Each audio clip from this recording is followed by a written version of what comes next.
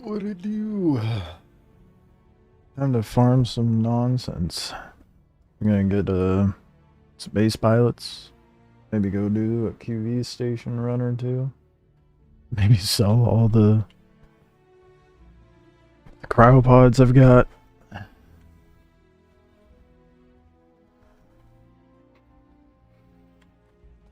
Do things. I don't have my green hoodie on. I do in fact have a torso.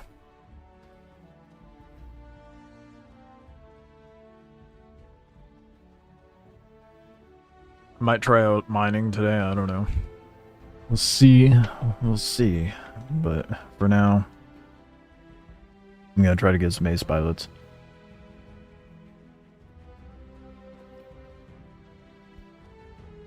The SEL? No. I haven't watched the first half of it yet. I can pull it up on stream though.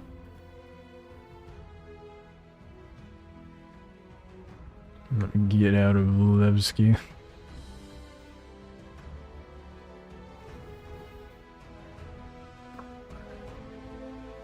Oh, they confirmed a mini solo pioneer. That's all I got info. Yeah, I caught it like the last half of it live when this morning, but figured I'd pull it up on stream, watch the remaining half.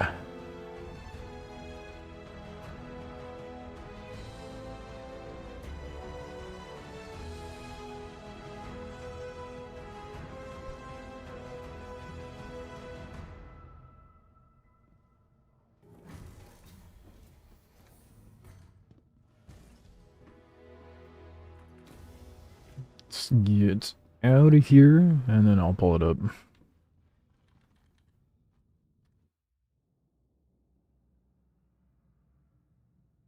Or I could just pull it up. Well, yeah, I can pull it up while I'm in here.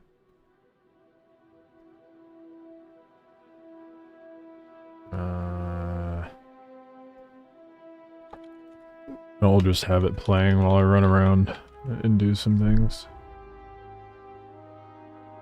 Be a little split-brained, but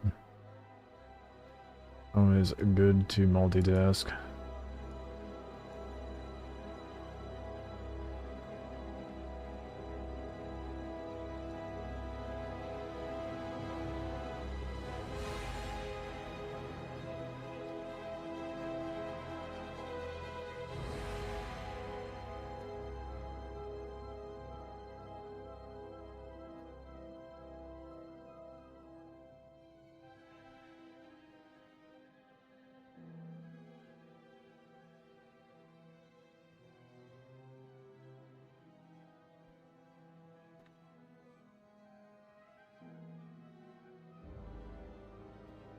There we go. And I will just put that in the corner.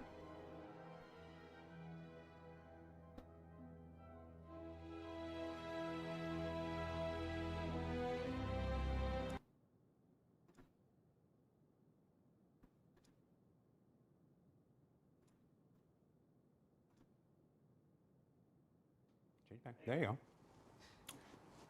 We haven't done this in a while. Hi, everybody. Happy Thanksgiving. They couldn't get me the pumpkin pie in time, so. And I mean, right. I love you guys. I'll have that on my other screen. The pumpkin pie. Well, I go and do things. You guys don't have any pie? I've had mine. No pie. No pie.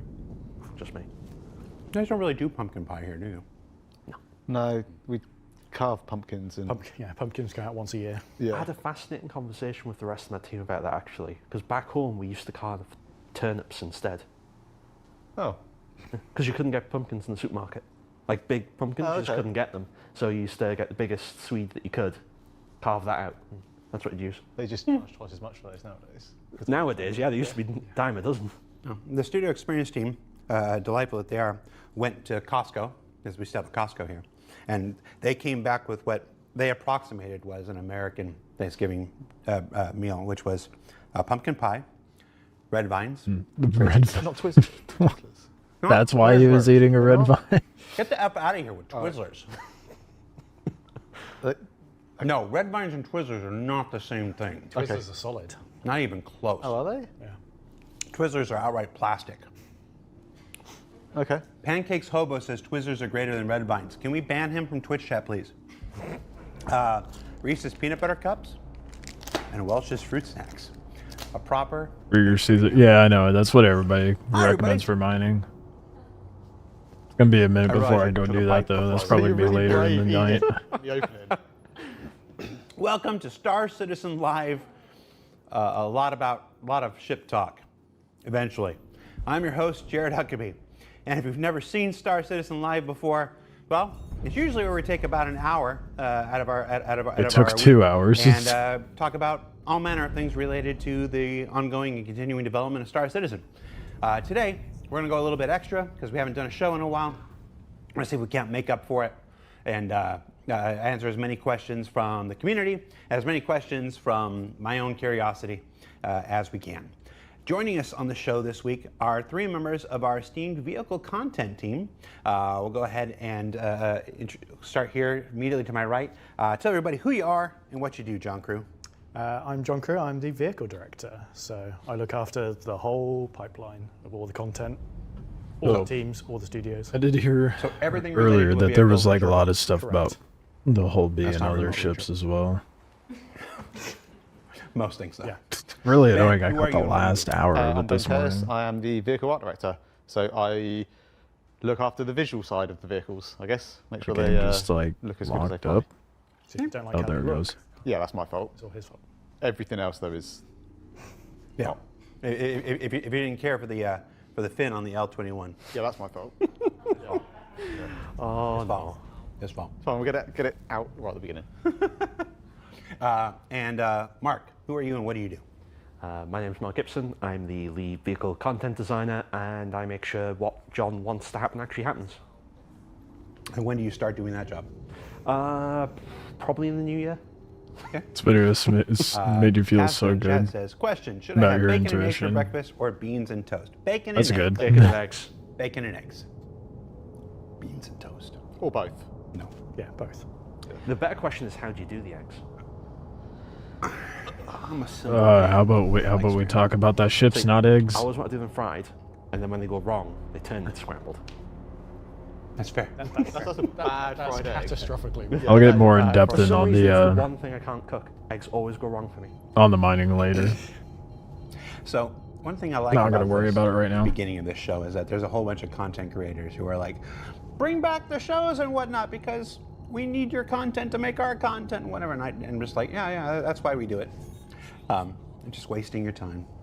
I'm just thinking about how many restreamers and things they're like we're waiting to watch and to have comments on things, and we're just wasting time talking about Eggs. It's an Eggs. important topic. In all fairness, we did say we were going to ask community questions, and that was a community question. that was a community. That was a community question. One. That's So, that's all quite a right. fucking dig towards all the people that normally do reactions This to show's that gonna shit. be a little different. We're gonna do some general chat. We're gonna talk about some high level things. 3 that I think separate are things important we've talked first, about come up? and then we're Okay. gonna get to the community questions. Like I said, it's gonna be a longer show than normal. I can't tell you precisely how long, but there's a lot I want to talk about. We haven't been on the air for a while, CitizenCon notwithstanding. I think it's a good thing So, they haven't done I SCL got in you a guys long here. time. I came in on Thanksgiving. We want to make sure that we get the most out of this time. So let's That being said, they have really just like some of the trailers they've released for previous patches really kind of like shot themselves in the foot. start with some general conversation, some general stuff about ships in general, the project and whatnot. I want to start off with this year. This year, if my math is correct, and please, you guys correct me if it's not, you have now delivered 27 vehicles this year. So my question is, WTF? Like, how did this happen? And what's this change been like? Has it really been 27? It's been pretty full on. It doesn't feel like it's been that many. So at the start of the year, we talked about doing this year of quality of life and content. So we sort of knew we were going to be working at this pace ahead of time. We knew that there was a lot of content to fill, a lot of ships to fill. I think we've done a pretty good job of that.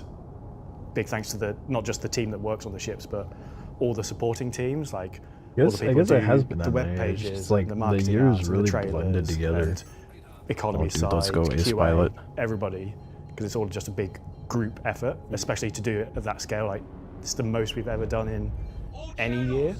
Yeah. Last year was 23 or so. So even more this year is a big improvement.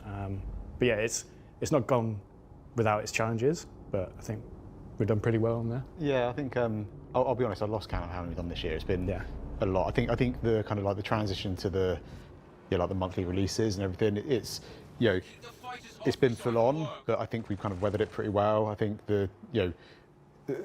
there's been no secret that we've been kind of expanding the vehicle team a little bit over the last couple of years, and we're kind of starting to, I guess, see some of the benefits of that. I think we've also or I guess we're still in progress of kind of like changing some of our processes and how we kind of tackle ships. That has kind of allowed us to speed up. Our concept team's grown. Like everything has kind of grown a bit to allow us to kind of get a little bit more kind of throughput. I wish I could just get to like highlights of the it has ship been a challenge, info. but I think I think the team are in a pretty good place with what they're able to deliver and the speed and what we can deliver. We've ticked off a few big ones, ticked off a load of small ones, and it's kind of finding that balance of getting through some of the big ships, but also still being able to deliver a whole bunch of kind of new and exciting ones as well. Finally getting the Idris out the door. Finally. Yeah. That. Yeah, and I mean, some of that stuff. We kind of got to thank some of the other teams on the other project that helped us with that kind of side of things. But I think it's been a busy year, but it's been a good year. Like everyone's come to the end of it. And it's like, yeah, do you know what? I'm very proud of what the team's delivered. Oh yeah. Yeah. No, and it's been reflected in every metric. Our daily average users are way up. Our concurrency is way up. Yeah. So. And I think some of that stuff as well, to be fair, is we can't lay claim for that. Like some of that side of things, if the plan at the beginning of the year for the year of kind of stability and improvements, I think has meant that there's more people want to play and they want more ships to play with. Why is this guy flying away so much? Holy shit. Outside of the ships that kind of helped with that side of things. So I want to follow up with another question. So 27 ships. About how many were from the backlog? Like my next question is, there's this question that always happens. We're just going to jump right into it, guys, here. The decision between... I do feel like the amount of ships they've released this year is just a that fraction nobody's of the ever positive heard of, straight to stuff that's flyable. come. And by the way, I want to... You missed the fact that not a single concept ship this year. Yeah. This is our first year we've done entirely straight to I'm just getting flyable the or wolf out. backlog ships. No more, the era of selling JPEGs or whatnot, as the folks on the internet like to say, done. But where was I going with this? Oh, but the choice between the backlog ships, like how does that work? There's folks out there who are obviously waiting on their Banu Merchantman for however many years. I think it's almost 12 at this point, and stuff like this. Versus getting a brand new ship like the L-22 or whatnot. How do you make these decisions? As we've said this a few times. I don't know that I so find no what was concept someone's ships first more show? impressive. I think it's When it just comes like to the backlog ships, that is quite a few just years more ago, of a we decided relief. that we're not just going to release ships that just don't have their gameplay loop, or like their main gameplay loop. And for a lot of those older backlog Change ships, it- a they good rely change of on pace for them. features or gameplay loops that just simply aren't in the game or won't be in the game within the period of time it's going to take to make that vehicle. And I can't remember how many backlog ships we did this year, but I know the backlog has gone down because of it. Like we've not added to it; it's net decreased. So when you look at the ones that are left, there is a sizable proportion of those that fall into that camp of they require feature gameplay loop, and we don't want to start and go through a whole vehicle to get to the end and not be able to release it. We'd rather use that time and resources to do other things. So the backlog pool of ships to pull from is relatively slim, so that has to be balanced against, we've got 11 patches this year, we want to have a ship in every patch. We've got Fleet Week and IE, which we need to have a lot of ships in. So it's always a back and forth of shiny new content, upgrading older content with gold standards, and then delivering backlog ships. That makes sense. So that's a good answer, and like I should say we have answered it before, but it's important to continuously reiterate this again. It's the first show, and sometimes people just don't pick it up from the first time. It's while we don't always succeed. Now, obviously, the Clipper just went out. It's got a fabrication station in there. Crafting is not in just yet. Whatnot. I don't know, because it's much easier to sell the promise of a ship. I mean, yeah, sure, but it's not something they should have done from the get-go, or not really the get-go, but a lot earlier shouldn't be impressive. It's just, you know, other ships. a better business 27 ships this year. Practice, while working down the, and I'm not going to be impressed by doing the right thing. Ships, while cutting down the backlog with delivery of those ships. You also, I think everybody's aware at this point that we're on the cusp of releasing, finally, our first version of engineering. Like, we have been talking about engineering so long. The first time we mentioned it, I was dressed as a vampire. Like that's how long it was pre-pandemic, and we are on the verge of finally delivering this first version of engineering. We're currently shooting for December, before the end of the year. But obviously, this has been a massive undertaking for your teams, because you have to go back and as we're approaching nearly 200 ships now, not just convert the Can you imagine trying to do engineering for 200 ships, dude? But making sure you build the new ones with this in mind. How's that been? That's been crazy. It's a huge amount of work, and it isn't just they finish the feature, here's how you do it, off you go.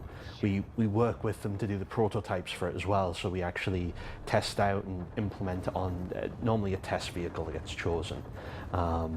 But then to go back, because we've been developing ships for 8, 9, 10 years at this point, it means that how we've set stuff up over the years has changed as well. So how we have to deconstruct and then reconstruct it to work is different depending on when the ship was released.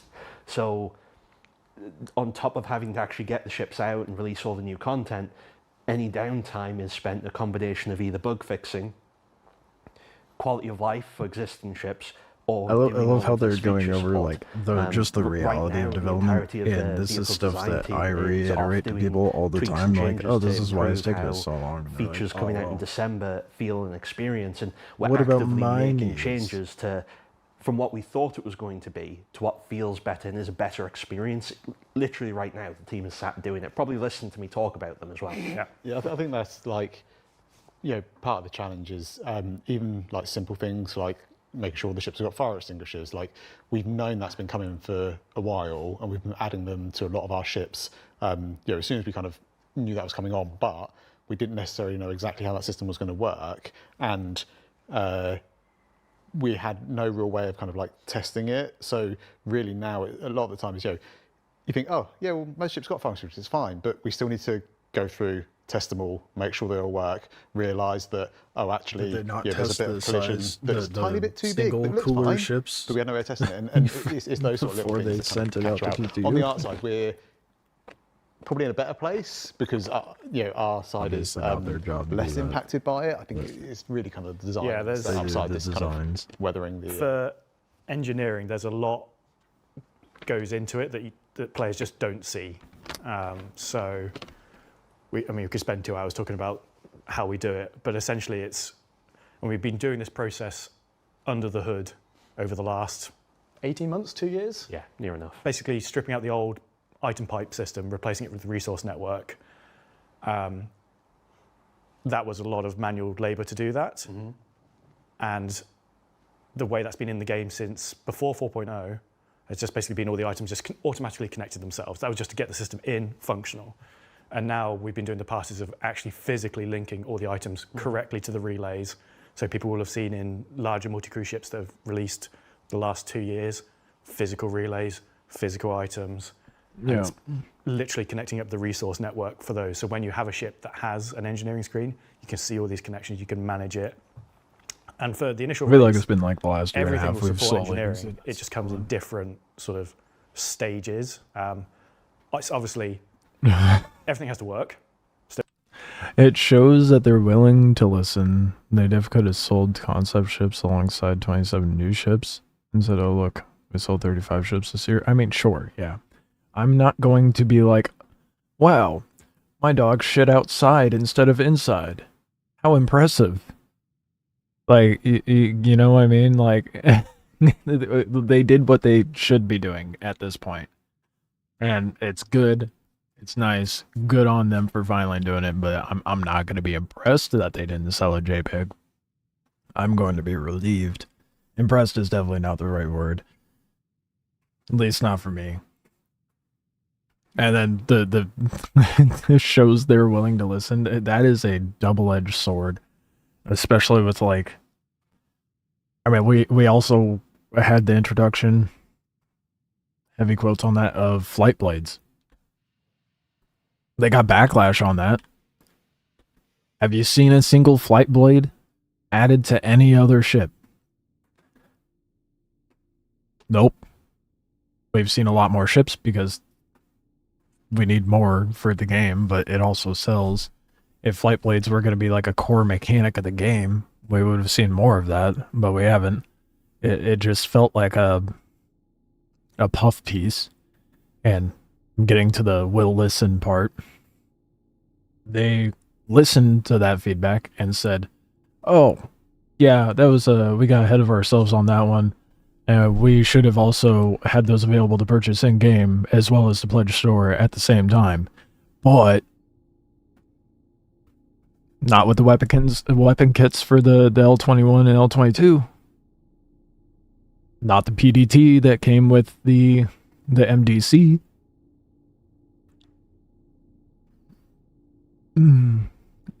So it just like there's a bit of a dichotomy in their own system there, and it rubs me the wrong way.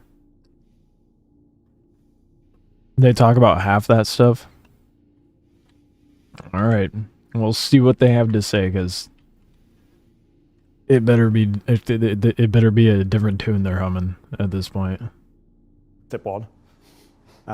Ideally. Well, was that the requirement? It's not always a guarantee. Not always a guarantee. Let's just be real. It's not always a guarantee.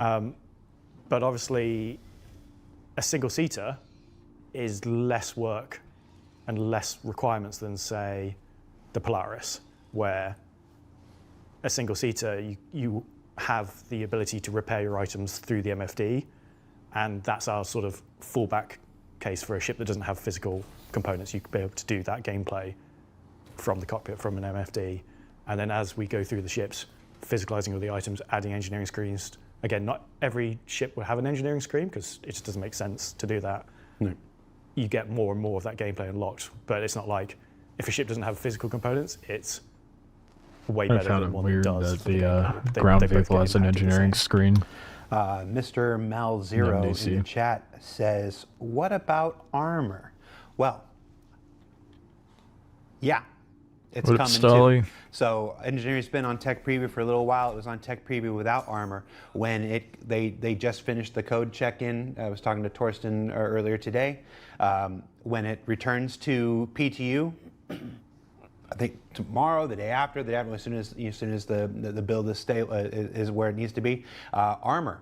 The first version of armor will be in as part of engineering, and it's going to dramatically change the balance between ballistics and lasers and all that stuff. Different tiers of ships and everything. Oh. It's just fundamentally different for how combat's going to play out. Yeah, it's now you're now going to have this choice.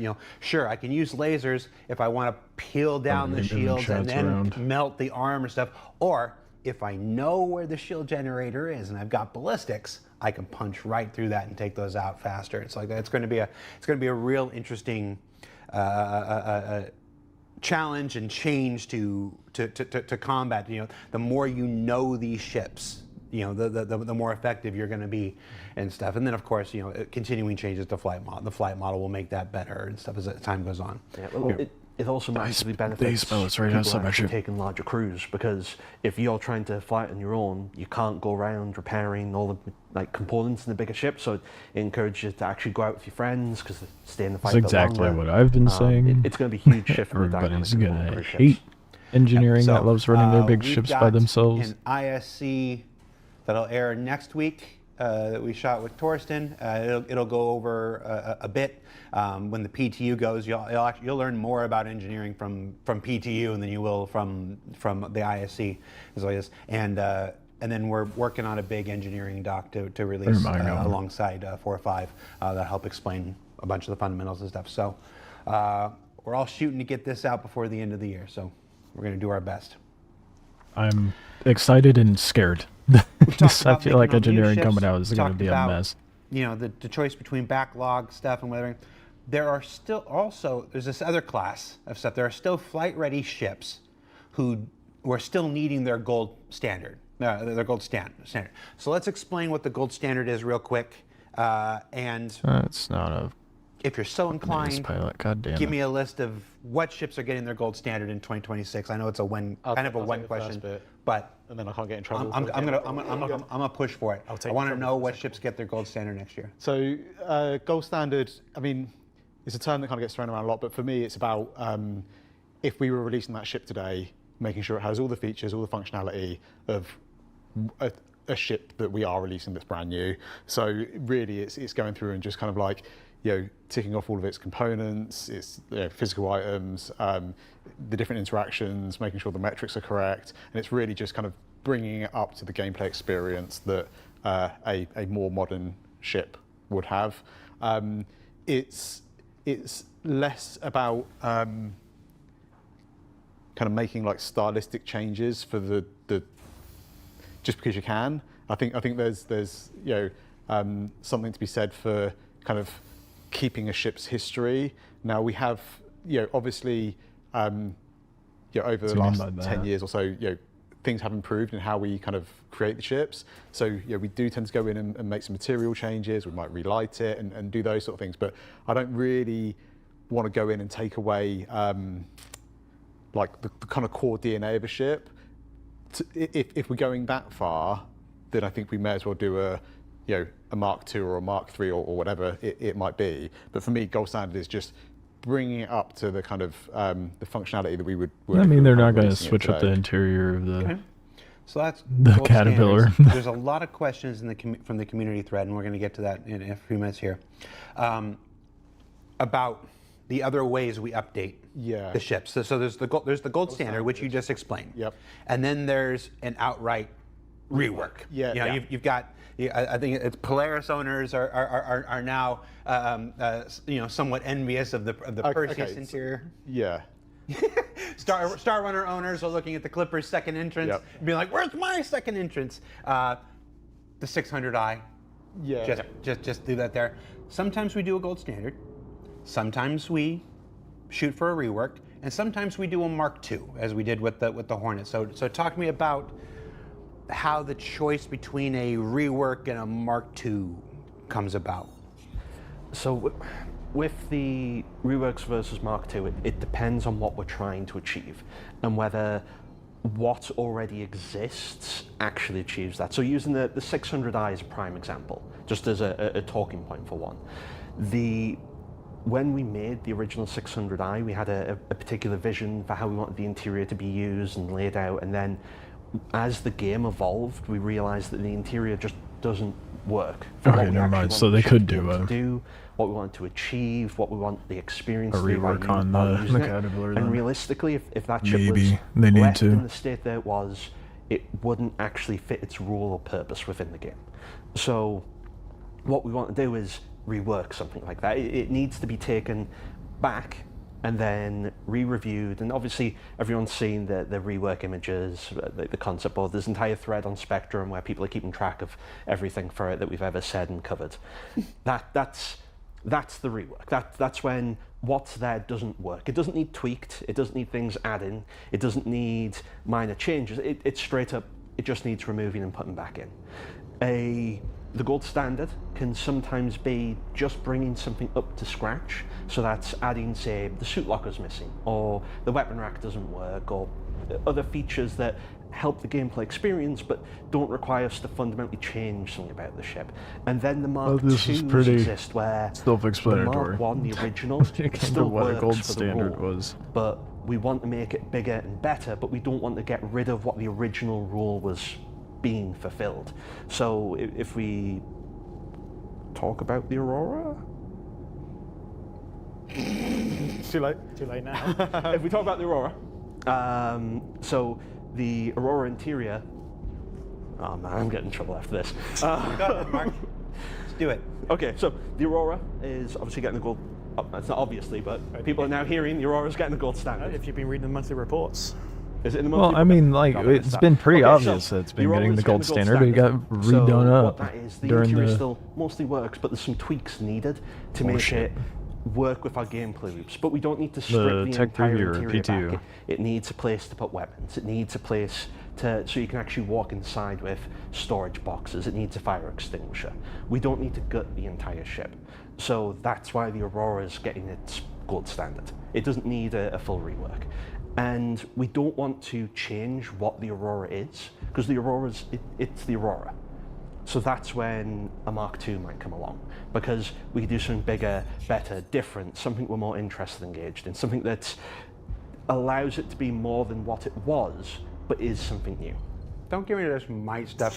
You already said it and they already saw my reaction. An Aurora Mark II is coming. Yeah, the Aurora Mark II is a thing. I'm not going to go into details about it, but it allows us to take the DNA I wonder of what a Mark what II Aurora is Mark going to I look like. and then expand upon it, make it something different, make it its next generation of itself. yeah. If you look at it compared to like, the man. Hornets, Just looked at the chat. the Hornet Mark II and the Mark I side by side, you can tell they are both Anvil Hornets, even though they are stylistically very different. They're the same role, they're the same rough shape, and that's what we want to do with the Mark I Auroras and the Mark II. That you look at it and go, that's an Aurora. It does the same roles, but it's new RSI style. So, why make an Aurora Mark II? That's from the chat.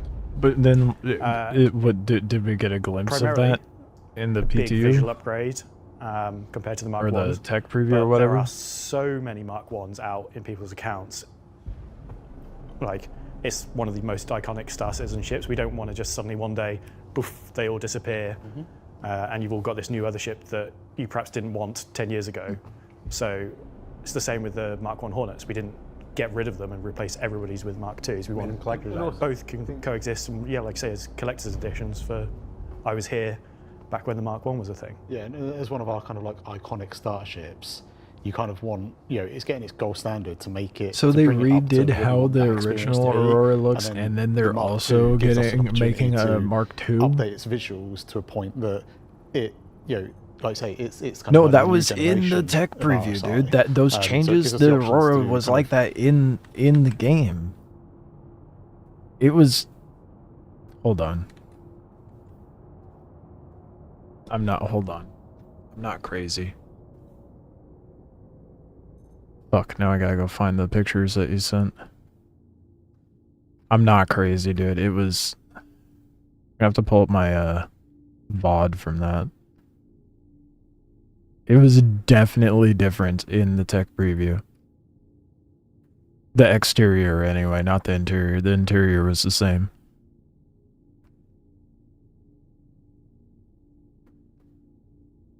Let's see. Just find it.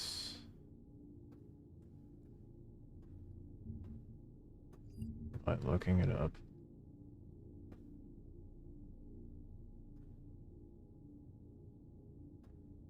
I could swear. Hold on.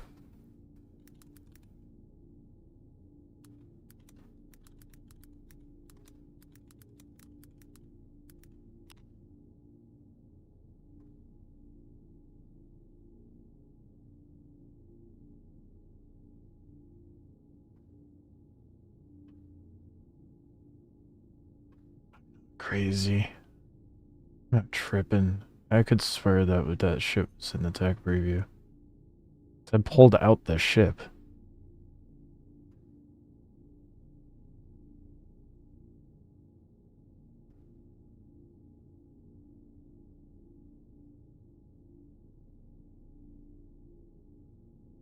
God damn it. I'm trying to find that comparison picture.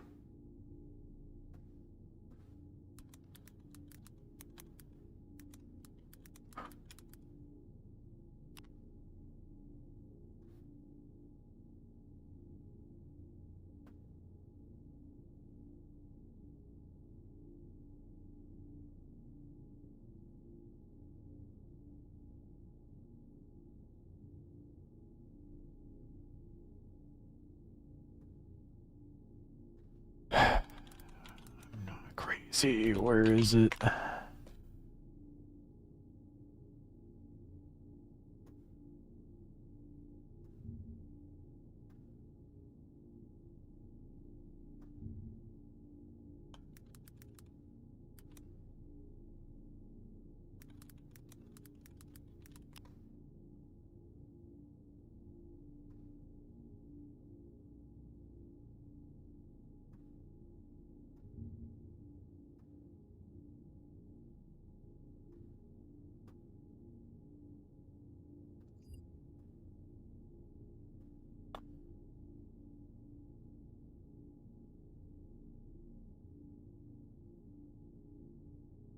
Was it just the buttons and shit that they changed to it, or was it the actual body styling?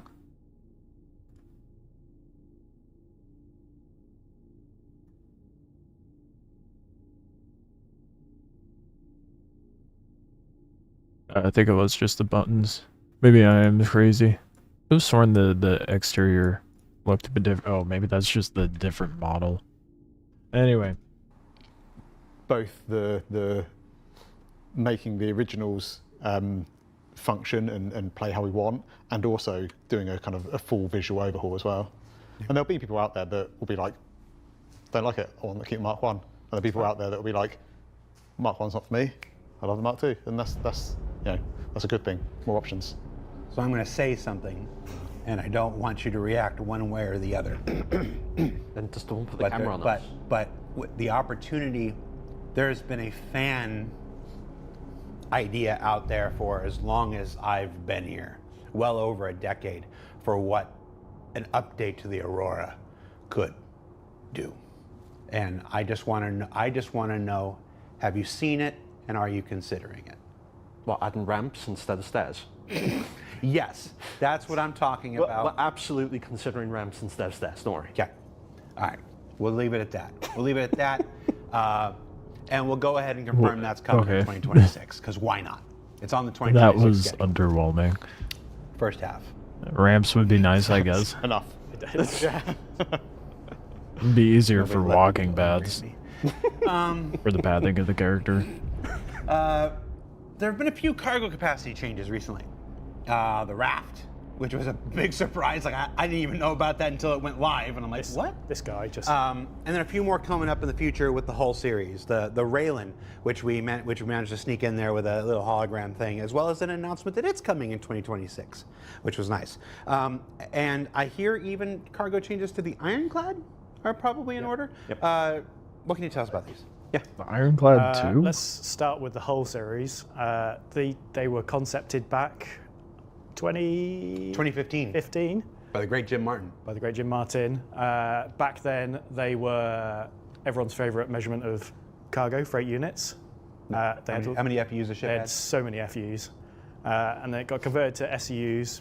And as we brought the whole series to the game, the whole C actually, I think, kept at its original Pretty SU close. conversion rate. The hull A was 48 at concept, but we increased that to 64. Again, Honestly, it cargo should be metrics in our increased game again. solidified over the years. It didn't make sense to do this weird 48 because it didn't nicely fit in with the size. Like, I feel like they should cargo do content an in the game. additional panel on the whole And C to be on as top. part of that, we decided that we want 32 SEU containers to be our largest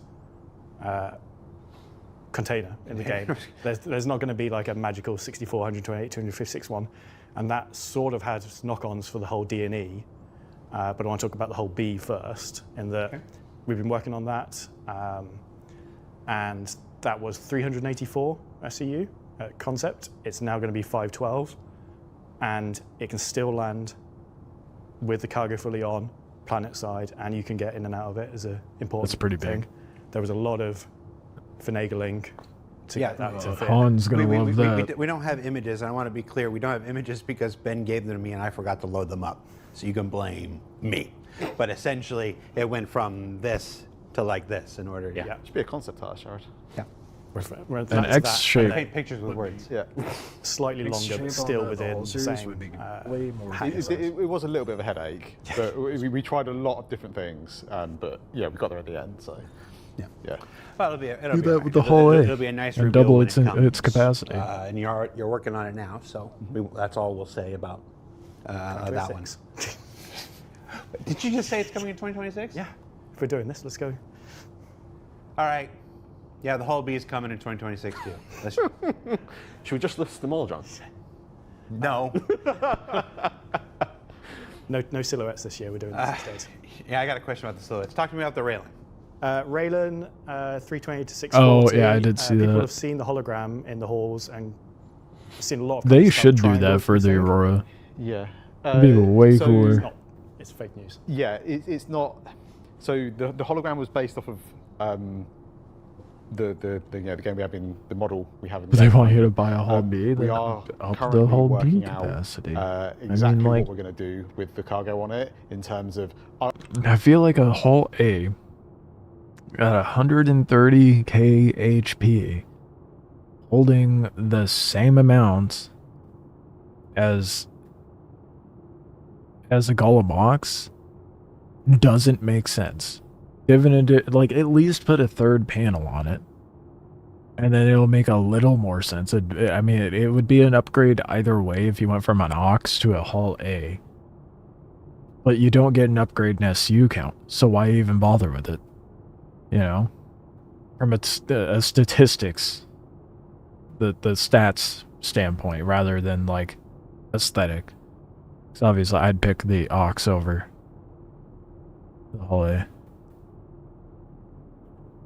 They're both $90, Hull A and Ox. I mean, price point aside, whenever I'm talking about this shit, I don't care about the fucking the price of the ship. That's irrelevant to me, because eventually everything is going to be earnable in game. For the most part, things are earnable in game as we have it. So that doesn't matter. I'm looking at it from a gameplay standpoint, progression standpoint. A ship that has like 20-something thousand HP for hauling, and then a ship that has 130,000 HP for hauling, but they carry the same amount of cargo. Like, I either increase the cargo capacity of the hull A or reduce the HP pool of its armor, of its hull. A is a different start option though, isn't it? Exactly. So that would be a starter hauling option, right? So then they should probably reduce the HP pool of the hull A. Because 130k for a hull A is insane. For a starter? Technically a starter? I mean, that's a massive HP pool. I mean, that's almost this. That's 50k off from an 890 jump. That does not make any sense to me. It has more HP than a Star Lancer. Granted, a smaller shield, but it has more HP than a Star Lancer. It's solid metal. Okay. Golem aside, why does it have more HP than a Star Lancer? That doesn't make sense. It's a hull A. It's a wee little thing, and it's got more HP pool than a Star Lancer. Shields aside. Disregarding shields. You ignore hull HP till engineering and armor in, because those values those values will change. True enough, yes. But as it currently stands, it does not make sense. Once engineering comes in, then it's gonna matter even less. Till they get armor in, then it'll make a difference. But either way, current in game right now, it does not make sense for the hull A to have 130k HP. Moving on. I want to keep the aesthetic there. I want to keep it as close as we can to the original concept, but I also want to make sure that it works. And you know, like I say, we don't want to end up with these weird shaped kind of cargo containers. So we're trying a few different things. Haven't nailed it down in concept yet. It's kind of in the next couple of weeks we'll start looking at it, but it will support kind of just standard cargo metrics. We will keep the kind of like the visuals of these triangles. They may be like a frame that kind of clasps around it and holds it and kind of moves out the way. There may be little end caps. Not sure exactly, but it was just a case of we haven't fully resolved that yet. So that's why it's not on there. Okay. But it is, Yeah. that is still the plan. Might go back to the D&E because I forgot to go back to them.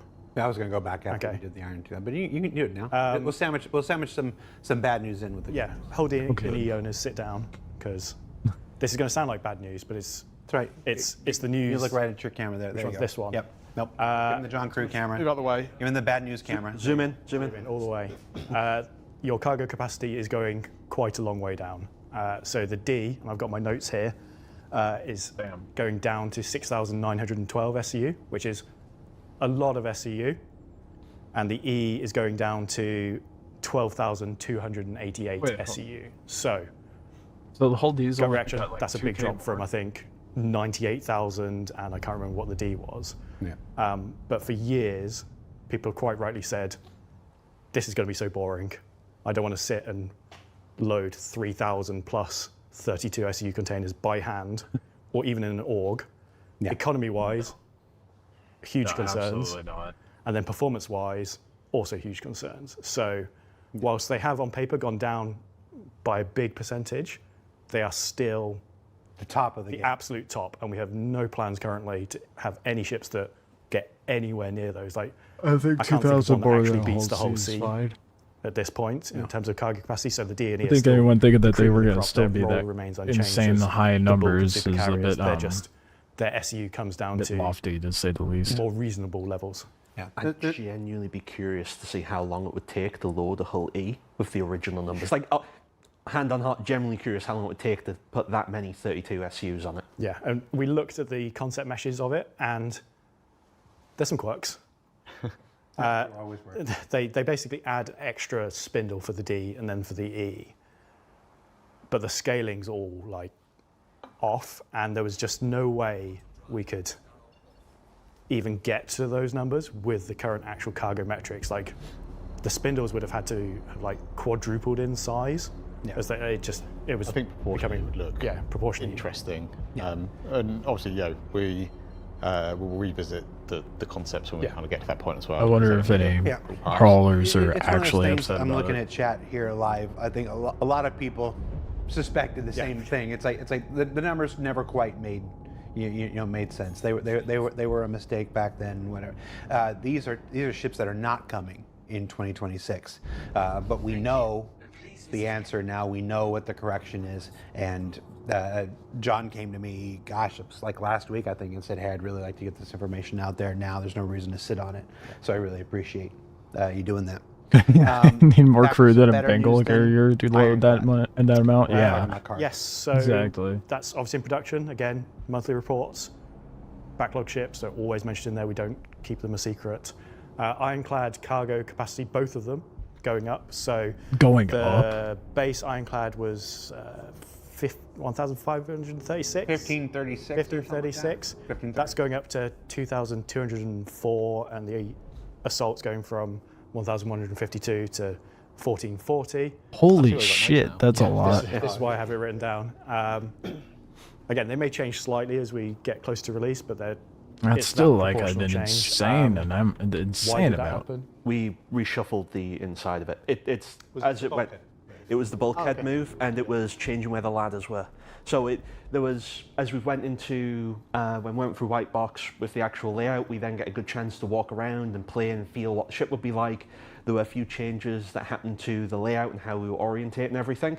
And as things push and pull around a little bit, there's a little bit more space. It made sense to fill it, so we ended up putting a little bit more cargo in there. It's one of those things where there might be a little bit of change. We'll never go down, but we'll sometimes take it up a little. Well, sometimes might go down. We talk about the whole day in Hull E. But it made sense from the layout and everything, so just got a little bit more cargo because it made sense to add it, and it looked dumb not being there. Because it looked just like a gap, so... Yeah, I think that's it, isn't it? Yeah, when we were looking at it, there was some gaps in the cargo grid, and it's kind of like, if they're justifiable, it's fine, but when there's just a gap, it's just people are just going to shove more cargo in it anyway. Yeah, So. Right. well, it was just because the ladders moved. Yeah. Originally, there was paths so you could get to the ladders to the catwalk. It's but as we moved them crazy how out much to the they side, increased just it, didn't though. make sense for it anymore. The By like Aurora 500 pretty much. Mark 1 sneak peek image that went out a few weeks ago was sat in the Ironclad's cargo hold as a background, just for a little bit of a. Oh, we didn't mention when the Aurora Gold Standard arrives. 2026. It's also coming with all those damn All those Kickstarter paints. campaign I've gone paints. Yeah. pretty Sherlock Holmes on some of the old paints and trawling our archives and the internet trying to find all the details of the paints that Going back to the original Kickstarter were page. once promised before my time, and Literally some of the oldest outstanding things. One of the reasons I really respect and enjoy working with John and Ben and sometimes Mark is that we can have a conversation at like 11 o'clock at night about how, guys, if we're going to do this gold standard, we really should dig out these paints. We really should dig out, these things that existed before I was here, before you were here, before you were here. Figure out what they are, figure out what's going to take to get I them. would not want to be that and do person them. And to do that digging. You guys are always down for stuff like that. Yeah, absolutely. If that's something we're on the hook for and deliver, let's just get it out of the way and stuff like this. It's because I think it's just nice. There's 4 that we know what they look like, and there's still 2 or 3 that I can't find any visuals for at all. No, they never had anybody. So yeah, we'll just we'll make something cool. So, all right. That's cool. And Does anyone finally, even fly before the we get to Aurora? the player questions portion of this show, this is the last question that's from me. Every other question for the rest of the show is from you folks. What was my question? We didn't do a silhouette thing for Citizen Direct this year, mostly because the 2 of you are lazy, I suspect. Didn't ask one. So we didn't do a silhouette. We're not going to do one here today. Do it live. Don't get that hand shapes. Yeah, I'm sure people will be flying the Mark II. It's just everything for 2026. There wonder about the there are Mark still I 2 once it gets gold outstanding standard. ships from that silhouette of things that were supposed to come in the next year. Go ahead. We've already revealed. We've already said the Aurora Gold Standard is coming next year. We've already said the Aurora Mark II is coming next year. We've already said the. I almost revealed. Not that easy, is it, Jared? When there's so many of them. Tell me what those 2 ships are. There's actually 3. It's actually 3. There's actually 3. So everyone thinks it was the MTC silhouette, but it was actually the MFC, which Ben announced in the MDC video yesterday. So that's the crafting version. That's the fabricating version of the. Yep. Yeah, so basically it's got it swaps out the rear section for a crafting section, opens up. Made some make lovely all your- images again. Okay. Yeah, does this. Just imagine And the it back. goes up like that. It kind of adds a little Pops bit of around. like shielding, so you can get to your crafter if you're under attack and reload, Chris would rearm. be so proud of us, right? Yeah, I know, it's brilliant. It's basically how I deal with my team. It's just this. It's the classic art director Yeah. meme gif. Of just move it. So yeah, we've got that. The big Anvil Atlas chassis one is the Auxilia, Yep. which is, if you like the Clipper, it's basically that in an Atlas ground vehicle chassis. So it has a crafting machine, same dimensions as the one in the Clipper, and a Interesting. tier 2 med bed in it, in a big hulking great. It looks really cool as well. It looks really cool. Yeah. Nice little tier kind of forward 2. operating base. Yeah. kinda. Yep. Instead of a Yeah, tier one 3 person, bed. That's a drive it in, little and better go than the Clipper in that regard. Respawn and crafting and everything. Keep trying that bunker mission. Yeah. And then the last one, a lot of people correctly guessed was a Glest. Guest was a consolidated Outlands ship, and that is, I think, currently called the Forge. I don't know whether we're going to keep that name or not. And you can guess from the name what it does. It's another crafting ship. It's basically a small to medium-sized solo ship with a whacking great crafting machine bigger than the ones people have seen in the Clipper and other ships. And it also has an onboard refinery, so you can refine goods to make your things you are crafting or fabricating. And then 11th hour request for it as well was, much like the Pioneer, it's super big brother. It also has ground extractors in it, so you can land on a planet and extract the resources to refine, to use for your crafting. Yes. And I mean, with that one, we were fairly early with the concept when we kind of paused it. The concept's super cool. It's got this amazing kind of like slab front kind of glass canopy to it.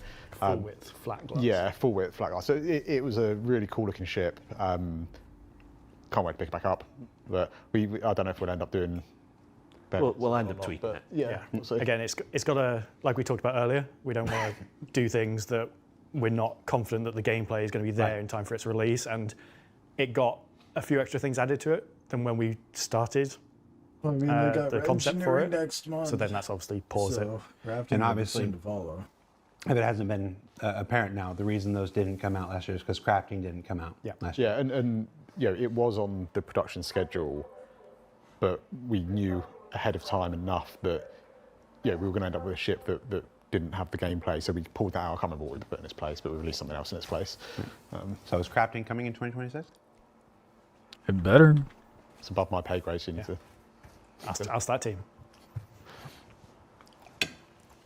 We're going to try. All right. I think it's gonna be a That was while. a good question in the Like maybe this time next year we'll see crafting. I lost it. Oh well. You know who you were. So they gotta fine tune engineering, and that I feel like that's gonna be a long process. So let's jump into the questions from the community.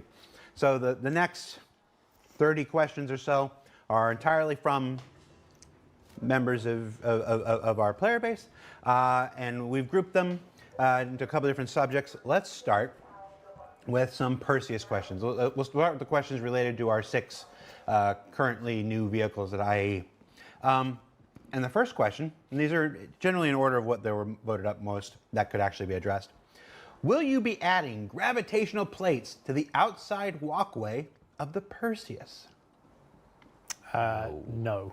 Next question. Next question. There's Why would there be? a lot of people love those areas that you can walk around outside of the ships.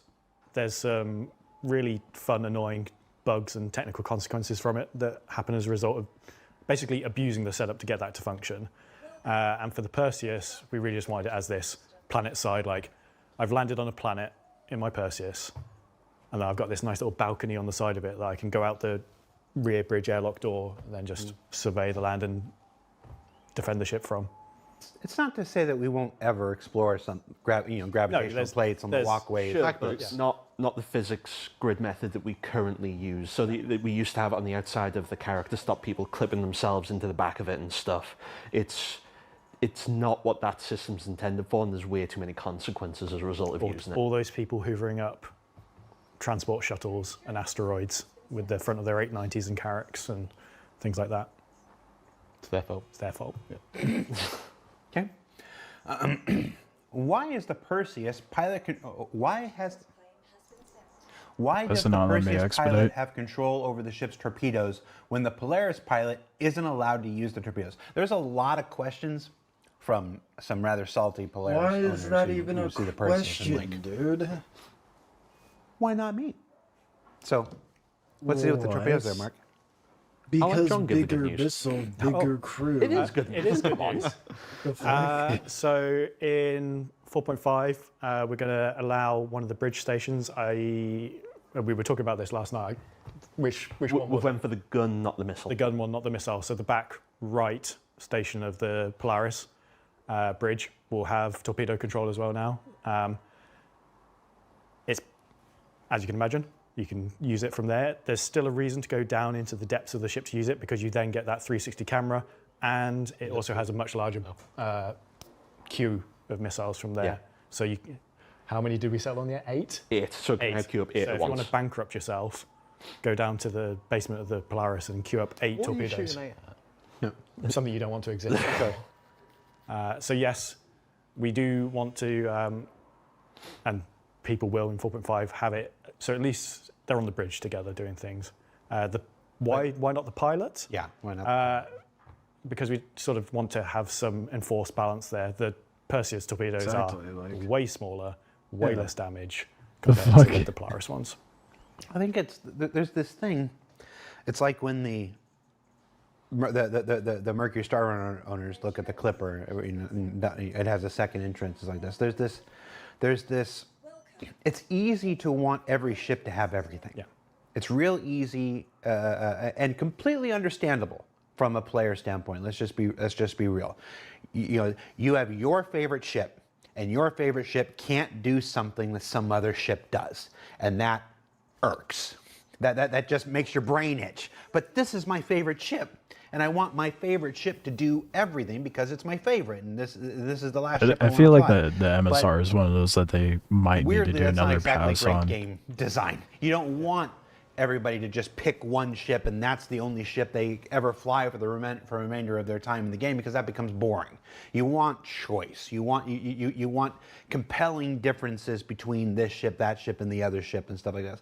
So while there's certainly things that can be done, like adding the control to another station, behind the Polaris and stuff to bring certain things into parity, you don't want this forced equalization of all things. Yeah, and without even looking at the chat over there, I can already tell they're going, well, the Polaris doesn't have this. Why does the Idris pilot get the railgun? And I can see that. And I mean, that's a it's valid a sort point. of different problem in that if you don't give the pilot of a ship that has a fixed weapon on the front of it control over firing that weapon, it's basically useless. You will never hit anything trying to coordinate between two people with something with such force accuracy. That doesn't mean that we're happy with how powerful that railgun or beam is and won't look to balance that in the future, but it's not justification for the Polaris pilot or co-pilot. Idris Because we had weapon also had this nerf discussion, why don't we incoming. just give it to the co-pilot of the Polaris? Well, then no one will sit in the pilot seat because they'll go sit in the co-pilot seat because they can fly and then shoot the torpedoes at the same time. So it's all sort of The Idris 2 should a fun not multi-layered thing, and it can seem should like they're have just size ignoring force the problem, but as the it's- pilot. I don't there's think lots of any Yeah, ship I of think that there's size should loads of have balance. pilot There's loads of controlled things that torps. we've just learned over time that we could improve on. You gotta have something We're for not your saying crew we to never go do. back and make improvements to ships, but these guys are trying to balance them.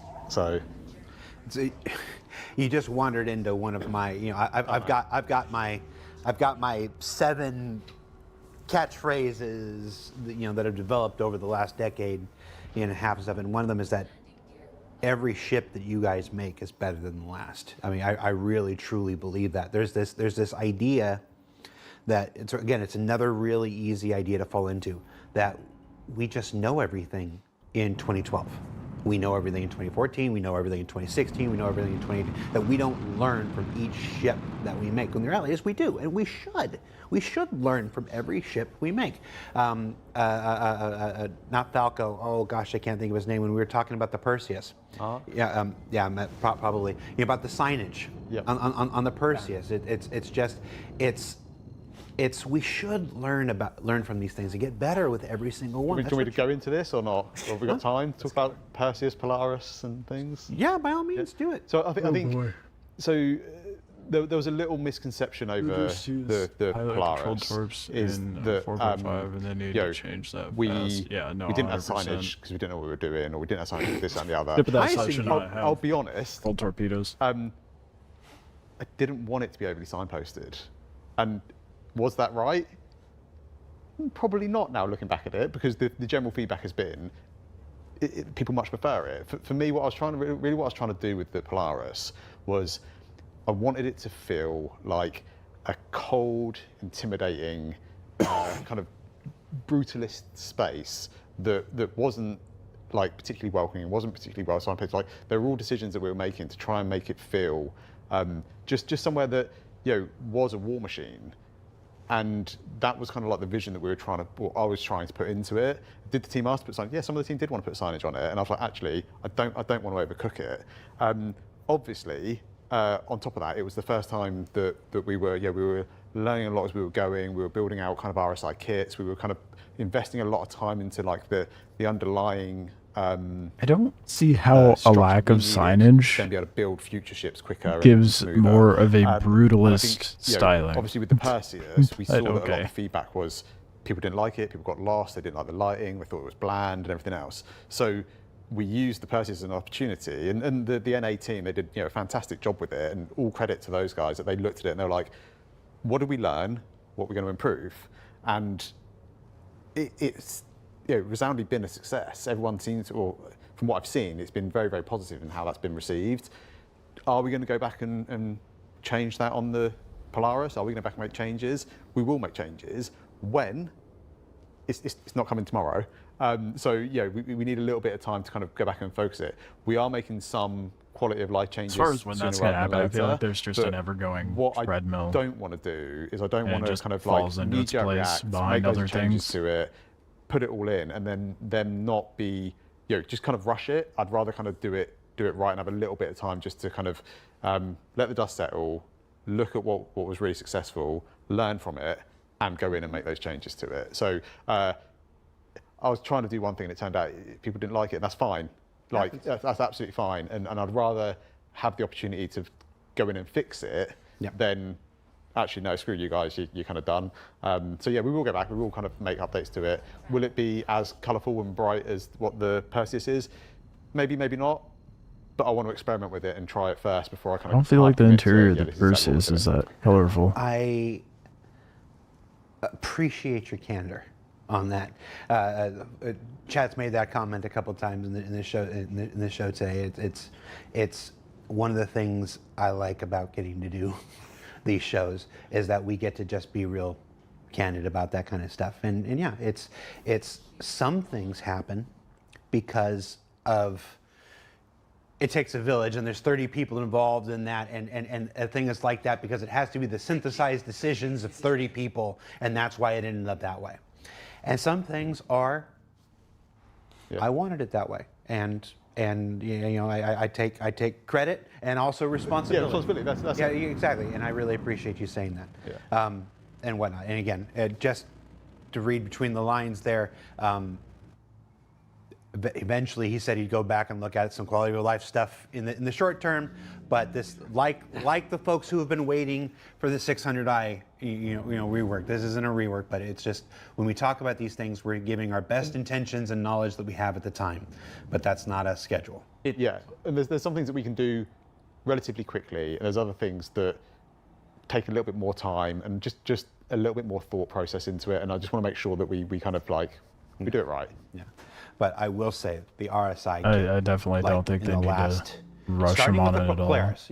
I know we just had some words about the Polaris interior, but there is so much of the Polaris that just pushed that RSI brand beyond. Yeah, and then we also have the Zeus, the Polaris and the Zeus. Yep. And stuff like this. There was this whole thing with the Polaris and the Zeus where, for me, the Polaris was what originally I'd wanted RSI military ships to feel like, and the Zeus was this commercial, something like a little bit more inviting, a little bit more welcoming, and I think with the Perseus we kind of found that really nice balance between the two. So we just need to go back and sort it. I'm excited about the future of RSI. I've always been, I've always been an admitted Drake guy because I like the usable future and everything. But the last year I've really come around on RSI.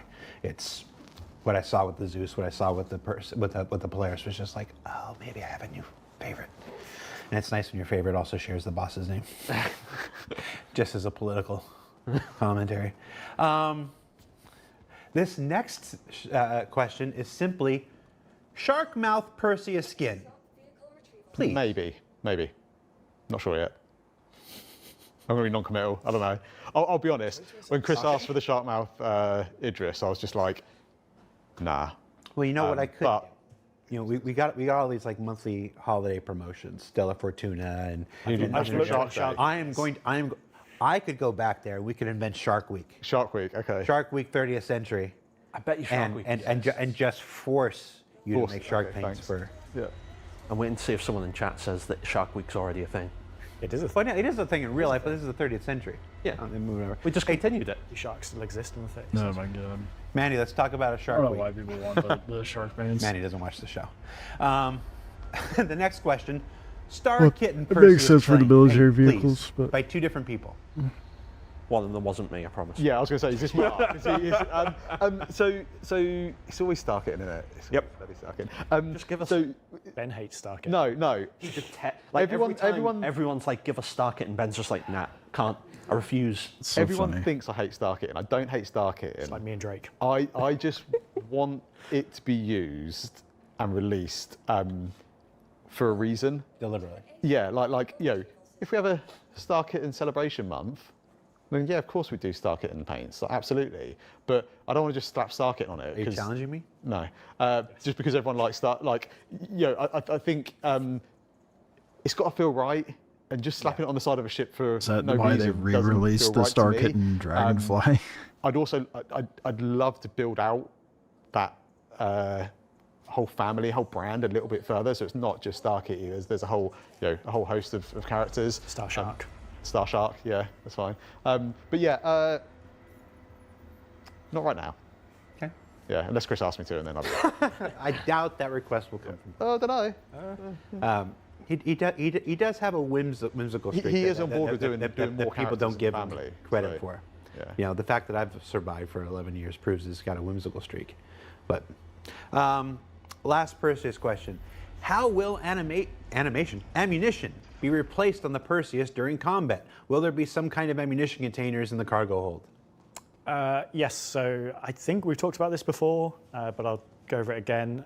We have plans, short term, that you'll be I thought able it to just stopped at the grid sort right of now. restock, rearm, refuel from select ships from the stores that you have loaded onto their cargo grids, and if there's another ship in the hangar bay, whatever. Talked about that at Citizen Gone Yeah. Direct. So We talk about so much, I'm starting to forget Yeah. when and where we said stuff. So that's more for like rearming and refueling ships that are docked aboard your ship, landed on your ship. But the same will apply to ammo as well. So if you've got ballistic ammo on your ship, ballistic weapons, I was wondering about short that term, it will essentially hoover it out the cargo this grid. morning or last night. Mid, long term, we'll have like dedicated space next to those turrets. We sort of left space for this in the Perseus 2 turret rooms. They're just arted up with like fluff. You see it in the stance attack. There's all this cool artwork that implies loading of stuff that you'll be then manually loading the specific ballistic ammo type PDTs actually might be into worthwhile that then. area, and that will go to that weapon. So you can keep ammunition. Salvation questions. Can you add a button on the back of the Salvation to keep expelling the boxes in the buffer? Having to keep going into the cockpit to press the button should not be necessary. Thank you. That sounds like a bug. Yeah, if you've pressed the button in the cockpit to keep auto ejecting, it should just keep auto ejecting, and if it's not, it's a bug. They removed. Didn't get it working. It is a bug though, so it should, if we get to issue cancel, we can get that looked into. I haven't run into Okay. that, so Will the Salvation sucks, fit though. in and work with the Galaxy's refinery module? Look, I mentioned the Galaxy. Galaxy question, the only one. It will fit inside the rear hangar, and then you can unload the cargo and refine it. Yeah. There's like a big double door from the rear hangar to the modular section, so It'll be relatively easy to fit inside there, to be honest. I was going to say, we might have to stop Get a couple in there, not a bother. have to stop the Salvation flying through that double door into the refinery module. I hadn't thought of that. Good challenge. No, I don't want people doing that. Chat's like, Galaxy 2026 confirmed. What made you decide to lock the Salvation salvage beams to it's gotta be modified the sentience Galaxy instead that of they allowing release. them to be upgradable? they did say swappable? there's going to be So like later that there's going to be an main RSI ship. role and purpose of the Salvation is to be a introduction into the actual the entire world of salvage. It's a good entry ship just to get started, and we wanted the heads that came with it to specifically try and be a easy experience. So it's very forgiving, but obviously the result is the yield isn't very good. It's just supposed to be, hey, listen, you know you don't really know what you're doing very well with it. Let's make it nice and easy for you. And then if you end up really liking the Kree and wanting to progress, you move out of the Salvation. So we wanted to be able to very strictly control that experience and not have that head used on other ships because it's not meant to be we a don't have the- good optimal head. It's just supposed to be a. don't It's literally a have starter. Easy. That's exactly in a nutshell. We don't want to add complexity to a starter. Yeah, it's the same thing we did with the Golem. Yeah. Earlier It's this exactly year. that. It's the when we originally talked about them, we talked about them being the opposite sides. One salvate. Yeah. Torsten's not here. I don't know if cinches are the best option for hull scraping. It's supposed to focus on hull scraping, but that might just be me being a little bitch. The beauty of them being locked and bespoke versions is we can tune them. Like if they're not performing how we want, then we can change them. The description says All right. bespoke head Let's and move on scrapers. to Clipper. But we only got That the was, bespoke heads. You ever see it? You know, there are things you see in this game. You know, in this project. You work here long enough, you see a lot of things. The Intrepid showing up early and everybody absolutely hating it, and then it going live, and then it moving like hotcakes as far as volume. The Clipper. You know, when we put it in, Everyone's like, you put it into build, and you know, those folks who data mine and stuff like that, putting out YouTube videos and whatever, and be like, oh, this thing's so ugly and whatnot, and then it goes live, and I mean, it's now the most successful Drake introduction ship that we've ever done. That's surprising at all. So, where was I going with it? Where was I going with this? I got lost. Oh, there's a question here. They already wrote it. The Clipper.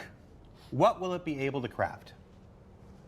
obviously we're not Weapons and the people doing ammunition? crafting, but so I can't give you exacts, but it's designed to be FPS items and small ship items, sort of within that world. It's not designed to be like, I want to make another vehicle. It's clearly not going to fit, and it's sort of part of the balance of that ship. Everyone's like, why does it not have a bigger cargo bay? Why doesn't it have a bigger this?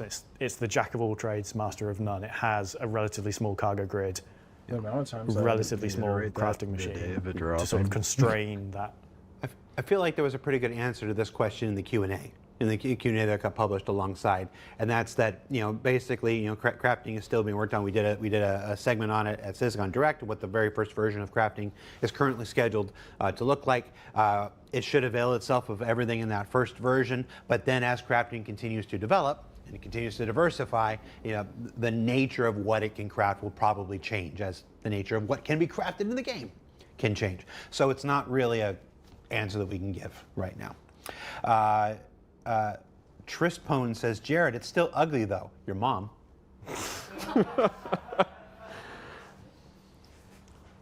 I love the Clipper.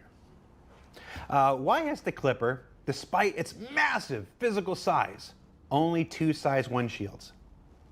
Again, it's the jack of all trades, master of none. If we gave it really big shields, like when we were doing this ship, it had quite a few internal nicknames for its sort of bloopers for an its roles and FR66 and capabilities, solid and on we the were go. pretty concerned it was just going to be like, when people first heard about it, they're like, this is going to break the game. Like, we need to have some form of like balance and control on it, and that's sort of why it doesn't have a huge amount of shields. And as a benefit of having size 1 shields, it means you can actually craft size 1 shields. Like, if your shield gets destroyed, you can go craft another one on board and go fix it. Whereas if it had a size 2 shield, it's probably not going to fit. Like, we wouldn't have had space to fit it in. It would have got even bigger, taller, longer. I feel like a lot of people had a lot of short-sighted, Kind of fits knee-jerk with the theme. reactions to it. Too many guns, too few shields. Yeah. Cutlass overs. Send it. It's fine. And this next question on the Clipper, we originally had Rich on the show from the vehicle experience team. He wasn't able to make it at the last minute, so this is really a question for him. But why limit the Clipper in speed to below 1,000 and not 1,100 to 1,200? This ship should be fast based on its name and the number of engines. So we know his answer was balance, just where it's supposed to be, in line with it being a generalist and not a specific speed demon kind of thing. If you listen to that engine, a lot it sounds of like it's There are- puttering along. again, it's Drake. I think There's that, a lot of engines. They may not be the best engines in the world, but it that- makes up for yeah, really exactly. cool. Yeah, it looks cool. Like, Big doesn't mean they're powerful. no, exactly. Yeah. I do. Very inefficient. This it's a weird thing to like, but the animation on the engines is really satisfying to watch when you open it up. I don't know why. There are two things that are getting really again, it's really nice to see evolve over time. One is the ship animations are getting really, really, really dialed in. And two, I'm gonna shout out Simon and everybody on CIG Audio, your ship audio lately. Yep. We had Simon on. Engine I can't sounds have remember been how long, so Simon Phil on good about the new lately. era and CIG Audio team and whatnot, and what they've been doing for our ships this year, the L-22 weapons specifically. The Wolf's noises were incredible. The audio from the weapons. Like, I know it makes no sense to the vacuum of space. I don't care. Looks cool. Speaking of the Wolf, we only had one question here about the Wolf. Will the kits for the Wolf be available in-game for AUEC? Yes, eventually. The Wolf weapon kits are no different than the, let's see, how many have we done? So we introduced the first weapon kit with the Idris K. The Idris K was a weapon kit, and then we introduced that back in 2019 and whatnot. And yeah, it didn't come online until May of this year, but it came online there. The Heartseeker turret for the Hornet in February is another weapon kit. That is currently not in game. I just had a conversation with Andre and the economy guys. That's going in game in 4.5. Oh shit! It's just one of those things that we didn't see it. The Nova tank Gatling gun and the Scorpius missile turrets. Those were sold exclusively on the store for a period of time to fund the project, and then those are in game now. These are absolutely no different. It's no different than all those things that we've literally been doing since 2019 with the Idris K kit. It's the weapon kits, like the ship weapons. We used to. I'm gonna go off on a tangent here. What about ballistic PDTs that were PDTs? just weapon loadouts, like about the Hornet those? Wildfire and the Saber Comet and stuff like this and whatnot. At the Starfighters, the Ion and the Inferno and whatnot. And I don't think any of us really felt super good about that. It was where the tech was at the time, and that's what we could do. Now with this era of weapon kits and whatever, we cannot have to develop an entire variant just for a loadout thing. And I think that's a better value proposition for our players, quite frankly. But it is still a means of just like we used to sell those. I'm just going to call them kind of crappy variants, weapon loadout variants. We used to sell those to fund the project. Now we do these instead of those. And like everything, they'll go into the game. I don't know what the period of exclusivity is, but it's not hardcore and defined. It's like the Heartseeker turrets going in now because it just is. But yeah, those will go in. The Idris K weapon kit will go in at some point back when I leave here. I don't think it's in right now. So I'll go and I'll talk to economy after this. Idris T. The Idris T kit, right? Idris T. We've done weapon kits for a while now. And stuff like this. So they all make it into the game eventually. So no. Can I just mention one wolf thing? Yeah. Is I know the paints were a little bit broken when they went out. Right. It hurt me, but it was either that or broken damage, and it was deemed that we wanted the ship to function properly, even if the paints were a little bit broken. The yellow lines over the front retros just crushed me. Yeah. But it's been fixed. It was fixed within a few hours of the build going. It was just something that was too late for us to fix for the release. And yes, Chad is reminding me eventually a way to get the railgun for the Idris M from the Idris M. It'll fit in the shop. Big shop. Big shop. Yep. I think the big mistake is everybody assumes they go into UEC shops. Yeah. And that's never been what's said. No. They will be attainable in game. So for a long time, UEC shops were the only way we could do that. But now loot is diversifying. People have just seen the physicalization of helmets and stuff like this. There's going to be certain things that you can only get through loot. Crafting is somewhere around the corner. That will be another way to attain these things in game. And Wikelo, everybody's favorite. Everyone's favorite Banu. Which some people online, not completely incorrectly, have dubbed crafting light. When it works.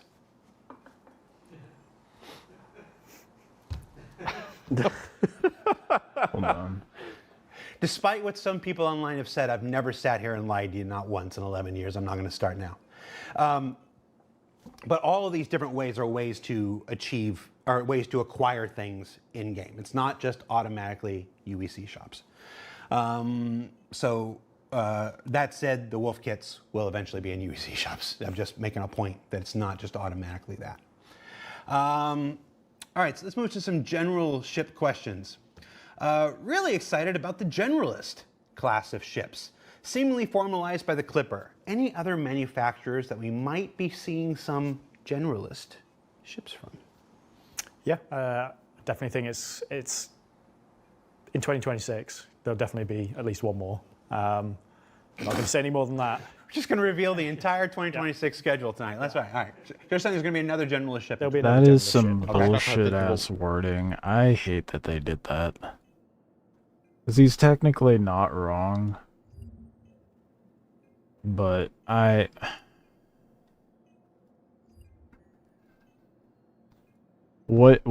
they need to fix a bug with taking weapons off of other vehicles.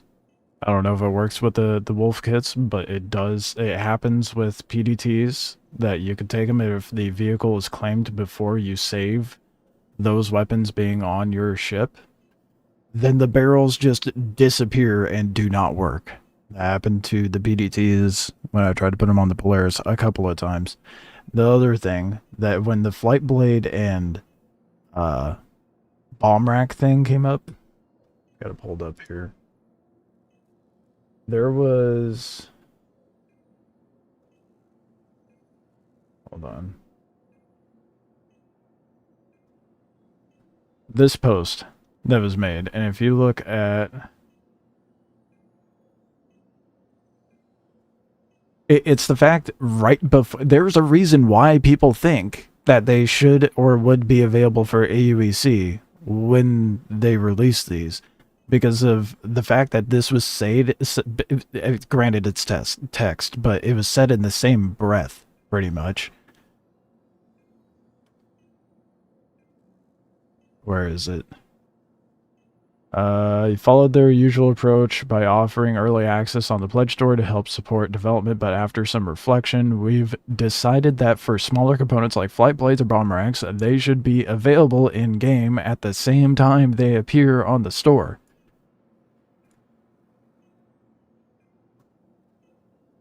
When this happened, were we not able to retrieve the bomb racks off of other ships? So how is this any different? The ambiguity and it just the... Be more careful with your words, I guess. I don't know, but that rubs me the wrong way still. But whatever. It still raises concern for me in regards of like what may or may not come as far as monetization in the future, but whatever. What was I up for? I can't remember. It's been so many at this point. Yeah. And I don't know if this is the next question, but why we've changed the categories and gone through them all. Yeah, in 4.4, people probably logged in and saw that a lot of the categories were kind of fixed and updated on their ASOP. I had a bug come across my desk for ground vehicles displaying as ground, and it annoyed me immensely. So I went into our tools to have a look at it and just discovered this web of broken stuff. And as you do, you start pulling at the thread and fixing one thing, and then you realise the inconsistencies. So we went through and aligned them all. We got rid of ground as a career, because whose career is ground? So all the combat vehicles that are ground vehicles are now combat with their like sub-classification, and that just morphed into just re-looking at them all. Light, medium, heavy, freight. Yeah. We also realigned some of the categories because they were done 5+ years ago when we didn't have the range of cargo ships we have in game. Yeah. So we've sort of normalized that out to new numbers. I can't remember if we've published that, or it's our thing we're going to do, shipyard. Yeah, no. We are. It's one of those things. You and I did the shipyard back in 2016, 2017, and we say every year that it's time to update it and whatever. Yeah. We are going to find time Damn it. to do an updated Just realized shipyard it's in for the wrong 2026. That's location. another thing that's coming in 2026. It's absolutely needed. I got to get these other teams I'm building fully up on board, and when I'm not, whatever, then I can go back to that stuff. It also knocked onto the web as well. Like the web store is an entirely different set of data, Oh, yeah. saying an entirely different set of things. So just trying to... I had to make a post. I had to make a post last week because we are part of the things. People are like, "What does Jared actually do when he's not filming like this?" Well, Nobody filming, aren't they? one of the things I'm in charge of is this massive store audit that we're doing. So we Right, made I we made a remember mistake. seeing that post We've been when it trying to add. happened We've been slowly adding, the, slowly working reclaimer. out definitions for all the different roles and the types and adding them to the website. And like Rome's not built in a day, but I made an update to, and it was me. It was me who did it. I made an update to, I can't even remember what ship it was, and I reclaimer. removed part of a definition that I didn't mean to remove, and I had to like, oh, nope, that's not an actual change. That's me trying to do a good thing, messing up. So we put it on there. Jared, we want more video content because It's like something it. about the Well, I like refinery it. or something on the reclaimer. I don't And there fully will be more remember. video content next year. Probably not back to what it was at the high day, but I am bound and determined to do more next year More than spoilers we for did this year. 2026. That's another thing. I don't know how I'm going to You do should say it. this for like New Year's Eve. This sort of is art. No. It's kind of our New Year's Eve. They don't work New Year's Eve. I'll get in trouble. Have you made any good progress on the Caterpillar and Ironclad command modules? Yes. Next question. Oh, okay, fine. No, it's fine. That's fine. That's all you want from me, Jared. Go ahead and say No. it. Go ahead and say it.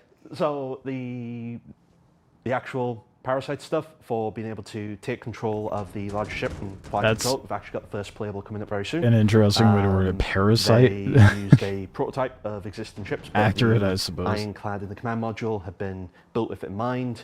There's slight tweaks needed for them to use it with that, but first playable's coming up soon, and we're currently on track to have it come out with it, with the actual release of the Ironclad.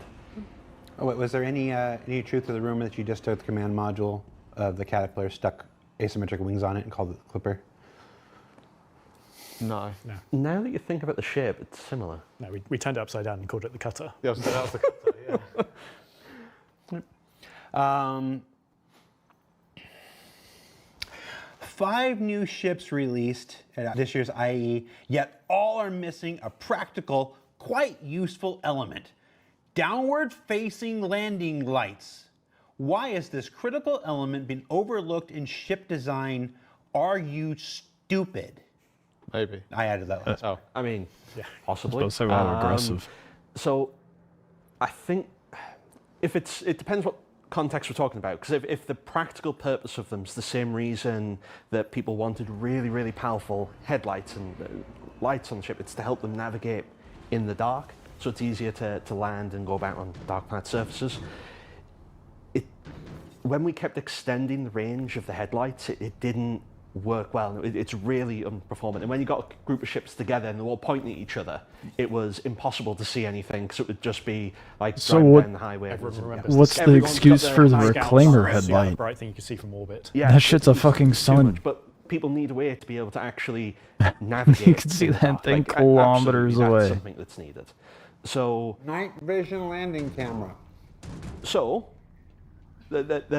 we do have plans for a solution. It's a system called, we're calling it LAMP. Lamp. Not Star Lamp? I mean, I didn't pick the name, Jared. I didn't pick the name of it. But it's LAMP. Lamp is back. It's to... I love Lamp. Oh, I love that film. The entire purpose is light amplification, so it's to let people be able to fly and navigate at night. It's currently in early stages. We don't exactly know when it's going to be going out, but what it does is But we're it not going puts to have to ping 100 times. light amplification on all of the canopy glasses, so you actually be able to see what you're doing in the dark. Yeah. If people have used the FPS scopes with the light amplification, it's a more expanded version of that For your cockpit glass? for your cockpit Yeah. glass. Oh. So that's the solution to have you navigate at night. Now, if the question was because it's cool, Yeah, it is bit cool. chips. Yeah, just blame me. It's fine. I still want an underneath landing camera though. Still want, especially on, what's the one that took off and landed vertical. Sulan. Yeah, so that was good for that. If they don't add something like that eventually in the future, especially as ships get bigger. With the Clipper debuting an integrated crafting station, are we going to see them added to existing ships such as the Carrack or Aquila? Carrack, yes, because it was one of the promised features of that ship was this repair room, which at the time sort of was pretty undefined, but now it's repair is sort of like crafting your own small items for things, and you can sort of repair adjacently to it.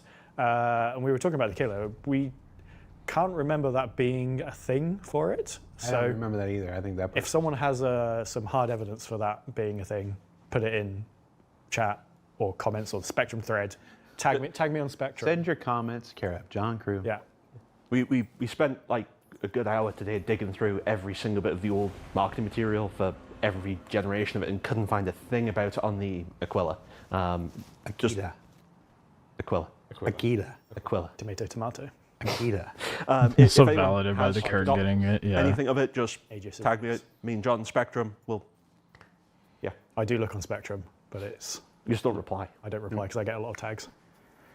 Okay, so here's another one. With another large ship added, Perseus, conspicuously lacking the option to reserve a name, even if it wouldn't be visible in game, can someone please give us an update on the intentions around ship naming? We've had absolutely no word in years to confirm or deny that the original reservation system is still aligned with the team's philosophy. If it is, then what's stopping you from adding ship naming simply on the web hanger side, so we can reserve the unique names we have in mind? So from a vehicle content point of view, there's two things there. Since we introduced vehicle naming and serials with the Hercules and a slew of other ships, we've done the setup on all the ships to support having names since then. So anything in like the last 3-4 years 4 years. Yeah, at least one. has the setup for it. We're not, at least from an art point of view, not particularly happy with how it works because it's basically a fixed size, maximum 32 carat long length string that goes on the exterior of the vehicle. If you name your ship B, it's the same size B as if you had 32 Bs in a line, so it doesn't look great. It doesn't react to the paints. We get to pick the font and the color in the current system.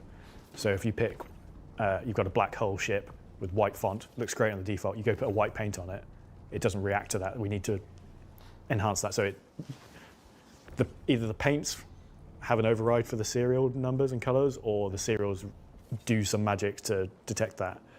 And we also want to like highlight them with lighting. The color so of the like you name. see on the Enterprise, it has little lights that illuminate up the name and the serial number. And we need that to work with the dynamic scaling side of it as well. So from a content side of view, it works. We're not particularly happy with it.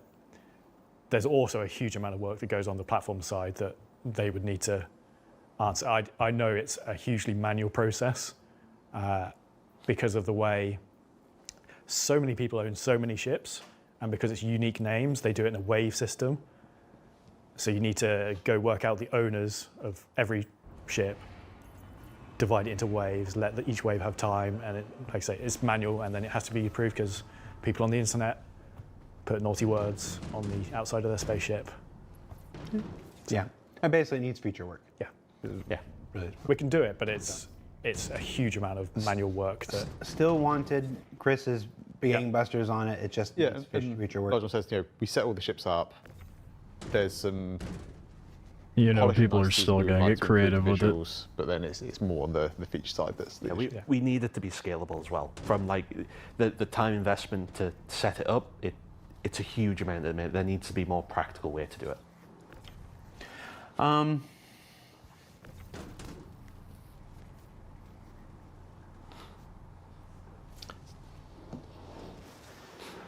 Back away from this one because it looks like a hard He's one. making his mind up. Trying to work out which settled this in. is. Yeah.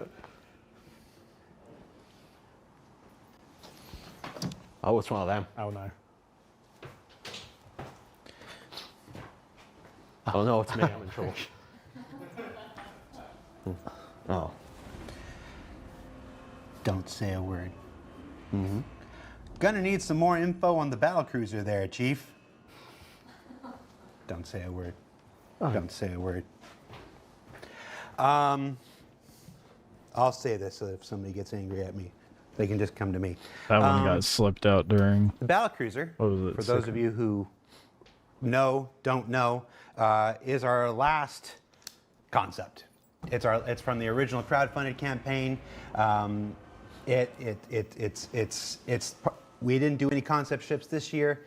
It's our intention to never do another concept ship again, other than the battlecruiser.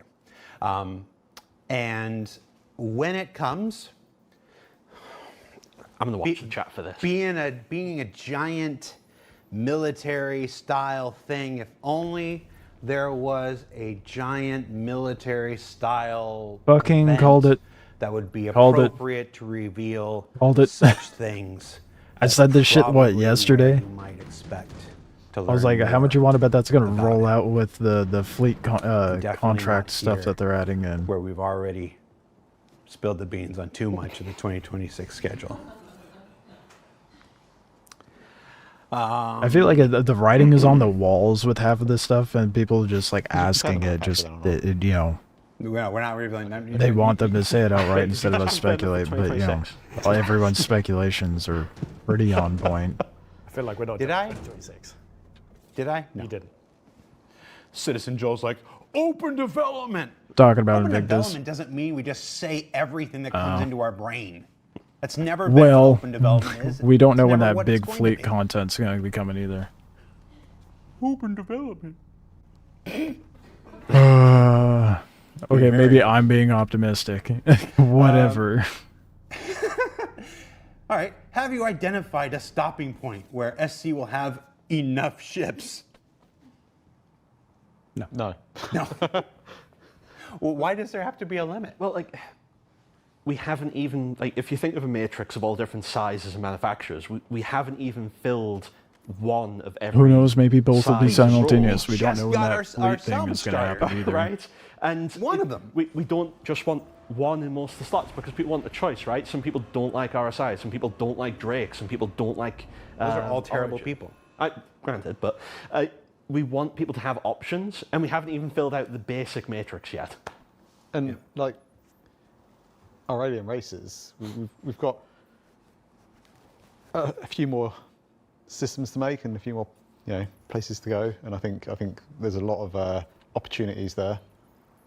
There's one alien race that is in the lore that we've never done anything with. The Kurthak. Yeah. Yeah. Shout out to Wingman. Just deep lore there. Deep. To my knowledge, he invented it. And yeah. Okay. So at this point, as we work towards the end here, these are going to be more general gameplay questions that are related around spaceships. I want to preface this they by were saying doing these a are lot vehicle of content questions. folks. These are the people that make the spaceships. The folks who make gameplay that spaceships utilize are not always the same thing. For instance, salvage and mining. These folks have nothing to do with salvage and mining. Those are whole gameplay system design teams and stuff like this. And we will have more shows. It's Torsten and stuff like that. So we're not able to answer every single question that comes in about this stuff, but we've tried to work out a few that we could research and ping some people for some answers. Can you separate docking and hangar requests for ships with a docking port like the Perseus? Please, dear God, yes. As docking is quite buggy and very unreliable, it makes it very hard to get into places like Orizon, Alevsky, and stations. Yeah, Is there that would be anything more nice. we can say other than I think every single one of us here is annoyed by this? It'd be cool. Yeah. We should probably talk with the people doing the command module work because they might be able to squeeze that in with their work. And actually, fun backstory that goes to the Apollo. So a lot of people, well, I think probably 50-50 realize the back ramp and opening of the Apollo is very small. That's because it's a docking collar. It's both a small one and a big one, but it doesn't function in game because of that bug. And I told the team not to set it up as a docking collar because that would have meant that the Apollo would have had this. So every time you come to try and land somewhere, instead of a medium hangar, It was always trying to do the docking. God, the how So that's why the maddening that Apollo would have has been. this No one small would have been entrance using because the it has Apollo. a built-in docking collar to dock to other ships, stations, in the future when we have the ability to split it up properly. Yeah. Not because I wanted to stop vehicles being crammed in the back of it, which was also another reason. Yes, Cobalt 016, butt docking. Well, that's what it's officially referred to as. Correct. But no, I know would that's how the say- Bercy is right I think now. I can safely say there's not a human being here that isn't annoyed to heck by it. It's on the feature request list. Maybe Especially everyone going to Levski. Yeah. So maybe that's one of those things. It's just a priority call, like Want to buy a ship that can hold small ships. Any recommendations? I'm having a real tough time.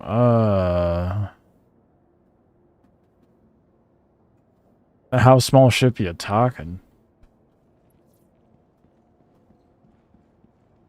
Yeah, I know, Bix. I know that's the situation with the Perseus that was established day one of it being out. And that is not going to be remedied anytime soon, it seems like. Maybe, like, I wouldn't be surprised if that doesn't get fixed at, like, 4.5. So, like, if you're trying to fit... I mean, technically, the C2 can hold something. Carrick can hold a small ship. 890 can hold a small ship. If you're talking, like, to buy ships in-game, if you farm towards, like, a... Small as a Saber... everything else. Let's just be real. But there's not a single human being here that doesn't want it. Well, if we're talking in-game...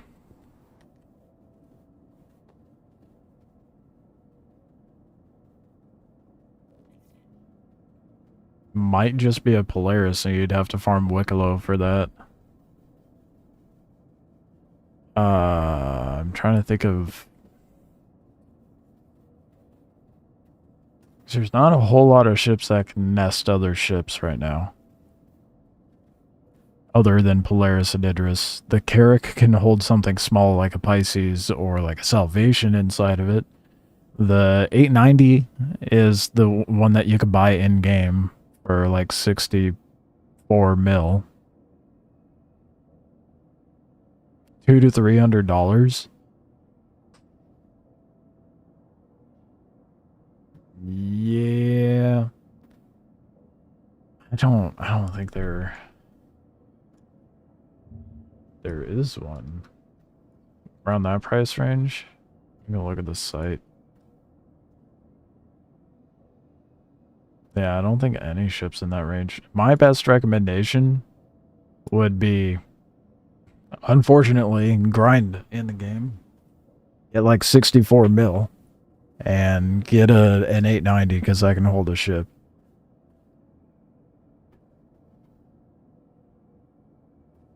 I've been staring at the fletch screen for 2 hours. Oh boy. Okay. There, let me look. Price range. You said 200 to 300. Of course, the price ranges bounce around that. Let's look at it. And even the 300 to 500 range. You're not gonna have any luck.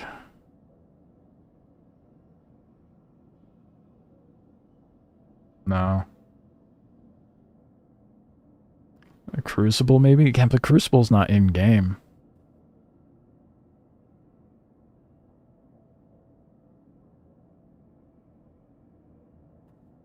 You either want to get a Cutlass, Hornet, or Constellation. What a void. He's trying to find a ship that he can put a ship into, but not at that price point. So if you're...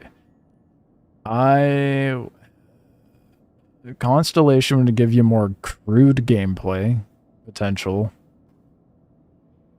As, depending on the variant you get, like the Phoenix is like a gunboat variant, so you have more turret spots, more missiles, size 5 guns on there. There's like handle's pretty decent. Oh yeah, then Connie has a snub. That's true. So that's the closest you're gonna get. You might be able to stuff like a Fury inside there. The tack can do that too. You can stuff a Fury inside. It has like a hangar up top with a med bay in it. So that could be another option. don't know what's a meta anymore. Like, I don't know if the Hornet got nerfed. People still use the Hornet. The Hornet's pretty meta. There's quite a few medical ships now. So I wouldn't say like, I mean, the Cuddy Red's not bad, but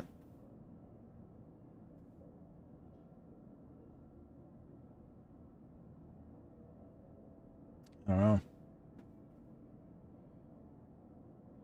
The attack is unfortunately 375, so that's a bit out of the range that you said, but I wouldn't say, well, I'm not one to like be in tuned with the metas, but I would say Saber's pretty up there. I wouldn't say I'm out of to the metas. I'm not one to say like a ship is meta or not. It heavily depends on the pilot. The Anvil Hawk has gotten to be pretty good, and a lot of people use those. Most common ships I see dogfighting is Hornet, Saber, and Anvil Hawk. Usually, yeah.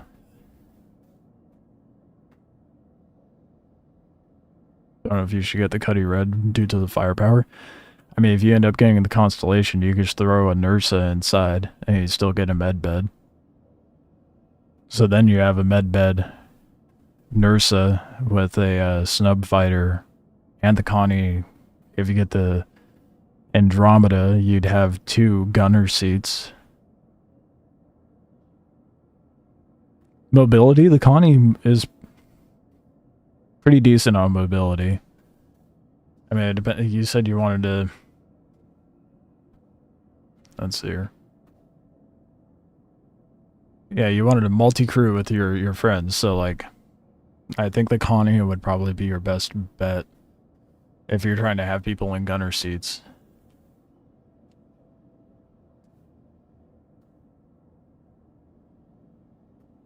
Which one you get, that's up to you. If you're looking for more like combat, Andromeda. If you're looking for more industrial, then the Taurus. But that's what I'd say, judging by the ships that you're debating on.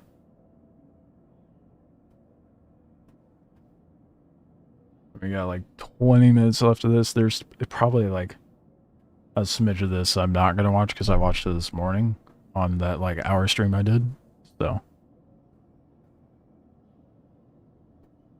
the Connie upgrades 240. That'd be right in the middle of the ballpark you're looking at then.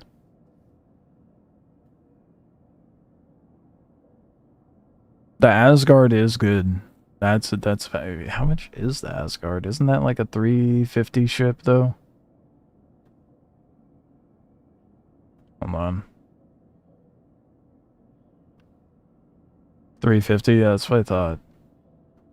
Yeah, so I'd say go with the Constellation, but they remove the aimbot upgrades for ships. Aimbot upgrades? Are you talking about like? What do you mean aimbot upgrades? I'm not familiar. Talk about like Whiteblade shit or like the ESP settings? The ESP settings is the only thing I could think of. Oh, the AI turrets. Certain ships have the PDTs. So like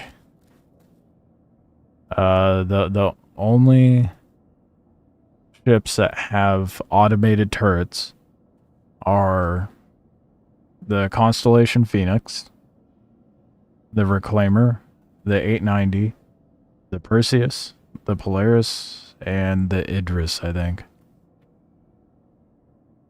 The ones on your Polaris don't work. They have been fickle. They have definitely been fickle. But those do like very little damage. Alright, I'm gonna press play on this and see what else they got for questions. Let's see. The question, there's a question about AI blades. It's not really for this team to discuss, but yes, still wanted, still intended. You might Speaking of blades. Well, you didn't work a minimum wage job. Bro, if that's the case, I would just recommend not. that's my best recommendation. Just don't. And earn it in game. A lot of ships are available to rent in game. So there's no need to like spend to have an upgraded pledge. I mean, like you do you with your money, and if you feel like it's worthwhile for you, then by all means. But the ships that you were just looking at, you can earn those in game with ease. Like I'll even throw you AUEC right now to go buy one of those ships because I got 12 mil. Probably gonna have more here in a little bit. Yeah, I'm sure. Because if you're working a minimum wage job, trying to spend $300 on a ship that's available in game, yeah. There are several people that watch the stream that are sitting on stacks. So, as far as AUEC goes, you don't gotta spend your hard-earned cash on a ship that's in game. And it'll persist up until like 1.0, so by then you'll have a better idea of what ship you would want to get. Save you $300.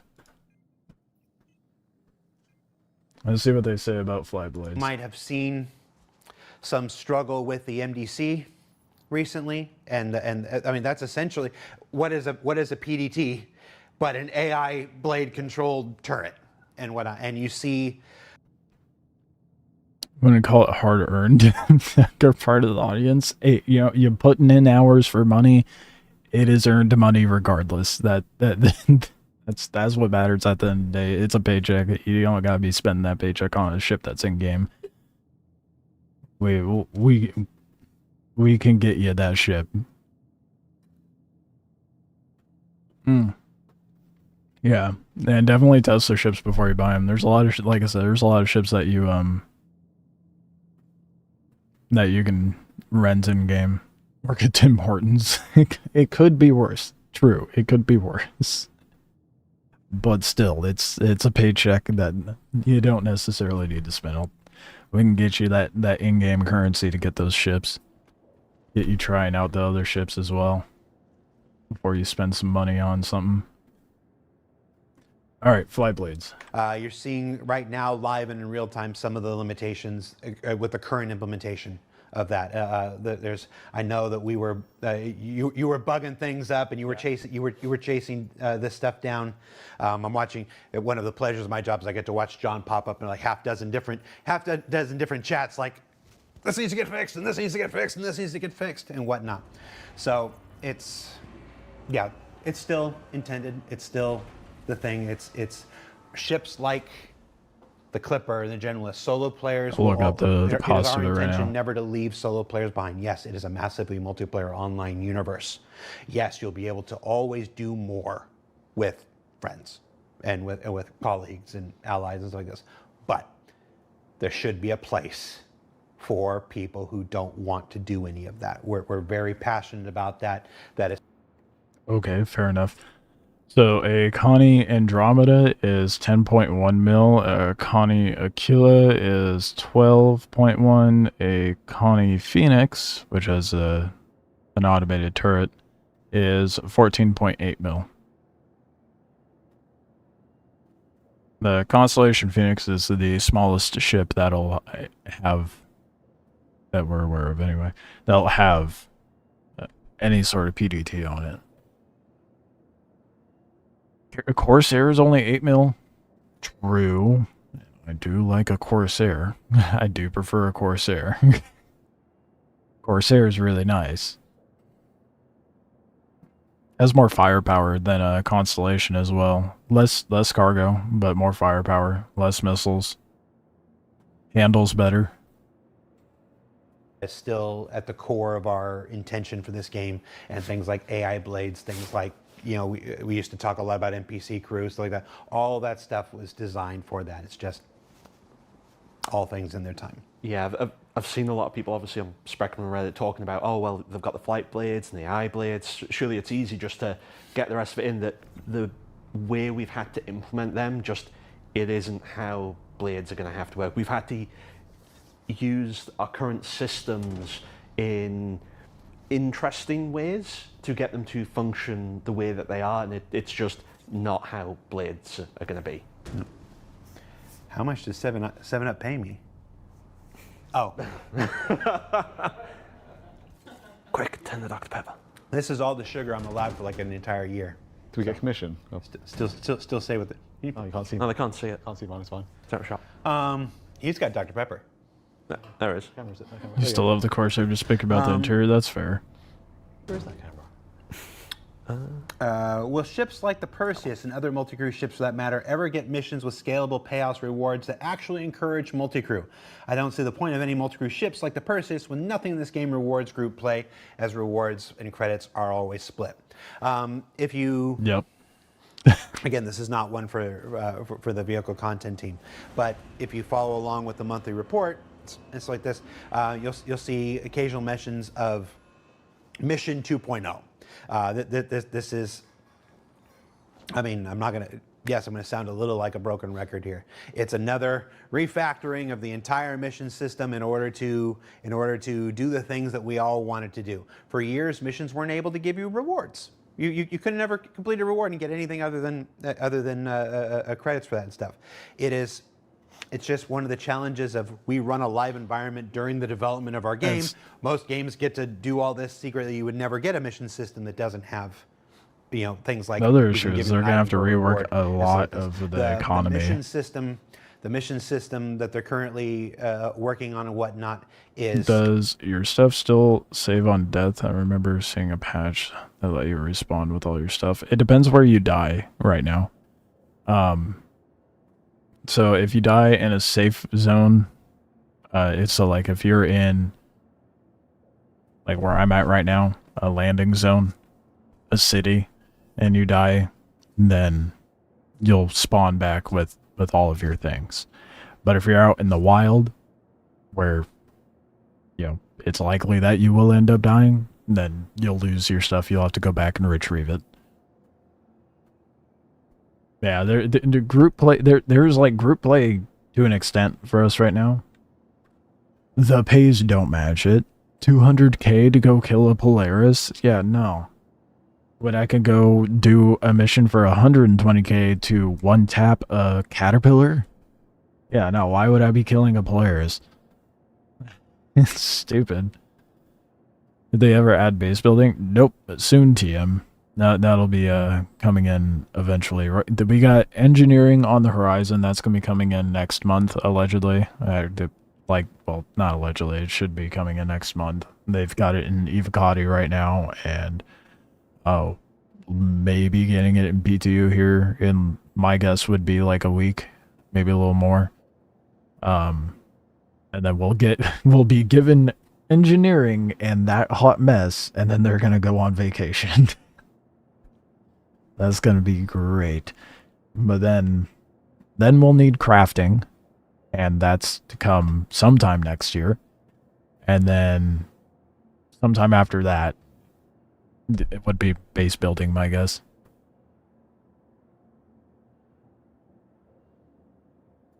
Which one's for testers again? The PT, well, okay, yeah, PTU. Evocati is like a special select group of people, and then PTU, it gets released out in waves. Lately, it's just been all at once. PTU is the testing server. Technically, the live servers are still testing servers. All right, let's wrap this up. Is the thing that we've been specking out for years. It's a thing that will unlock incredibly dedicated developers like Elliot Maltby and Yorit and all those when you only list two names, you start to sound like a real jerk because you don't list everybody else. Max, and I'm blanking on other names. They're going to think, thanks for not mentioning me. But all those members of the mission team, they are chomping at the bit. They want this new system too, so that they can do when exactly does it come out the for kinds you? of things that you're talking about. It's just another.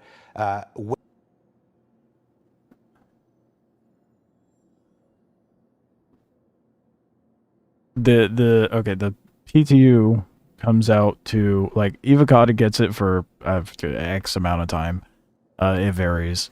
But usually when they announce that Evocata gets it, that means we're gonna get it like within a week, 2 weeks. And then PTU rolls out and you can get the subscription, which I don't recommend bother doing that. Just do that.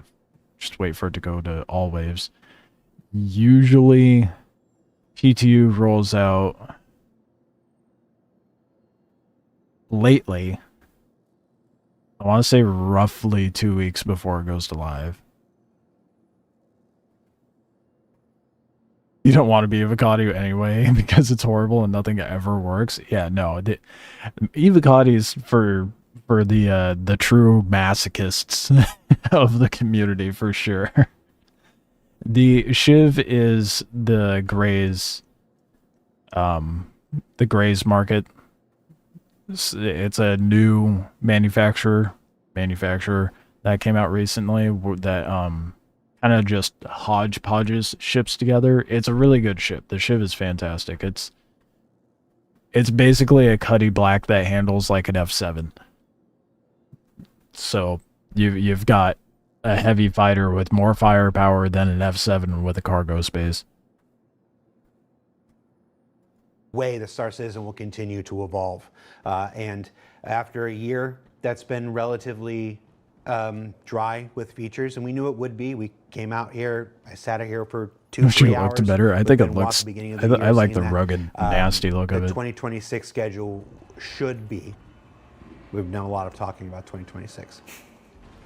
And I want to say this as honestly and as candidly as I can. I'm using the word should be because the other maxim that I run into the ground is the only constant in game development is change. It should be a marked change from 2025 as far as feature work goes. It won't be the relentless pace of 2024 or 2023 as far as broken, half-finished things. But we took this year to get those proverbial ducks in a row to develop these things further along. So it is, you'll see with engineering. I mean, he's valid in that, but crafting tech it has been preview quite after fucky that, this year. You know, hopefully all on its way to base building and a whole host of things like scanning and radar improvements and stuff in between. 2020, it is everybody's hope that 2026 is going to have a lot more stuff like that, including mission system work, which is how I got on this. For Disco directly, are we going to see more normal SCL and ISC schedule next year? I was going to say there are no normal SCLs or ISCs. I am technically doing missions right now. I'm just again, doing I think I said turn-ins it from earlier. doing Not another back mission. to I got 2024 schedule, not back stuff to collected 2015 from it. schedule where I was doing 5 shows a week. But I want to find more ways to get back to this more often. The reason for the change this year was elucidated back in February with that show with Benoit, but it was also big changes in my role here internally and my responsibilities and stuff like this. So we're at the point now where I can go back and we can go back and with feature work coming online, we should be able to tell more stories.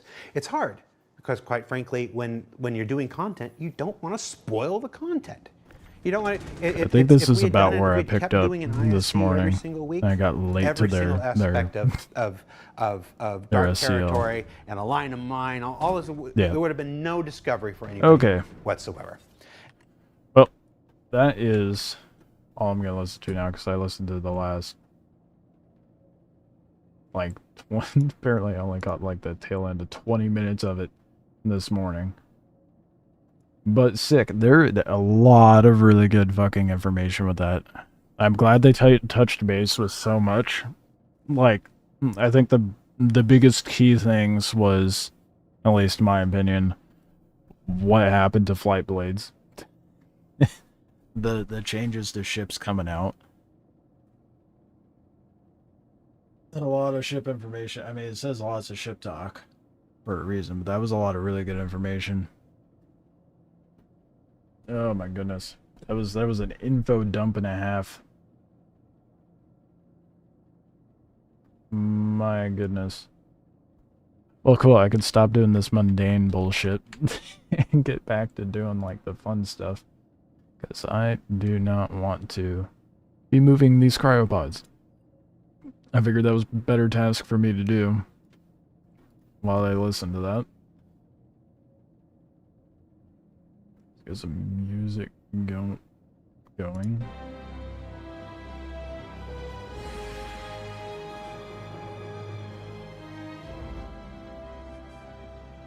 And get back to farming. After I turn this one in, and then I'm storing this ship and then moving on. I do not want to be doing this. Dude, I'm so close to having it done being turned in though. I don't know, do I just finish it up? It's only like 6 more. I think I might do it, I don't know. It's only 6 more, I guess. Wait a second. Okay, that is 5.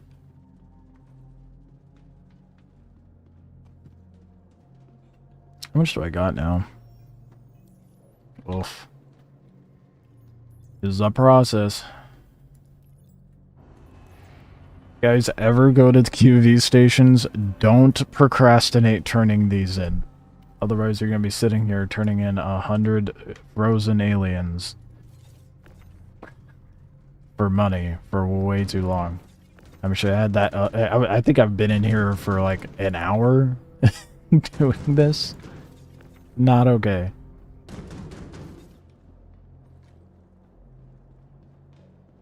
Not okay. May end up going to get like a drink or something before I continue. This is dreadfully painful.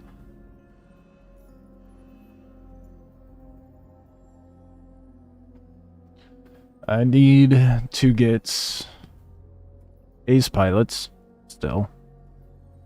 I haven't been able to farm a single one. I wonder if, I don't know, I guess I'll have to ask, I might ask Global. Because the patrol missions just have not been working over in Stanton, so... Tell me they have active coupon codes? Not that I'm aware of. Unfortunately.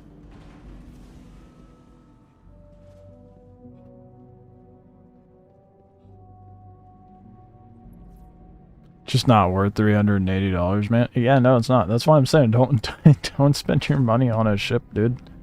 You got the game package. You have more than enough to get your feet wet with every nook and cranny of the game. Just with that initial game package.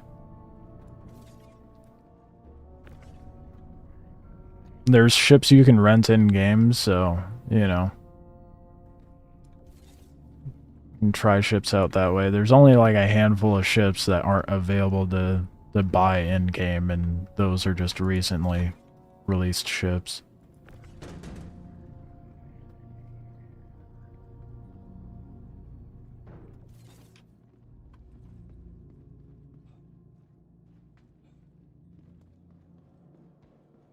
Was there a $100 fighter that I mentioned?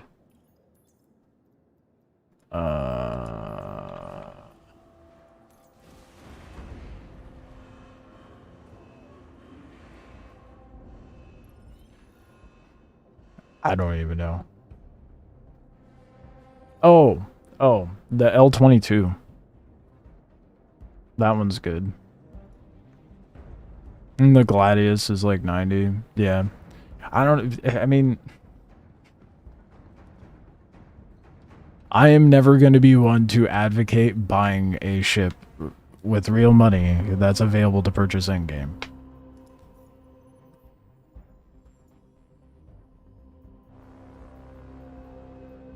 It's just, it's not worth it, in my opinion.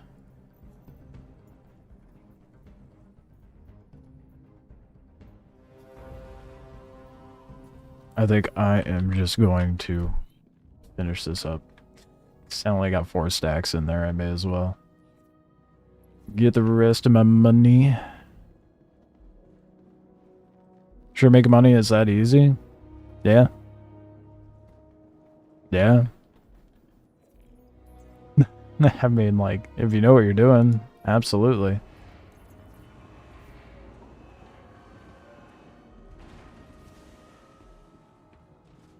And it's gonna take time to get, like, some bigger ships, but, like, there's, once you get going with some stuff, you can easily make, like, $1 mil an hour. Or if you're a masochist, as I am, you can do QV station for like 2-3 days straight. Those are a mil payout a mission. It's like dogfighting in FPS. It's one of the newer contracts that they added in. And then you can get 600k for turning in five of these. Not to mention there's like Onyx facility missions that have really good payout. Like one of those ends up paying like 600 something K. Those are newer ones. If you're looking at like specific lines of work, there's all of them pay well. I mean, eventually you get missions that pay like, you know, $250,000 to 300 something thousand. I mean, there's starter hauling missions that pay $250,000 now with Dead Saints.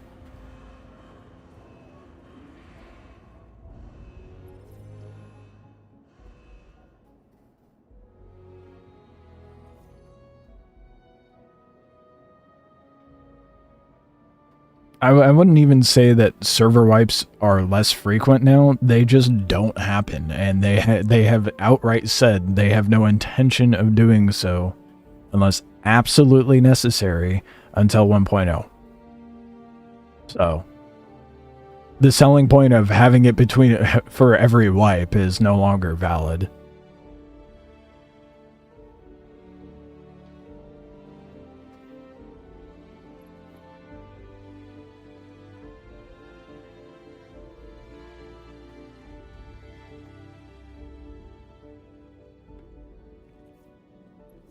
Yeah, it was probably 32 million. Well, how much was the 890 back then? I want to say it was like,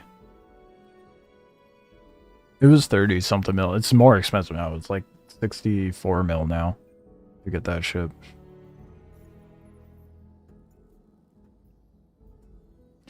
Yeah, I would only recommend spending the money on a ship if you have the disposable income. Otherwise, you know, save your money.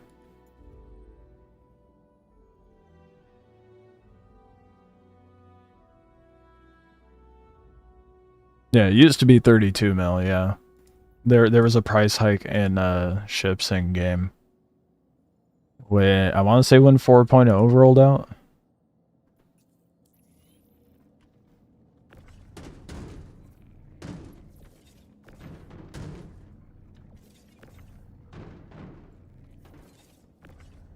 The Javelin looks affordable. Oh yeah, you know. Just like half the cost of a car.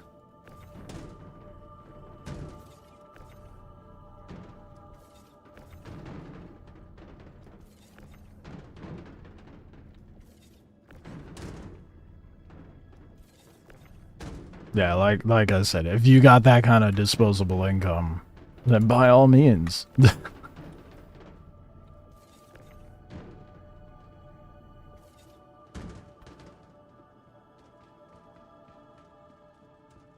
Otherwise, you know, save your money because there is more than enough available to you in game to be able to enjoy every facet of it.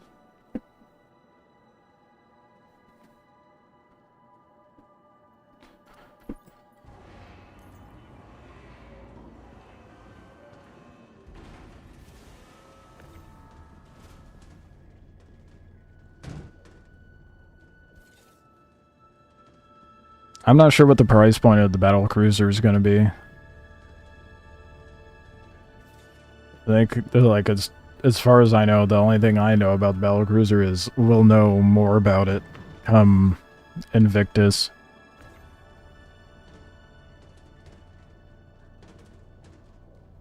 $48,000. Yeah, I'm pretty sure you can get that game package still. The $48,000 one.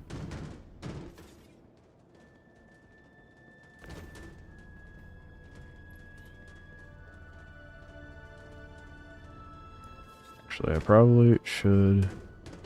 I'll just load it on when I have it ready.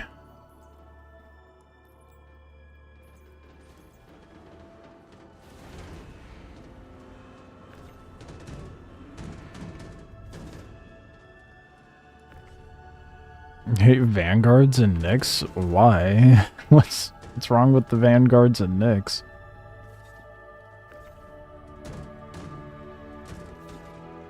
If you were to upgrade from a Titan, what would I go for? Well, that depends on the type of gameplay you like.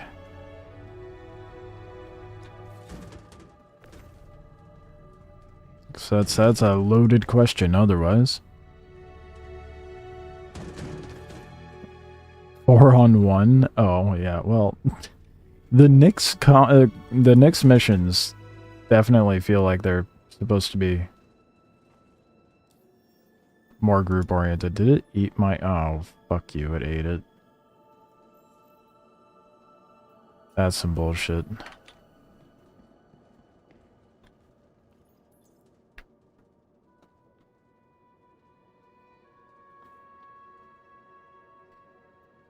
Dead Saints missions. There's only combat missions in Nyx with Dead Saints, isn't there? Or did they put some out in Pyro and Stanton?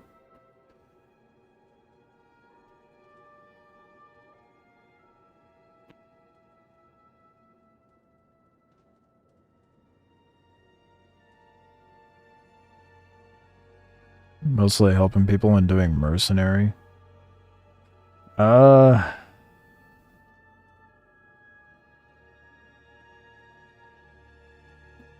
wouldn't go...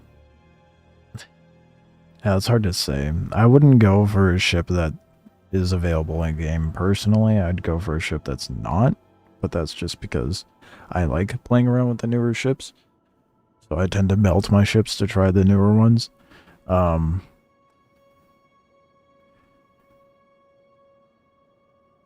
Yeah, my whole point is that, yeah, exactly. You don't need to upgrade your game package.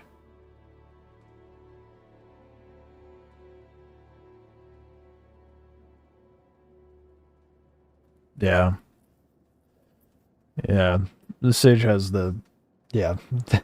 Exactly. Just play what you can, rent some ships, try them out. Don't try to just, like, grab like you said, a perfect starter.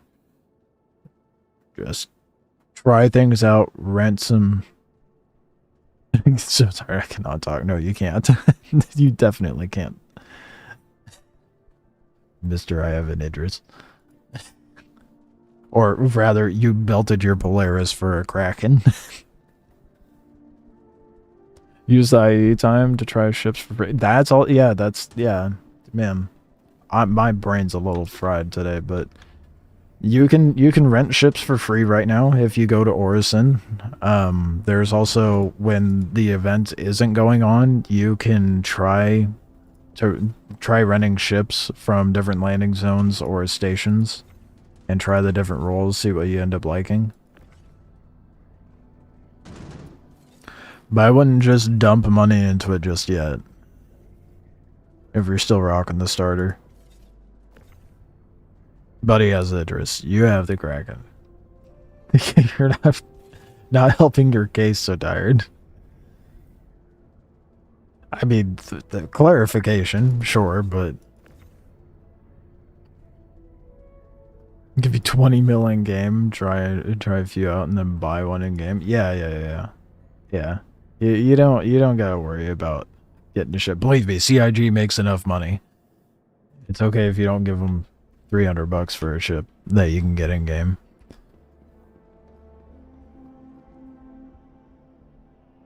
Is the game positive? Well, yeah. You're gonna have to set up keybinds. Because the default ones I don't think will work. They should work though. It depends what you got for like a mouse as well. But I mean, if you take the time to set up your keybinds, it should be fine.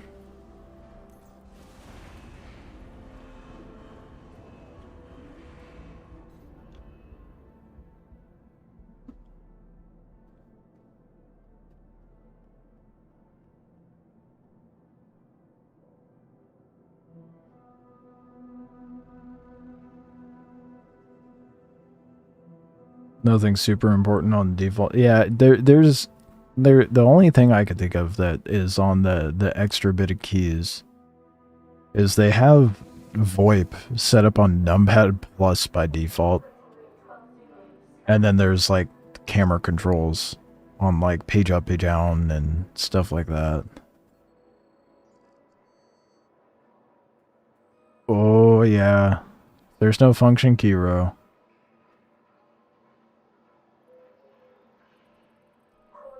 Then that might be a bit debilitating.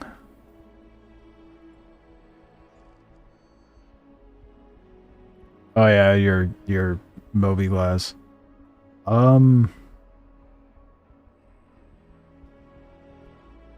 Yeah, that's gonna hurt you.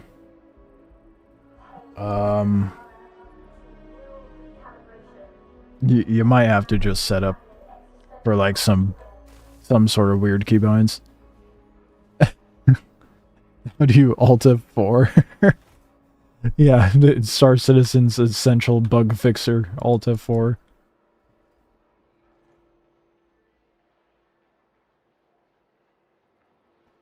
I have to go get some drink here in a minute. I'm dying. Yeah, insert delete, page up, page down to work with. That could work, because those aren't really used for anything. Unironically, if you ask for advice on like, oh, how do I fix this thing? And someone says Alt F4, it used to be a joke within the community, as it is with any other place. But it genuinely has been a fix to Alt F4 and, like, as you said, death key the game. So strange as that sounds, I'm not fucking with you.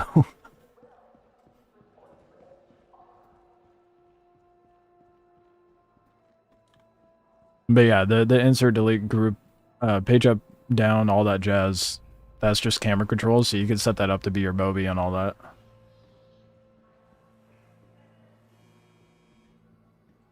Let's do a 10-minute combo. I suppose that'll be a good and bad thing. I mean, Alt F4 isn't essential. Definitely useful, though.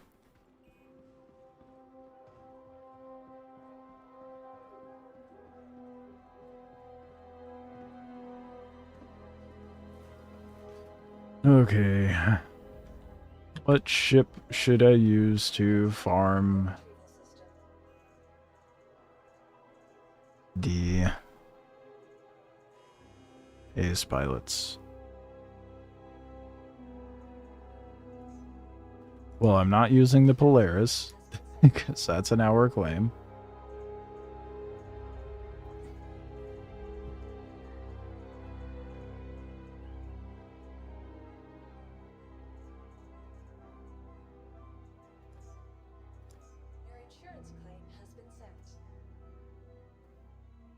Don't think you'll buy a ship to pleasures either. I use your 3 mil now, or find some other way to get money.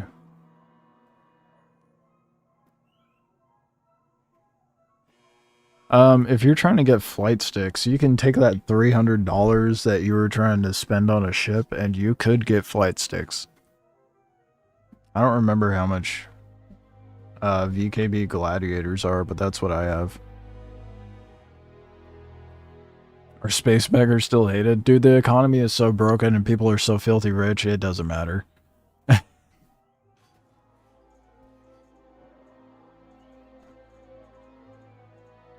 You'll be fine to ask for money. But I'd recommend just working your way through it. Like, it'll give you a better idea of, you know, gameplay and all that jazz.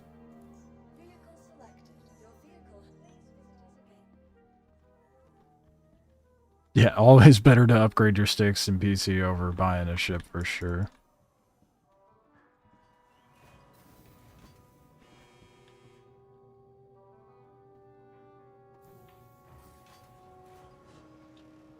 Might be a little crazy of me, but I'm gonna try using the Clipper to do some ace pilot farming.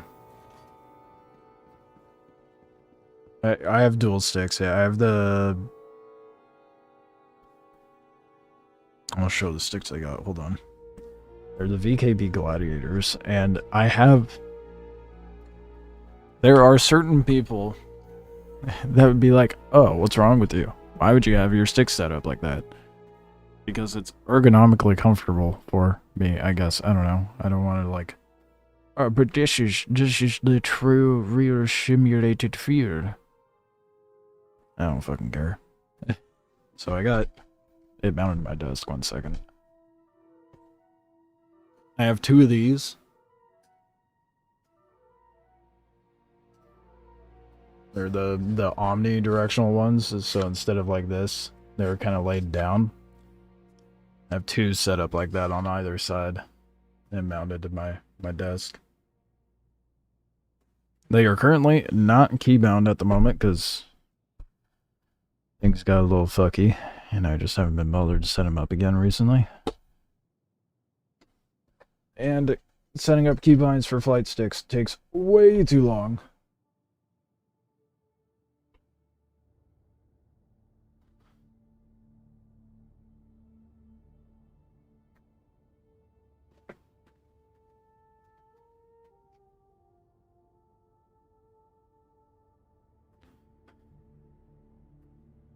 Played many space games with cheap sticks, possible and fun. Yeah, you don't gotta have nice shit to have fun.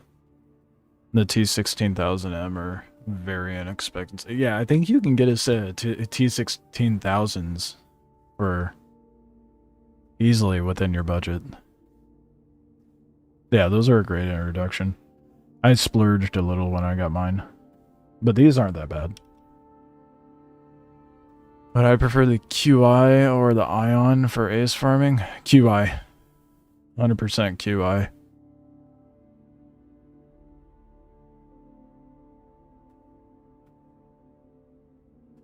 Yeah, no, I would not.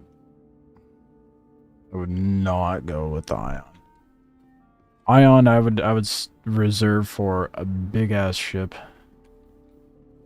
That being said, I feel like running out in this is a bad idea. I think it's a very bad idea.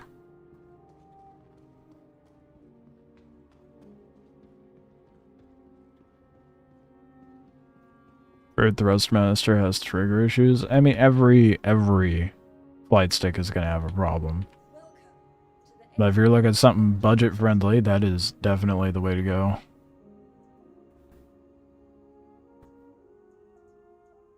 I guess I could roll out the QI.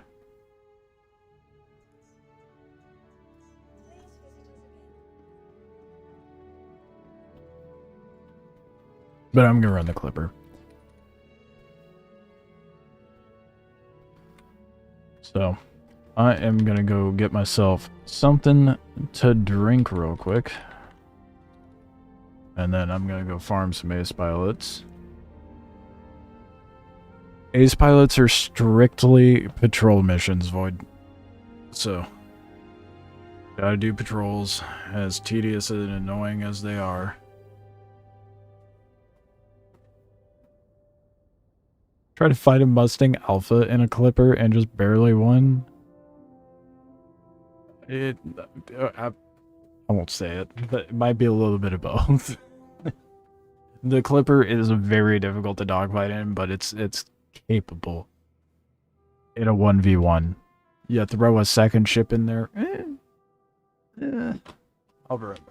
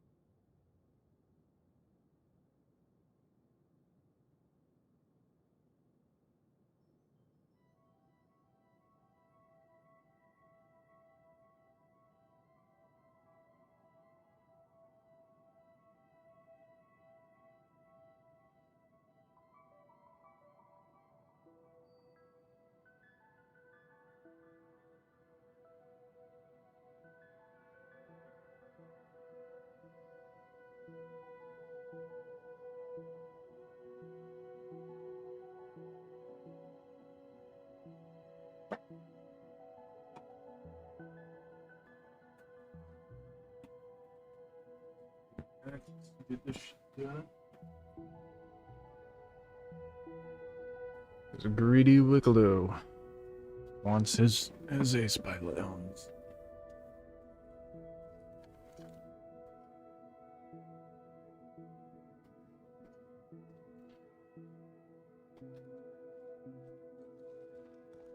Alright. At least, I don't know. I already know this is gonna go poorly. I feel like I should just pull out the QI. I would like to be, like, mildly productive. How many ace pilots do I need?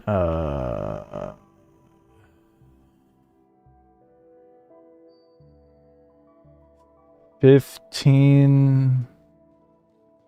15 for the MX, 10 for the Meteor.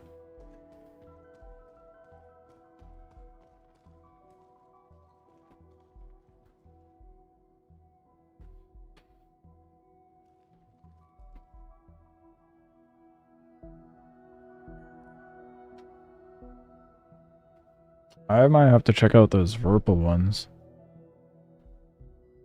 Yeah, it's a lot of ace helmets. Yeah, I get 25 in total. And I don't think that it's gonna go well in this ship. But I'm gonna do it anyway. Then if I blow up, I'll go back out in the Guardian.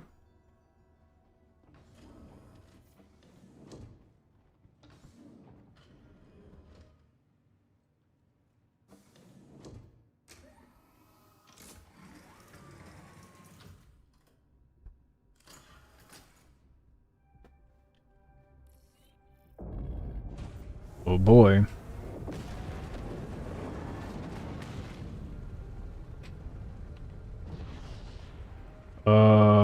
It's just gonna be complete and utter panic the entire time I'm out there, I'm sure. Been flying the Wolf the whole time, so going to something chonky like this and weak. It's gonna be an adjustment.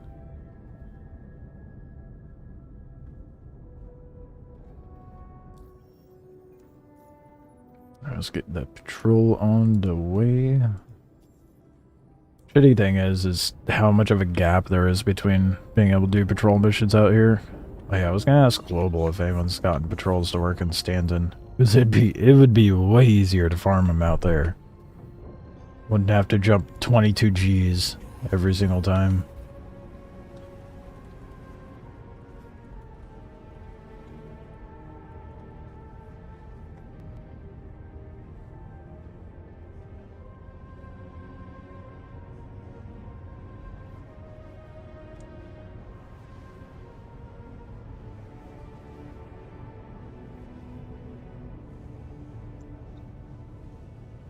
Yeah, I've upgraded the components of the Clipper. I think I got... I don't remember what shields. I think I have Palisades in here. Got NDBs.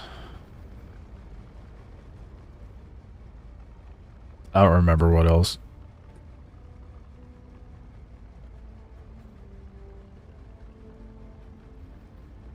But it do be upgraded.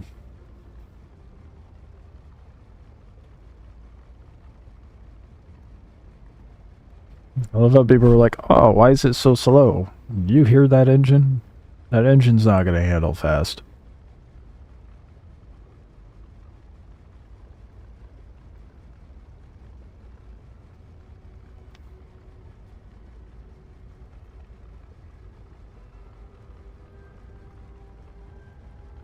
I think it's Palisades I have in there. It's either that or FR66, but I think I threw Palisades in.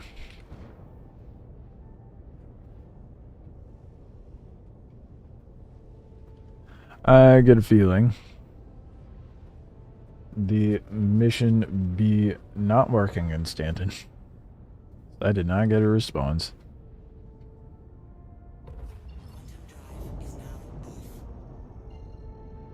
The nice thing about how they have patrols set up out here, at least, is I go to one location and then it's you know, like 1G apart from the next markers. So that's not so bad.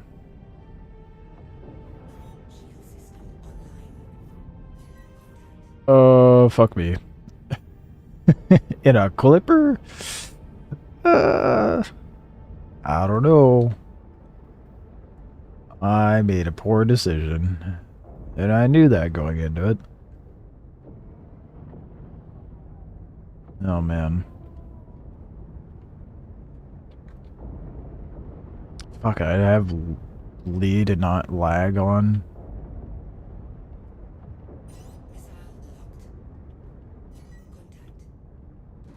Oh shit. Yep, there goes the shields. That was fast.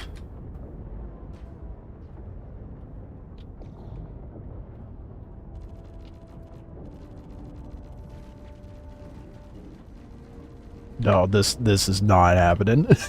This is not happening.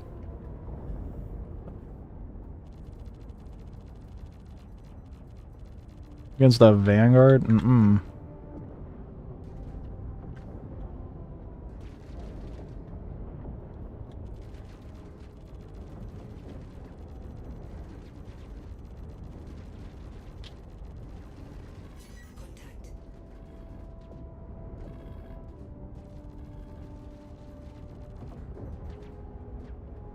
I am trying so hard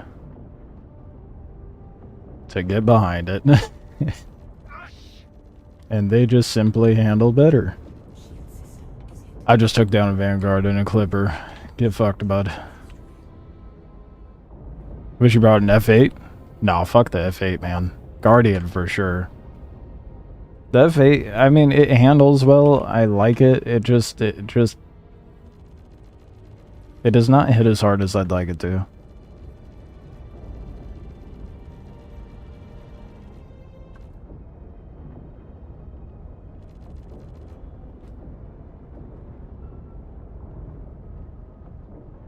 Do you need orange or yellow patrols? Any patrol. Ace pilots show up on any patrol.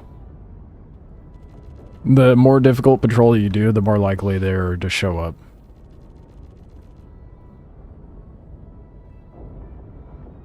I'm breaking your heart. I seem to do that to not only you, but Han.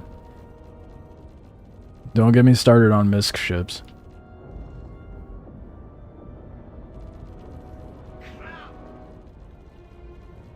Don't get me wrong, the F8's a cool looking ship, it's fun to fly, it does not hit as hard as it needs to for a heavy fighter.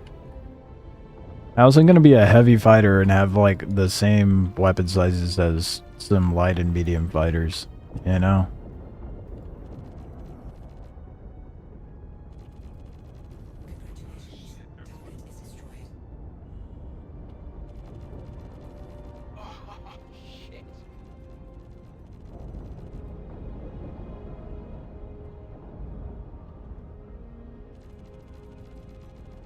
Dude, lead pips is so weird. I can't. I can't. I gotta change it.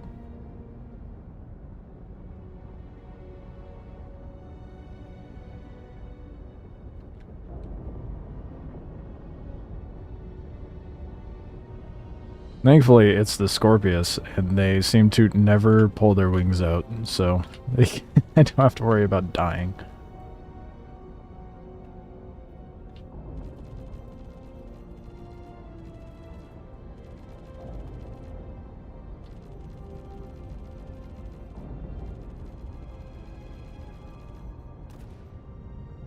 It is gonna take a hot minute to take these things down with size 3s. I'm definitely bringing the Guardian out next.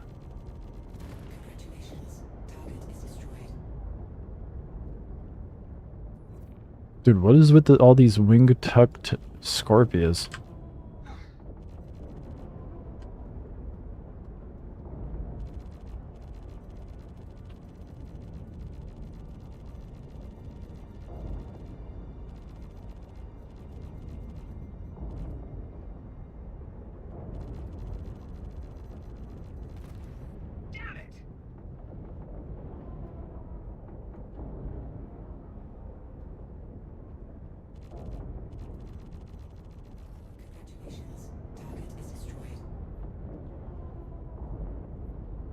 What up, Andre?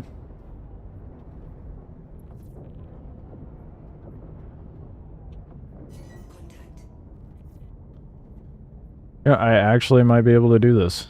Since they're all spread out. I'd actually be able to pull off a patrol at a clipper.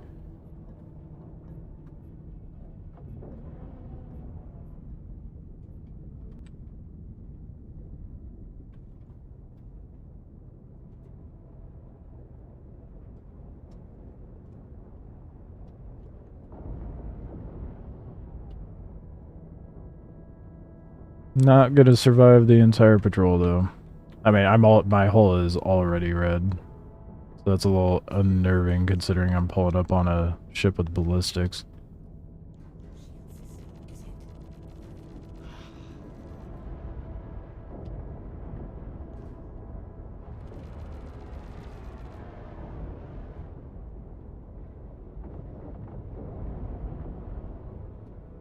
Gotta use those boost turns to your advantage.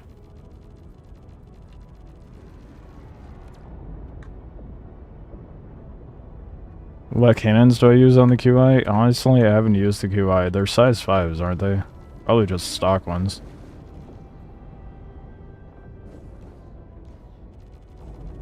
Oh, this is where I died. 100% where I died.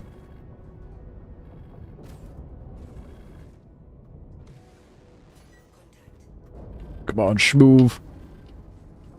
No! I was gonna try to use the rocks.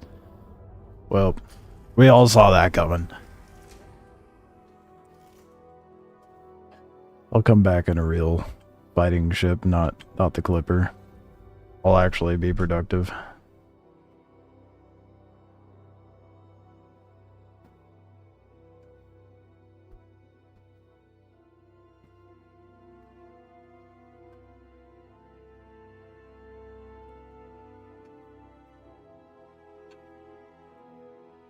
I'll see what's on the QI stock.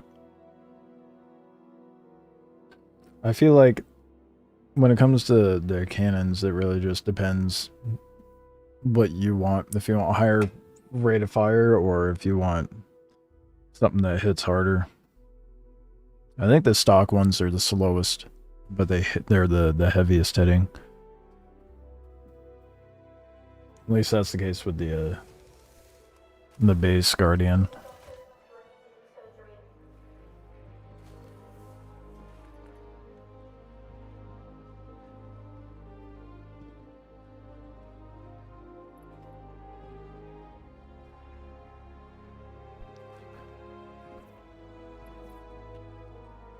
I would use the Wolf, but it takes way too long to gun things down. It's really fun to fly.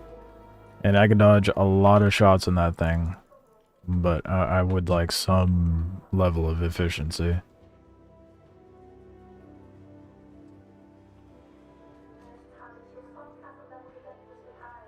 I mean, I guess if I really, really, really wanted to be efficient, I could just roll out in the Polaris.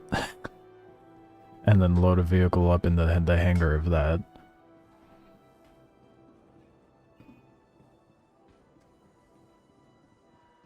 Which is, maybe I load the Guardian inside the Polaris, and then just use the Polaris to run around everywhere.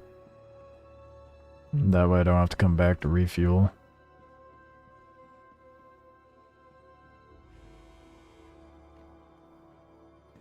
And just operate out of the Polaris. Just takes a minute to load up. Which is like the main deterrent. Let's just roll out in the QI.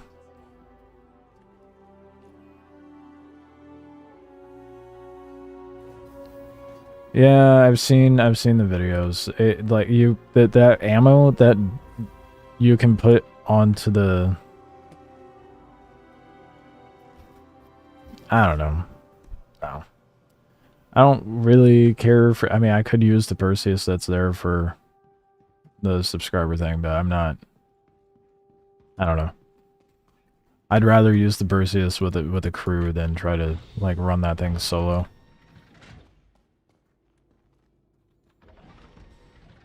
If I was gonna go that route and try to like cheese it, I would just pull out the Polaris and load up a fighter in it.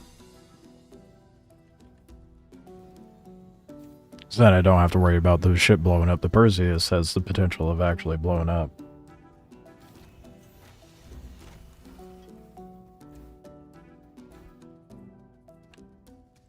Has like 300 something K HP, I think. Oh. Those are some big cannons. I haven't used a Guardian in a minute.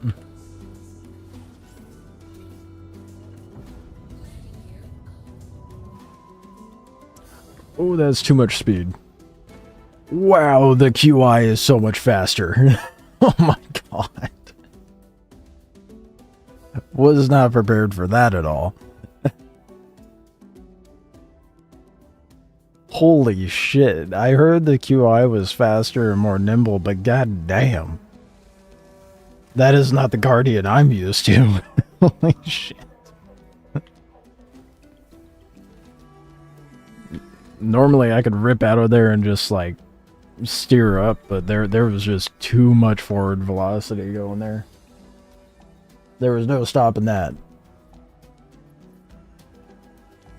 What system you should join? If you're just starting out fresh, I would recommend Stanton. Because it has the most content, it's the most confined. Like, you don't have to go super far to do everything. Most friendly. Has the densest population of all the servers, usually. Might be a slight exception with Nyx being so new, but Pyro is a, well, its motto is fuck around and find out. So I would not recommend that if you're just starting out.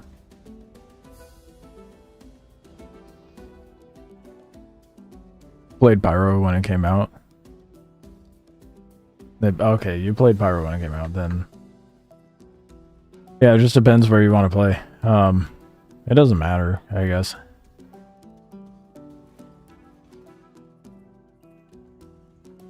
Depends on the it depends if, like... I don't know, there's a lot of shit to do. A lot of new stuff, because there's the Onyx facilities. Depending on how long ago you played, there's Lazarus.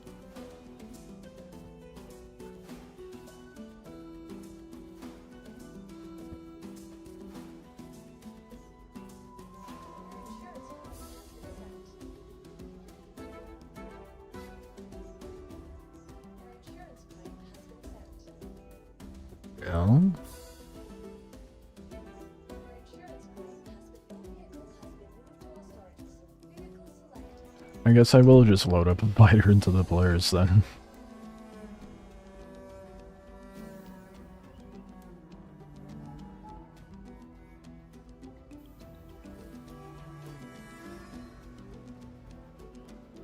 Understand you like their missions? Fair.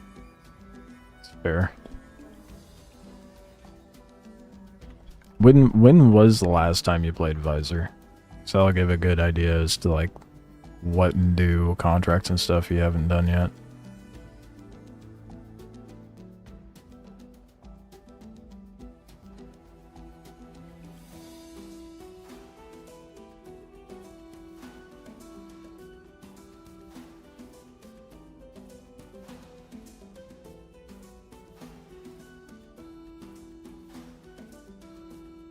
Not 10 people just sitting there waiting for a fight.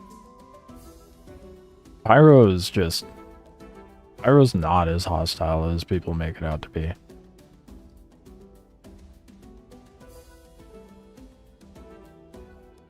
Pyro is very chill.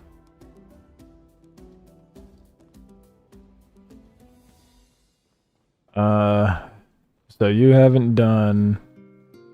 I don't think Lazarus was out then. So you haven't done Lazarus, you haven't done Hathor, you haven't done Onyx. And then the new Vandal stuff in Nyx, obviously. Just kept targeting you. Keeps got annoying. Yeah, I mean... A lot of people are scared to go out in Pyro. And I'm like, you know, the hostility is actually more abundant in Stanton than anywhere else.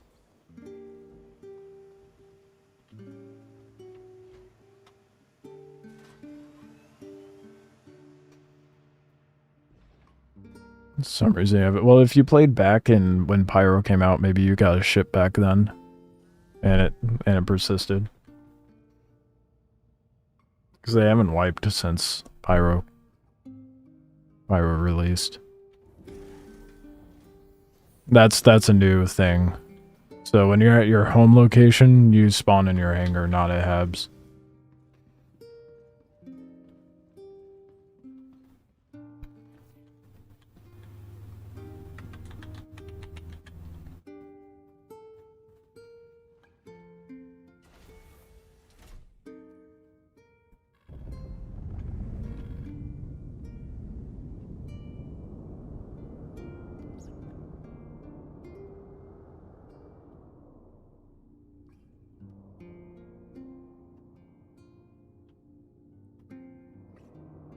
I got LC too fast. Whoops. Also, whoops.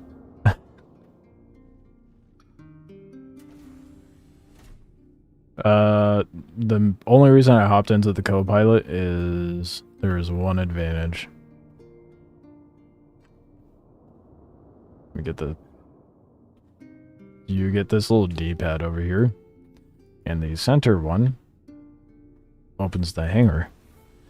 That is the only advantage.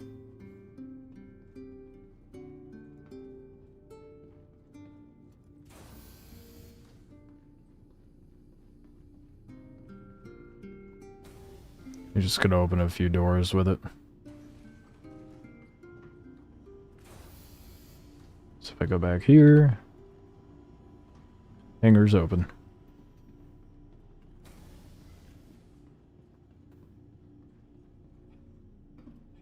You can open the airlocks, and then there's an up and I don't remember what the up and down one do. I assume one of them's for the, oh well, the cargo obviously.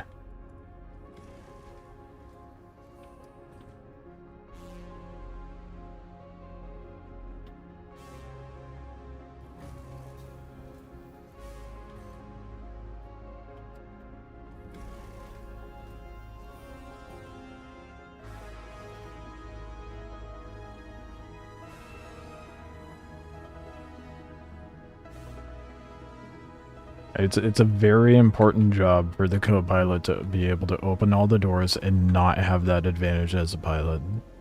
Clearly. that can only be trusted with the co-pilot.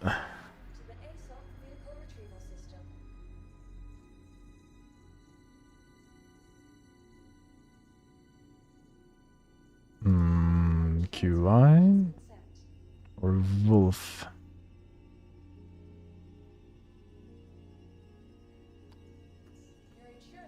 Do the QI. I've been flying the Wolf a lot, but so I want to be a little more efficient. The Wolf just takes a while to kill things. You have 4 mil at the moment? Yeah, you must have done something before uninstalling the game.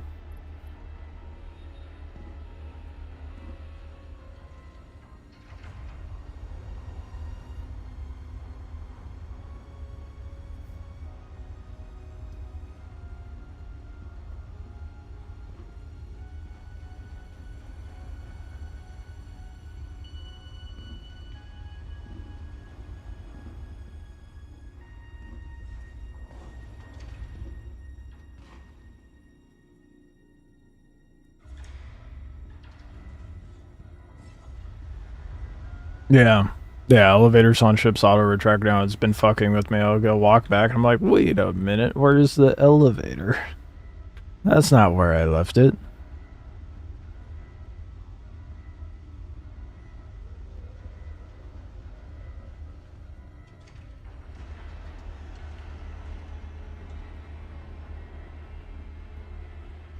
I haven't flown the Saber, honestly. I hear it's a good fighter, but I haven't been bothered to try it yet. I got the Guardian and I was like, I don't need anything else. Flipper doesn't do it. Grav does it. Yeah, and the Polaris does it. But it's a Clipper. It doesn't have an elevator. It has a scissor lift. It's not bougie enough to have an auto-retracting elevator.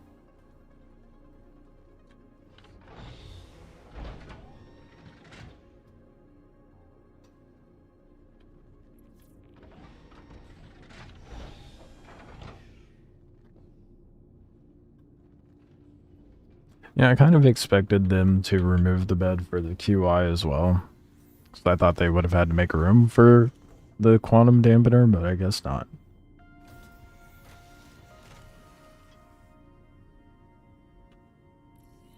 Oh shit, I did not mean to open a hangar. Well, I guess I better get in the Polaris fast.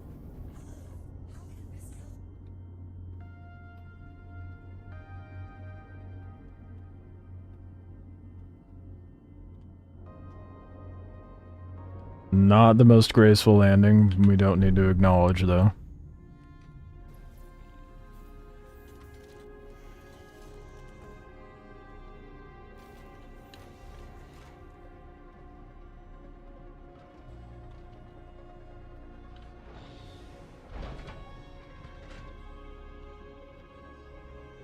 When we do mercenary missions is going with nothing. But you don't have to worry about that. That's right, the last time you played, you didn't have tier 0 loot. When you die, you keep all of your gear on. But okay, so that was something, man, I totally forgot. That's something I should have clarified when I was talking about dying and losing your stuff. So like, you lose your consumables and whatever's in your inventory, but all gear you have equipped stays on.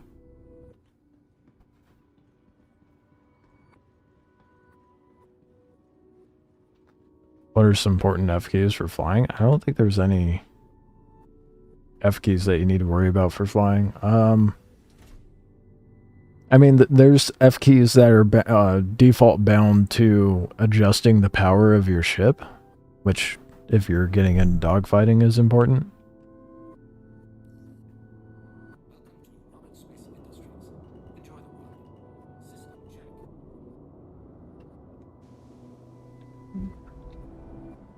Oh, am I gonna make it out? Oh. Game's not patient enough for me.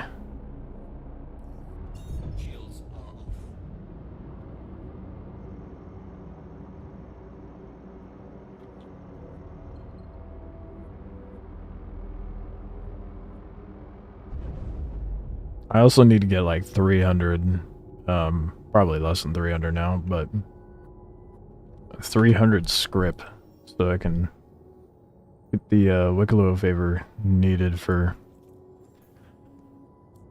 the Wikelo MX. Although I'm not sure it's the case this patch, but I think it's still bugged for me where I can't turn in script for favor.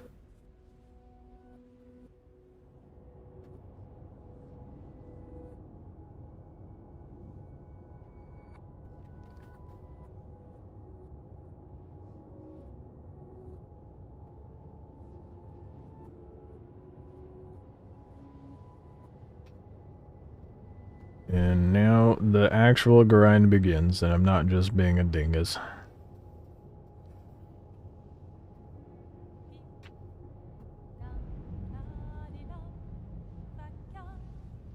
Using real ships for fighting and not being in a clipper to just for shits and giggles.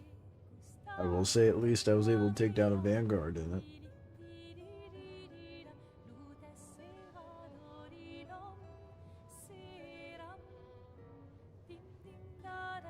With engineering coming in, power management is going to definitely be a much bigger factor. I'm gonna have to adjust my keybinds for that so I can drop power in certain things instead of using the MFD.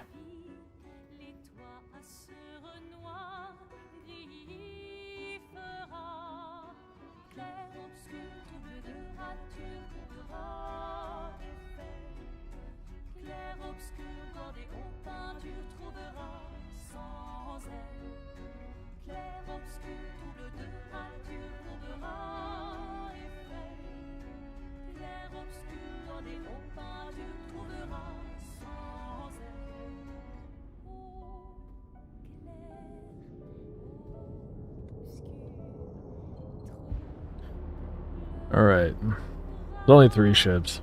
That'll be easy enough to do in the QI. And apparently that shit goes. So, I gotta be ready for that.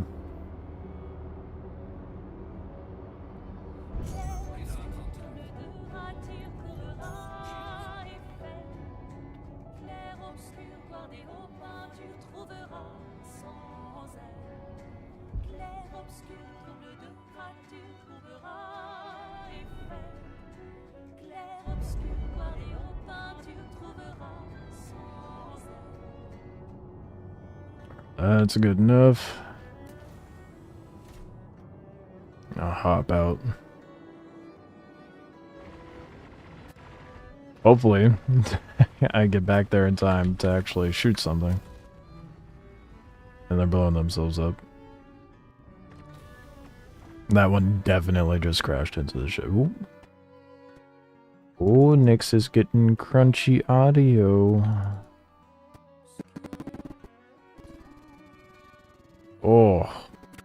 Oh, that's not okay. I've only been running into this in Nyx.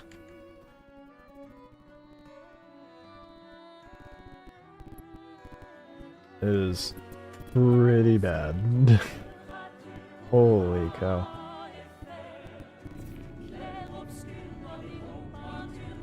Oh, I didn't even get to get out of my ship. That's the only, I guess, like, downside, depending on how you're looking at it. Lyris does too well. Can't even get out in my fighter.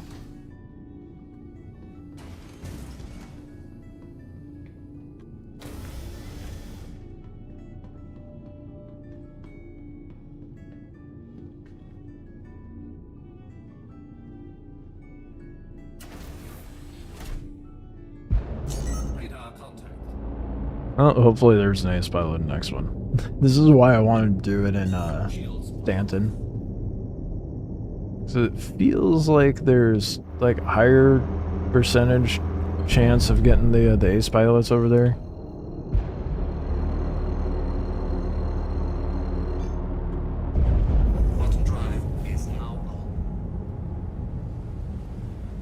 Also might try learning mine tonight. I haven't decided yet.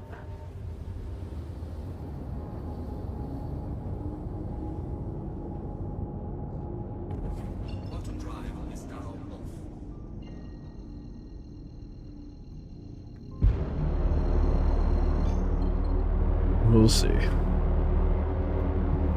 if QV stations are working, I might go do that. So I do need one more artifact, and that's locked behind the main loot room. And then I also, of course, need metal and plating, which is probably the more annoying grind over there for sure.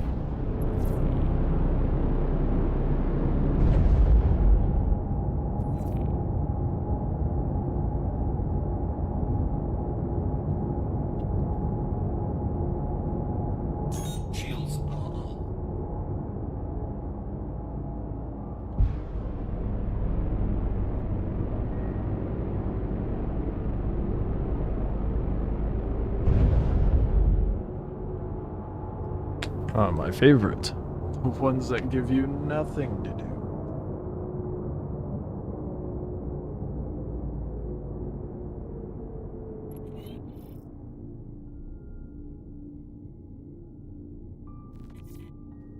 I guess silver lining is it's up in my rep.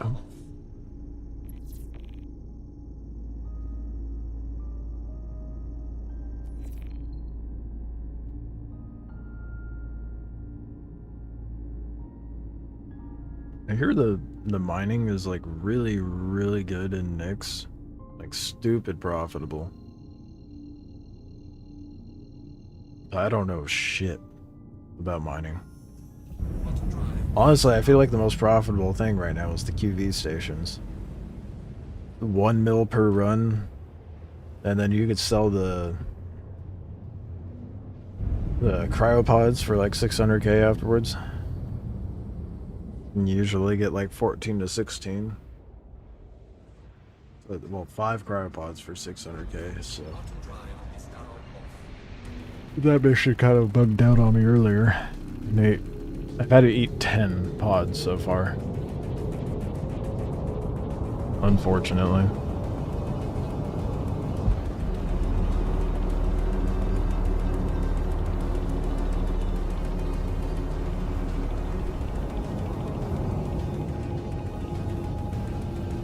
How hard do you think it would be to... It wouldn't be that hard to land in this while it's moving.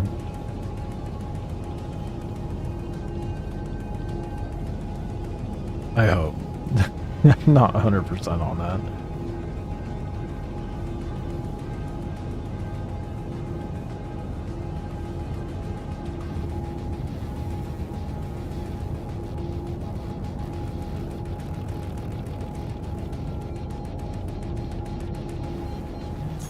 Did it send me to the... Oh, I have to search areas. Gross, that's the worst one.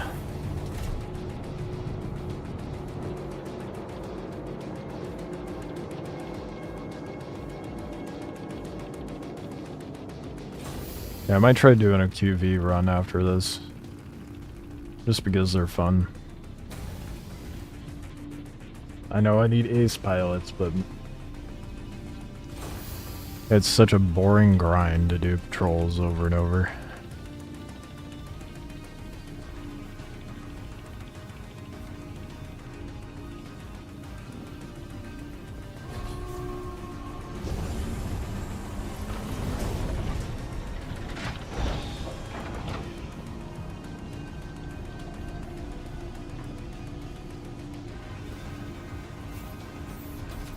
What do you want to do? Your guess is as good as mine, so tired.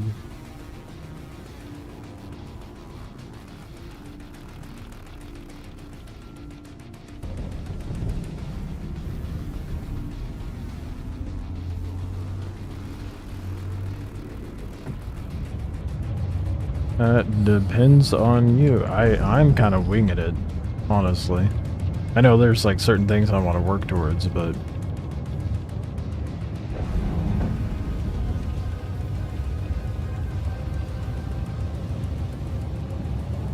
I don't know. I'm just chilling.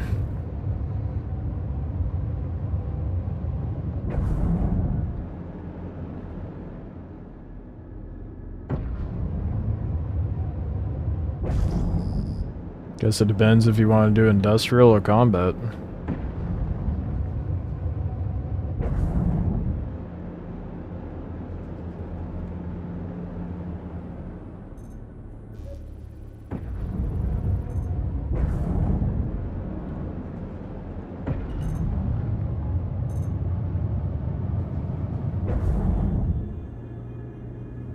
And I would be down to do a group gameplay. Depending on what you're trying to do. It goes for anyone watching. I wouldn't mind doing it. Well, if QV is working, a group run of that would be interesting. Or even like Hathor. I haven't done Hathor in its entirety. Then there's contested zones. I don't know, man. Too many options. And lots of things to farm. I really got... Whew. Oh, that hits hard. I gotta switch up the...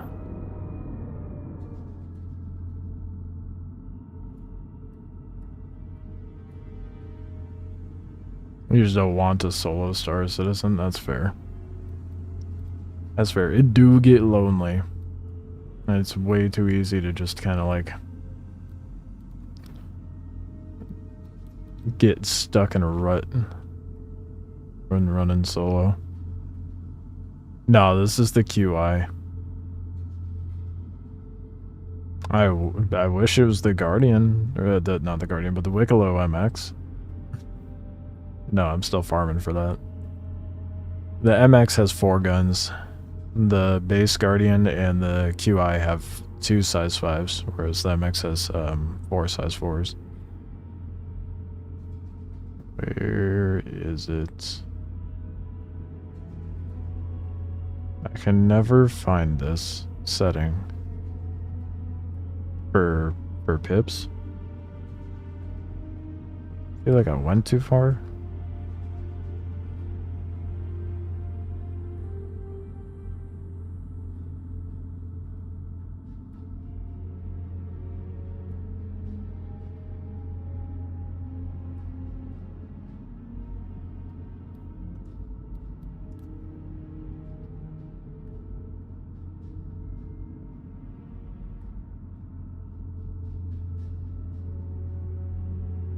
Oh, where the hell is this, man? I hate looking for this stupid pip setting. I don't want to toggle it in my ship every time I get in.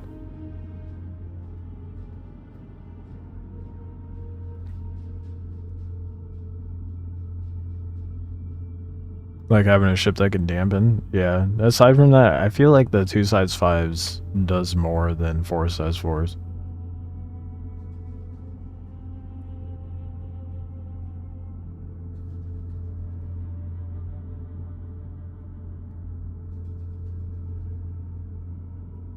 Where the heck is this setting?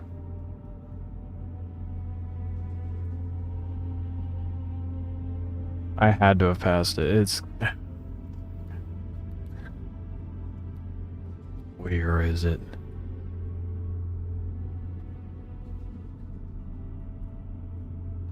More range too. That's valid. Yeah. I don't know, I'm not a huge fan of the MX, honestly. Even though I'm farming the Wikelo variant.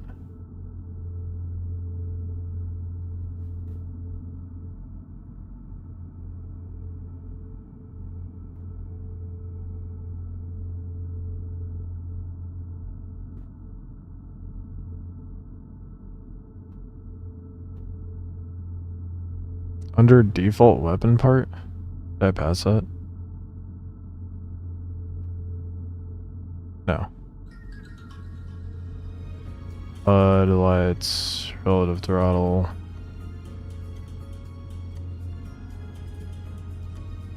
Where the heck is this?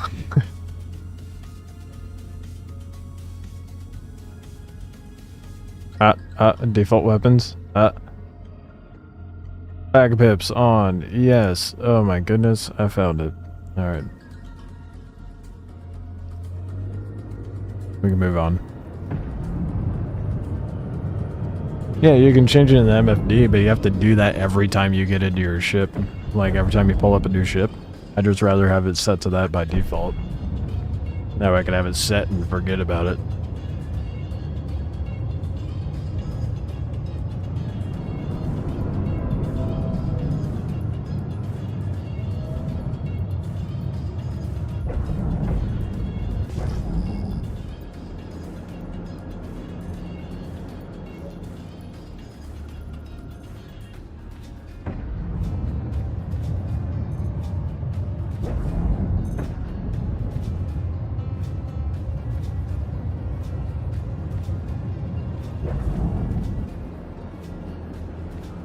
I really wish I'm kind of surprised it doesn't, but I wish the new Vandal mission actually gave you rep with the intersect guys. The fact it doesn't, it's kind of frustrating. I'm doing shit for them and it's like, rep? Nah, you don't need that. No. You can go shoot shit up for us. Do more of that, and you can earn trust. Go infiltrate an entire smuggling gang's station, and discover and bring back alien popsicles. I don't know if we can trust you.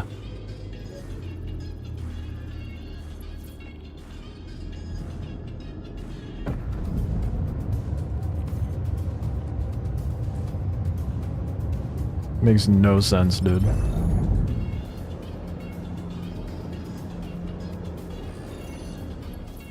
I wonder if that's like a bug or something.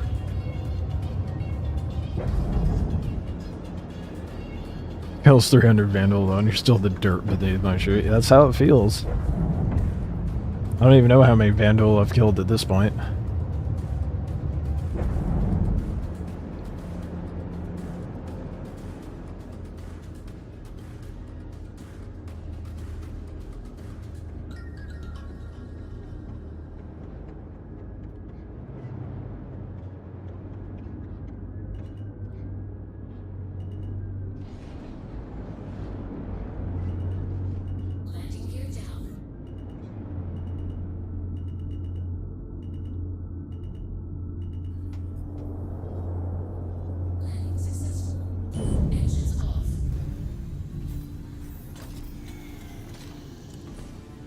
Or the most UE Navy pilots? Yeah, no, probably. With how many times I've had to do a QV station at this point?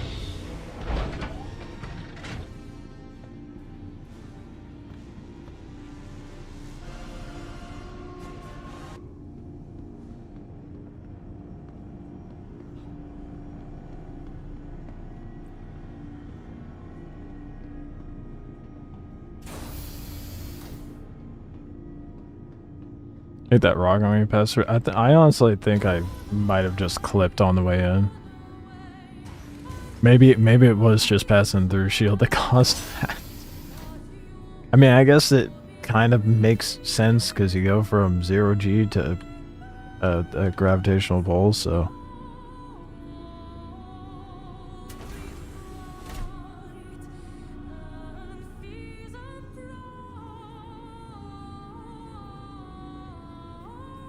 What?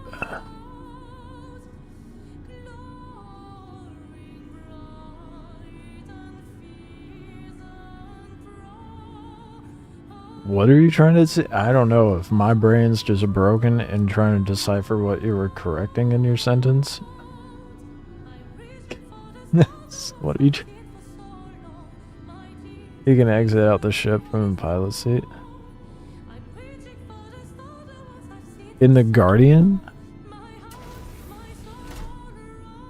What?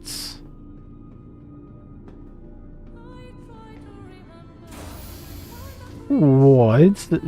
In all of them?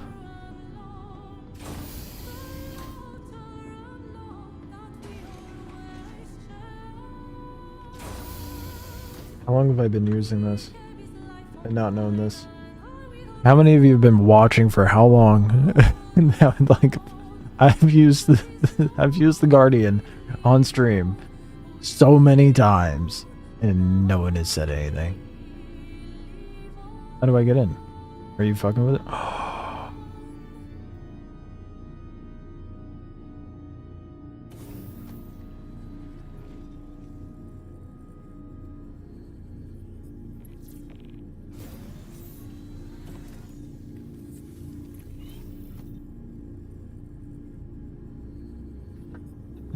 Did not know this.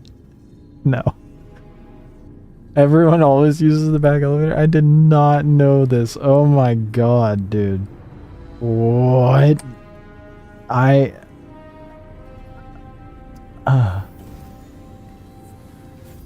What?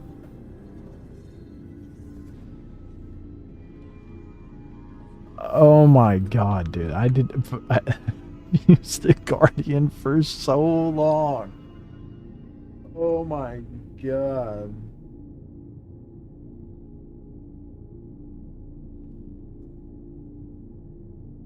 Yeah, exiting using Y puts you into the ship, not zero. Well, I guess like if you were out in, if you're out in space, that would make sense. But the fact, well, the more you know, I guess. I have no idea. I've used that ship for so long, dude. I can't believe I didn't know that. It's so funny. Yeah.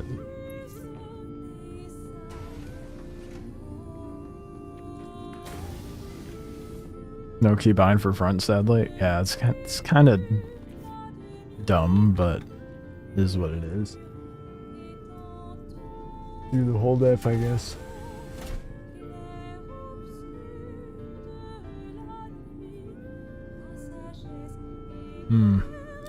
Shields do not be critical, but okay.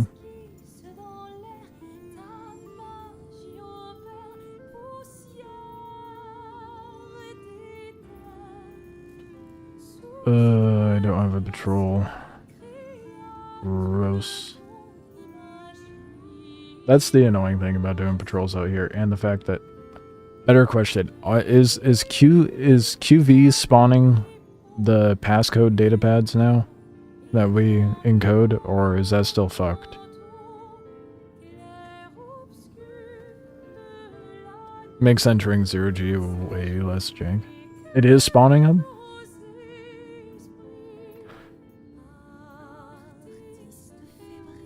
Not when you did it a couple hours ago. Oh my god.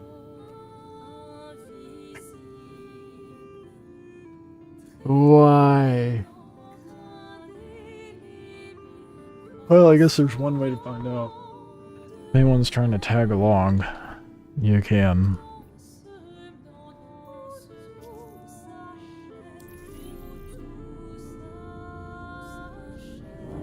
It was never actually broken. That is a brave thing to say, considering the game I'm playing. But okay. Glad you signed back up for another mission. Shadowblade have been continuing their operations, so the Navy wants to keep their data as I'm sure that was a factor in it, back to but the storage site, decrypt the data to say, oh no, it was never broken. Bro, there's multiple portions of the mission that is broken on top of that. Like, the body not spawning in auxiliary, as well as the laptop not spawning in auxiliary. So, to confidently say, oh, it was never broken, it was players server hopping. Granted, that was a factor, but they definitely were not spawning it. There's no way that was just solely players.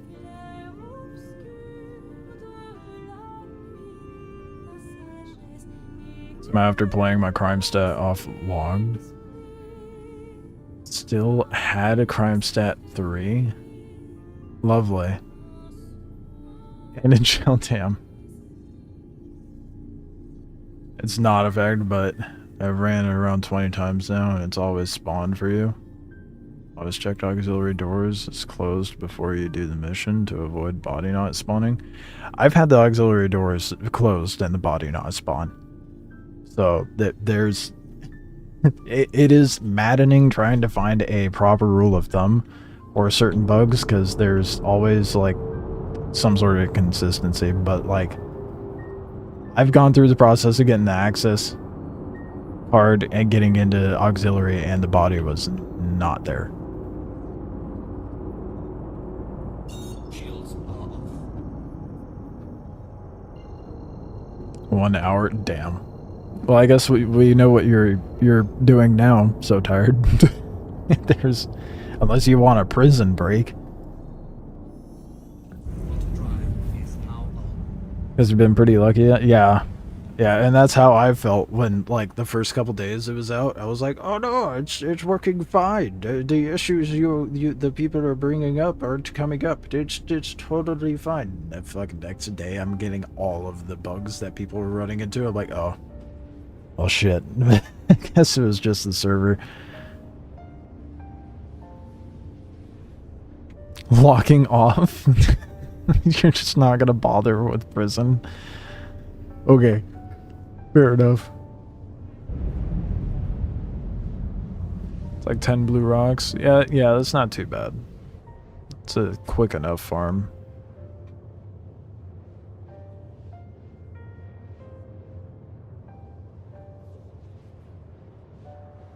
Yeah, it takes too long to get in auxiliary.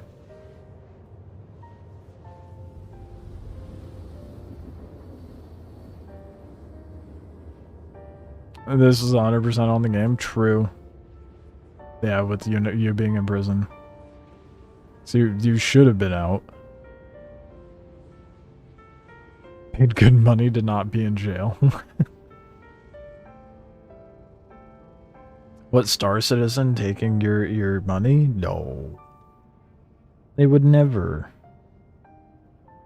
Wasting your time? What? No. It would never do that. Those Van Doel really got it out for these Shadowblade. Fight The old man yelling at clouds, right? data for decryption.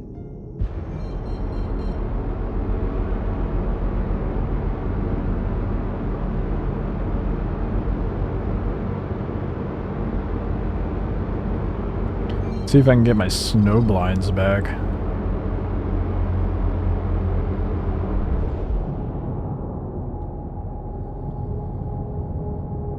Out of your 2.8 billion. Yeah, it's such a brokey over there. Radar contact. Shields are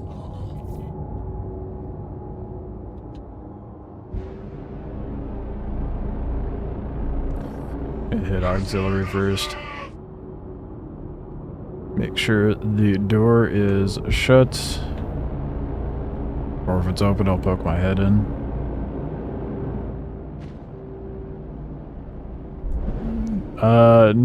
I think the default numpad keys will be like emotes. Radar contact.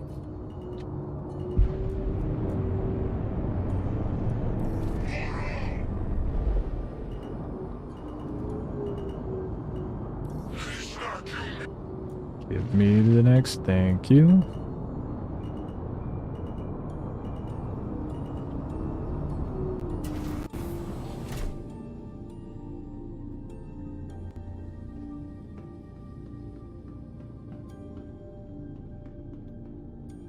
Landing services have a pretty decent chance to break if you have over 2.147 billion. Really?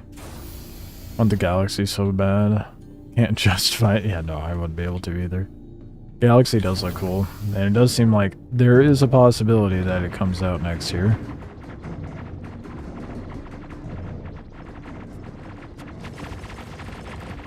Oh, yeah, there is like a... Like when you go into keybinds, it shows you what all the default keybinds are.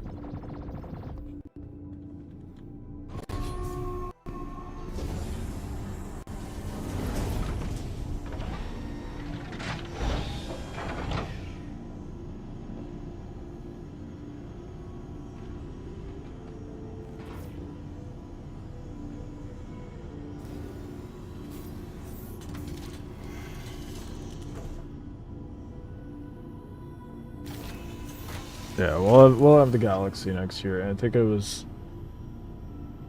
They said we'll see something about the battle cruiser. Oops.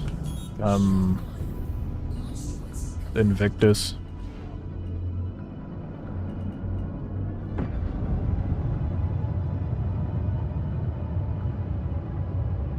God damn. Yeah, I think that... Holy shit, this thing's way faster than the Base Guardian. Not used to such speed.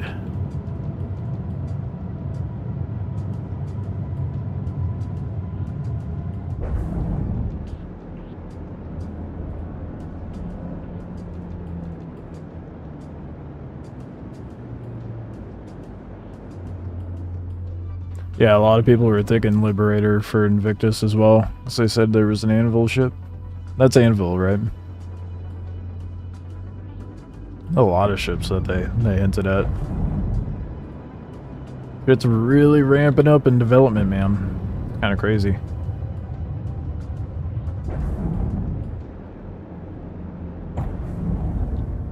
Contact received.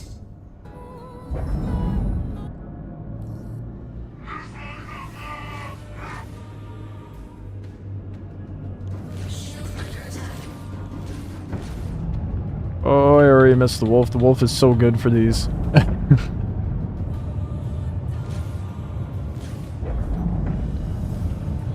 It's actually harder in the Guardian, I feel like.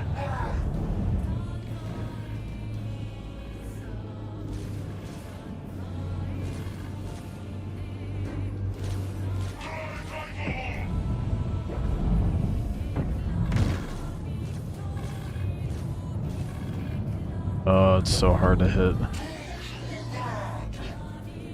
I have an idea.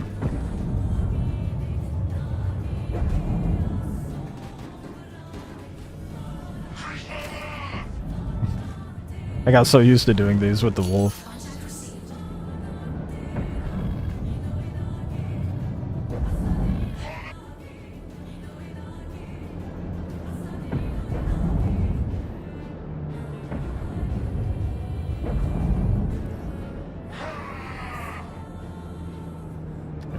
Well, there goes one aggro.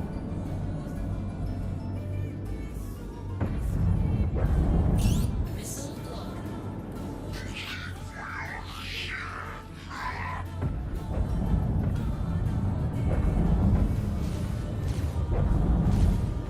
Shields under attack. Am I tripping? It is not doing... I switched it to lag, and it's not doing lag on this ship. I might have to toggle it in the MFD.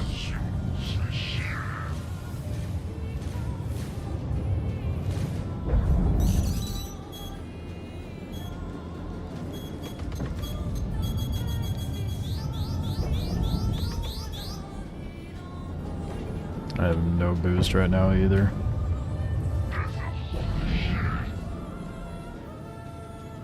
Even though I changed the setting, it did not change it. Having lead bib really messes with me, apparently.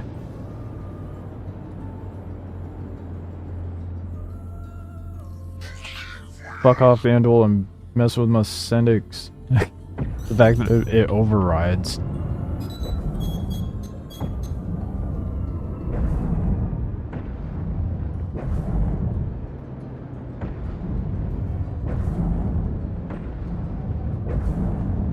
Or the suppressor. Yeah, just don't get in combat with the Cuddy. The Cuddy is not that great. It's not bad if you're not getting into any like crazy. Okay, now it's doing lags.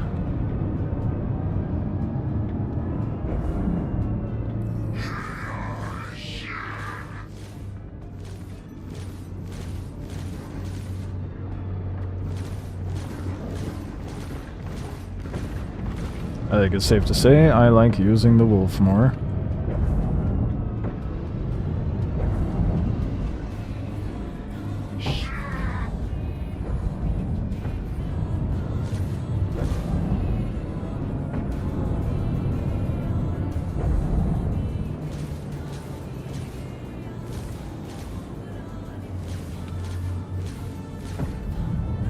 Been a minute since I had to use cannons.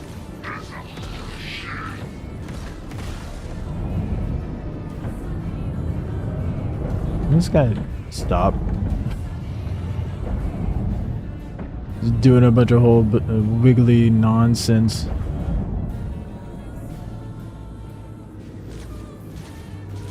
Shield under attack.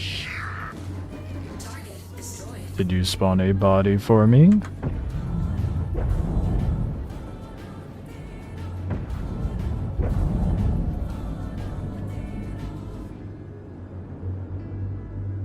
I don't think so.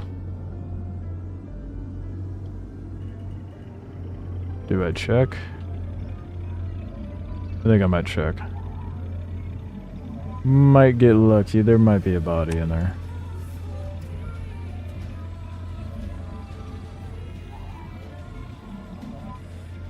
Overclocking the rusters? I don't think we can do that. Last time dude, the last time I heard of like overclocking anything was back when we could overclock attritions.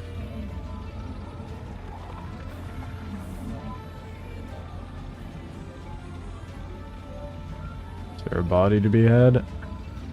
Oh, nope, they just magically vanish. Yeah, that makes sense. Alright, yeah, no, that's cool.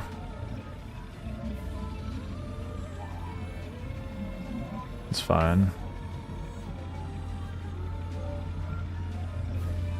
I don't want metal or plating or anything.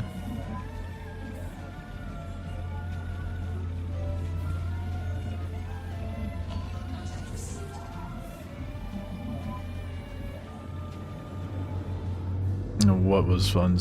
So tired. What were you actually working out of prison?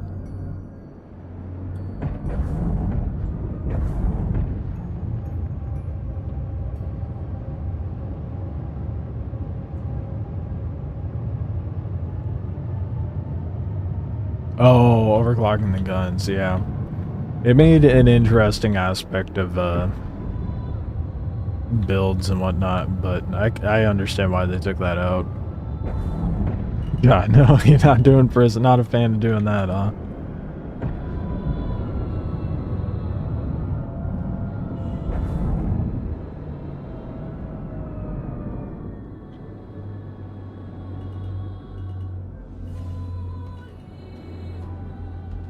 Oh fuck, I held Y.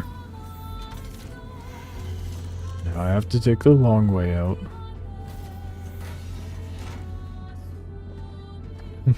This whole time I did not know I could just exit out the front, man.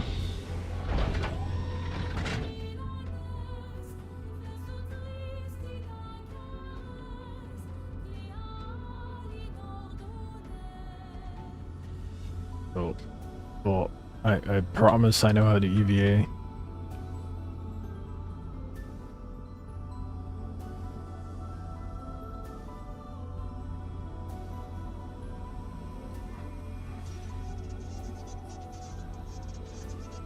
Yeah, they really gotta do something about the prison system. It's just not interesting. Let's look at all the modules where the Galaxy did. They have their own insurance, so if you die in one, that means you need to do claims. I have not seen that. If that's the case, that sucks. I mean, the Apollos have their own modules, and so do the Retaliators, and you don't have to do claims for the modules.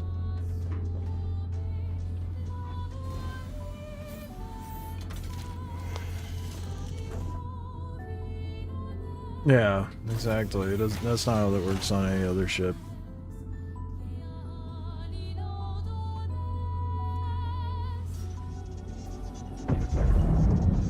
Oh. I done played myself. Hit the tiniest little bit of debris because it's a fucking stationary asset.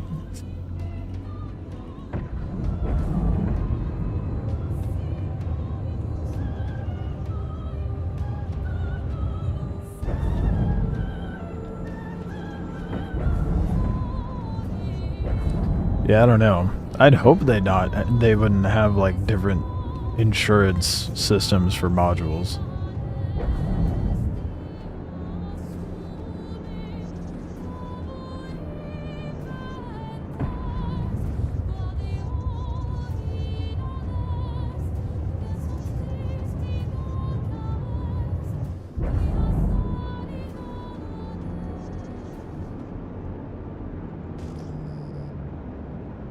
This will be the one. Oh wait, right. There's again. They're gonna spawn in.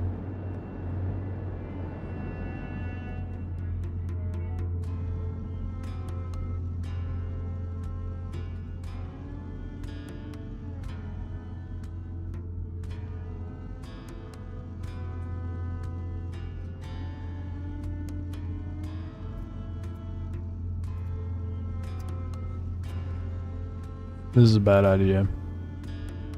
I'm gonna regret it.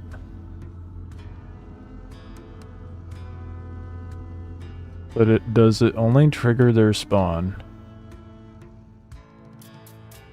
if my ship gets in there and not me? Shit. Oh, that's bad. Oh, go back to the ship. Go back, go back, go back. It's me. I triggered the spawn. Oh, my ship's donezo, dude.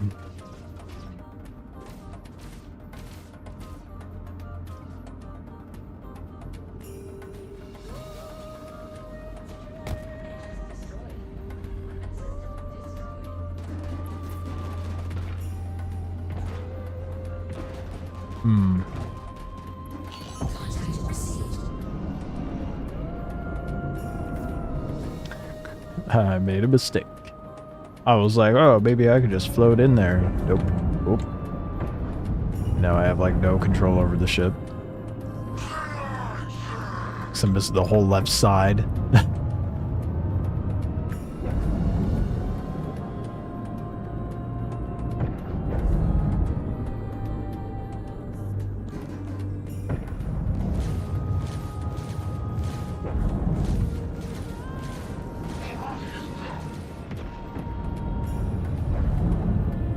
Shield under attack. I can't control this thing at all right now. It is not responsive by any means.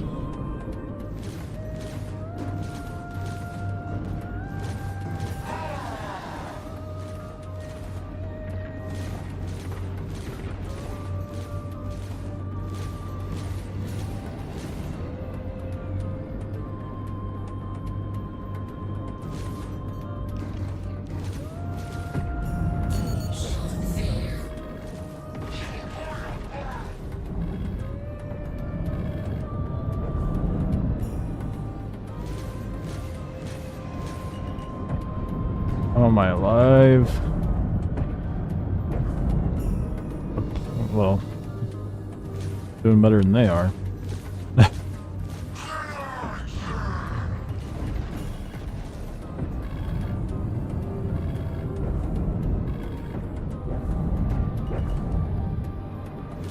Shield under attack. Shield failure.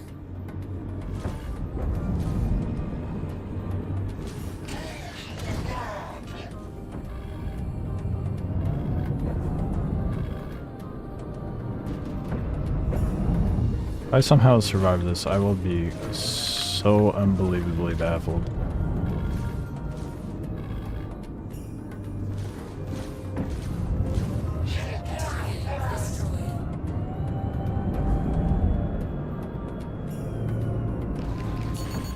Oh shit, they are closer than I thought.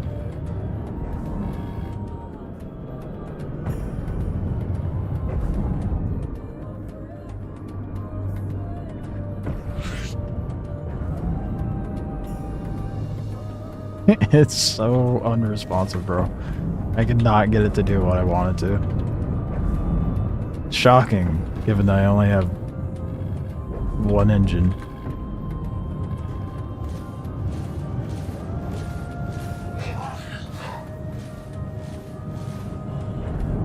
And apparently I can't land any shots. Shield under attack.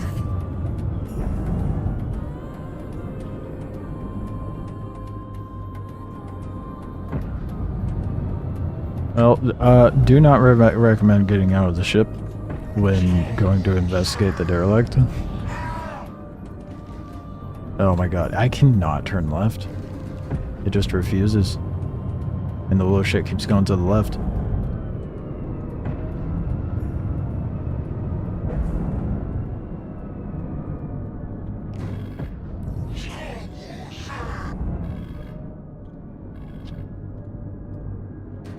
Systems off. And there it is. I'm gonna come back with the wolf.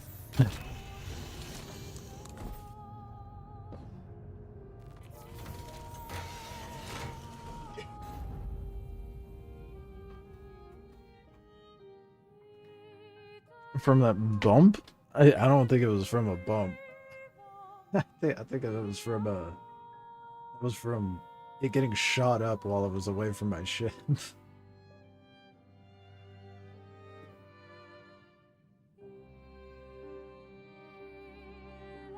Probably would have been fine if they spawned in correctly. No, they spawned in correctly. They're supposed to spawn when you get close to the derelict.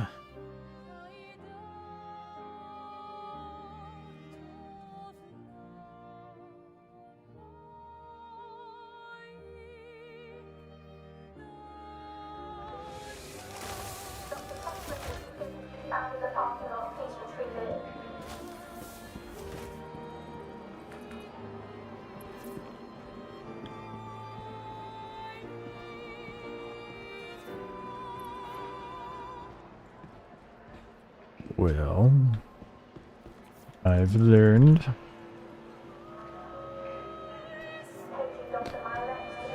Not a fan of using the Guardian for those missions. I love them for mercenary and like patrol stuff, but I'd much rather the Wolf to go against the Vandal.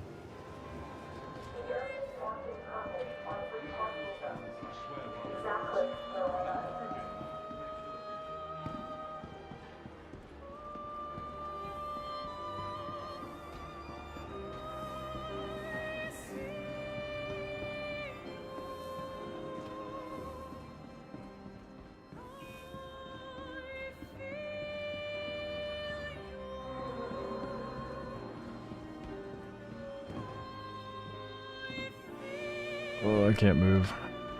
Out of breath. Welcome to the ASOC. Oh, just quantum back there with the L-22. Vehicle selected. Your vehicle has been delivered. Please visit That way, at least I could show that I'm not complete dog shit at fighting. I promise. I may not be the best out there.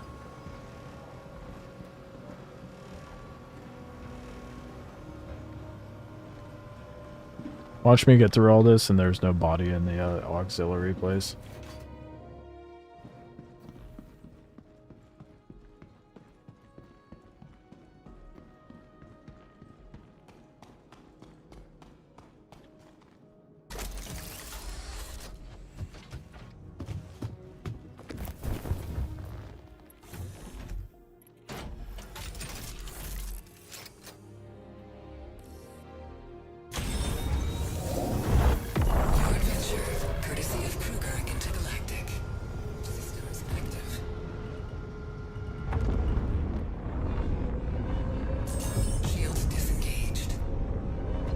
Got stealth build on this too. Well, for the most part. I'm hoping that in the warehouse there's some snow blinds because the external freight at Levski ate mine.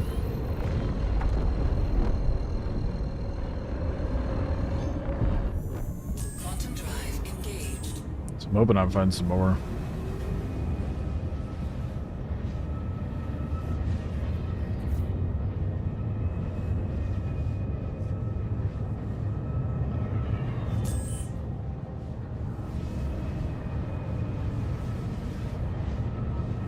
I think I might need 2 more artifacts. I can't remember. It's... Is it? Hold on, I gotta pull it up.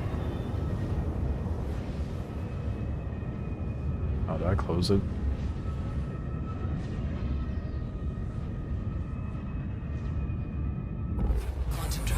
I may have.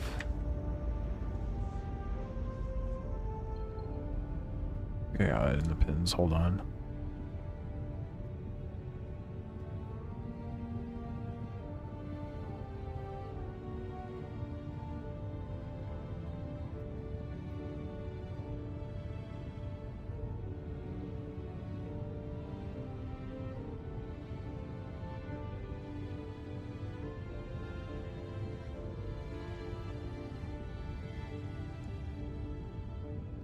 Sake, he's got this set up so weird. I want to say it was...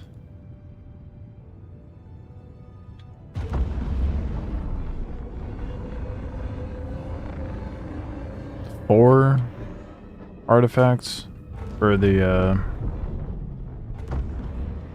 MX, and then 2 for the meteor. I don't remember. Game of the year? Is that a statement or a question? Oh. Probably be a good idea if I I definitely fat-fingered my nav button.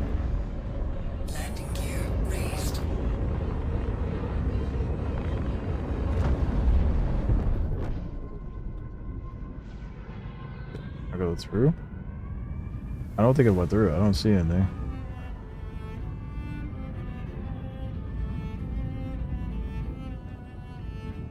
I don't see anything on my end.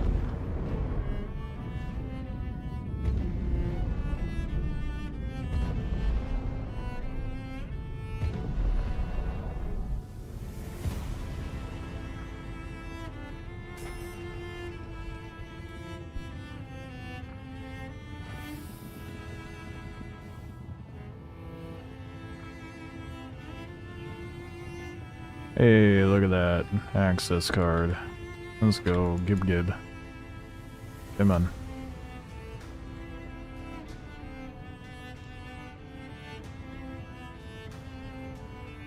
I thought it wasn't gonna let me loot him for a moment.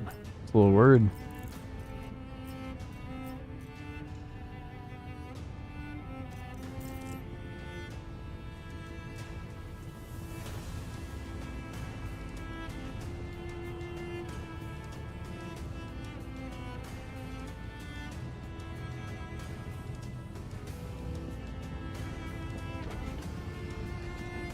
I think this mission is probably the most soloable mission line that they've put out.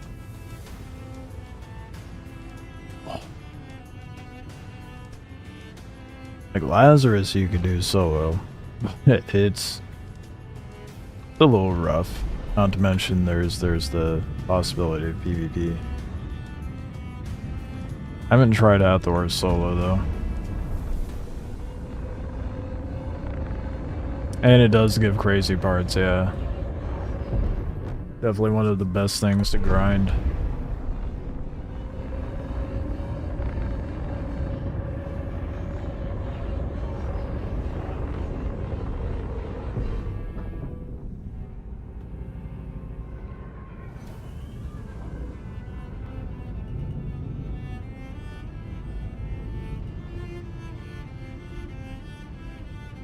Landing gear deployed.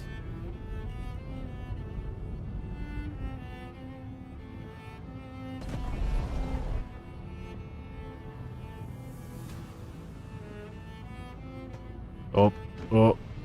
I definitely thought I was farther forward. Whoops. I am gonna set my spawn in my Polaris though. Kind of worked out for me having it spawn Maylevsky, but if I die from FPS, I do not want to fly all the way back.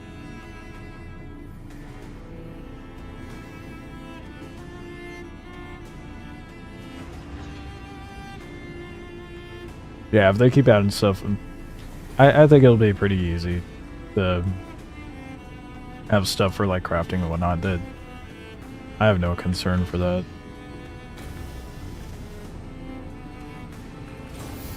And replacement parts and crafting and all that jazz. It's especially with when Genesis comes in and there's like more rhyme and reason to when and where and how things spawn just on planet surfaces.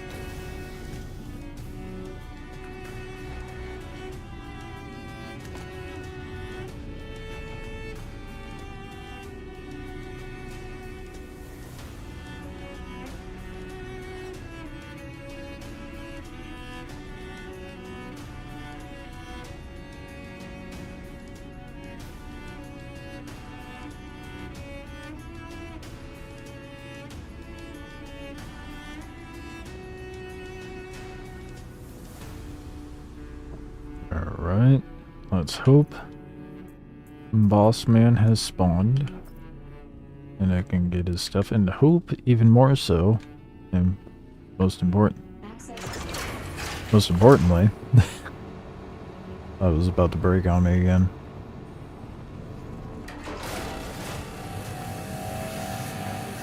Hopefully the comp boards. Full man's there, and that's a good start.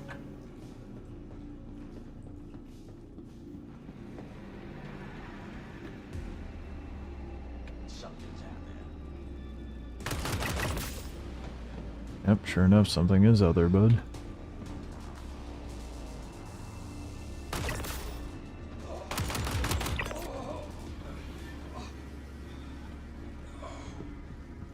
This is a really good sign. There's enemies even?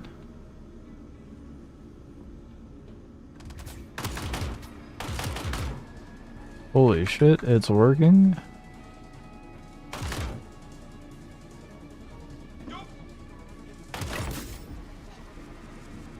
Wish there was a way I could see. Oh wait, I might be able to.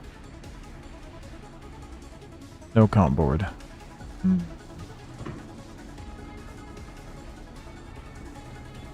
Damn it.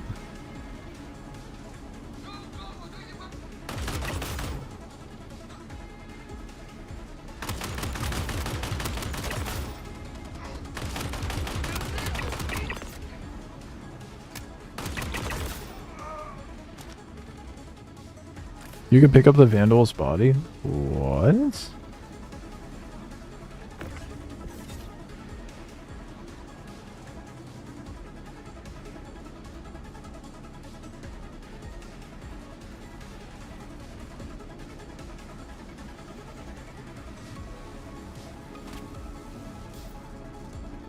Maybe I should do that after I clear the room.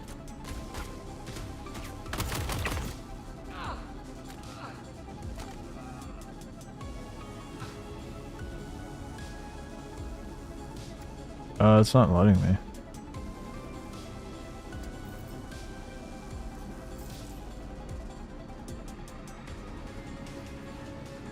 It was giving me other options there for a moment, but now it's only letting me loot.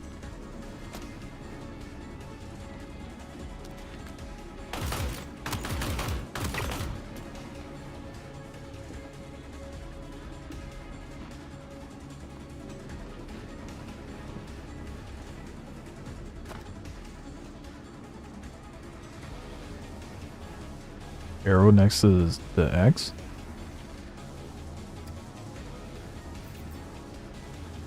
Oh.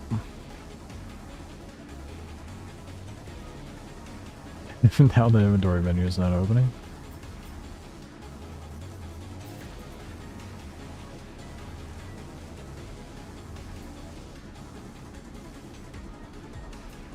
Just grab a chunk of his corpse. Ah.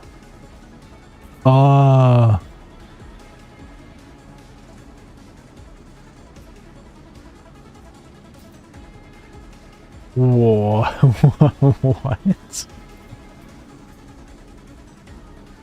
What happens when I drop him now? Oh. Oh.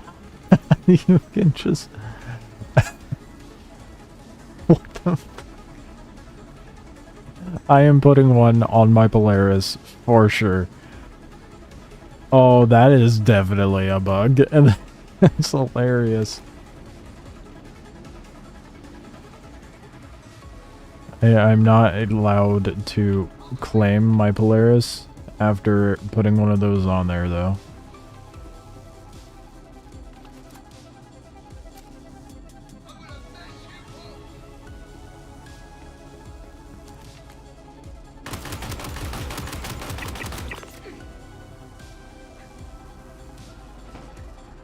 Man, okay, the laptop better be at the end, dude.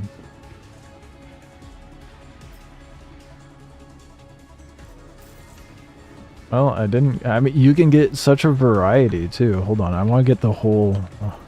I want a variety.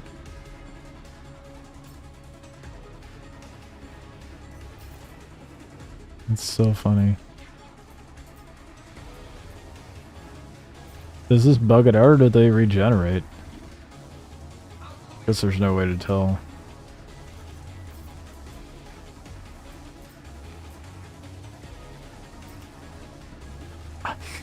Why is this a thing?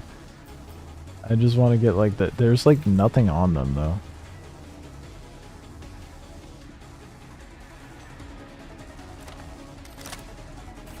That's hilarious. Found that out this morning. That's so funny. Why is that even a thing? That obviously is not intentional.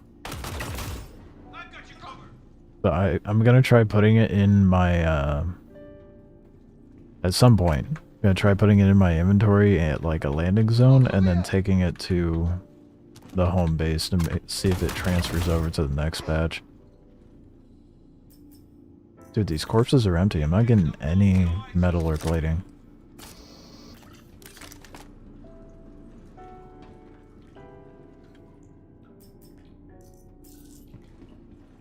I'm gonna slice you thin enough to fry.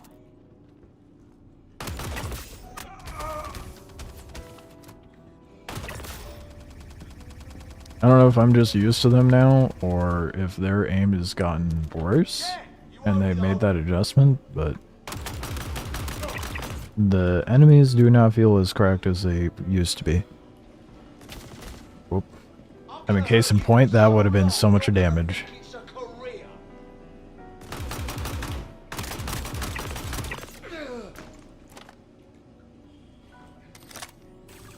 Maybe I just got a goofy lot, I don't know. Yeah, I got ya.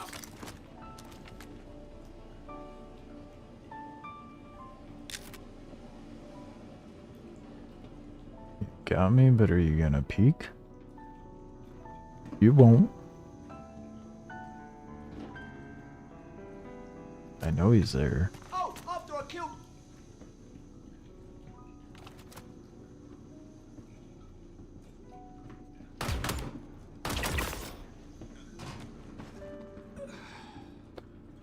Oh, well, would you look at that? No fucking laptop. God damn it.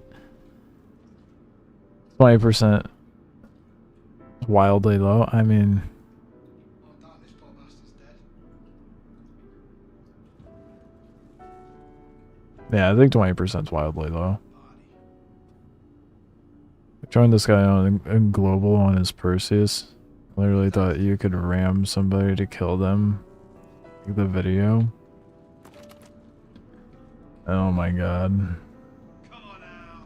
This is a lot of build up for me putting a bullet in. I had a feeling the video was gonna like do a bit of little misleading. I mean, well, I think that also speaks to that person and their Cowards hide. maybe the smoothness of their brain. I don't know. It's like you gotta figure they put in some theatrics in the advertisements. Laying down covering fire. A trailer is not gonna be as odd as it is to say indicative of like actual gameplay, especially with how cinematic that was. Do the smart thing and kill yourself now. Because if I find you, you'll regret it.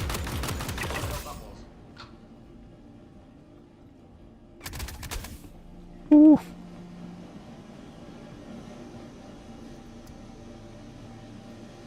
Why is it hold? Okay. I gotta mess with my keybinds. What? Oh fuck. I'm okay. Couldn't use my med pen.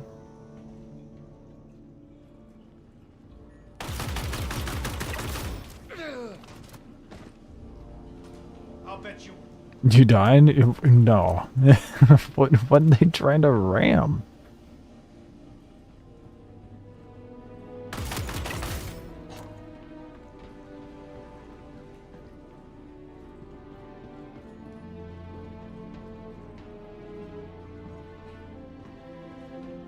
Alright. Well, since there'd be no laptop, let's try spamming the code. See if that works.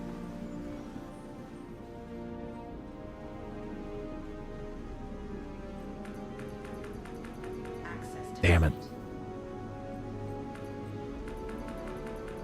Damn it. I'm trying to remember the ones I've gotten before.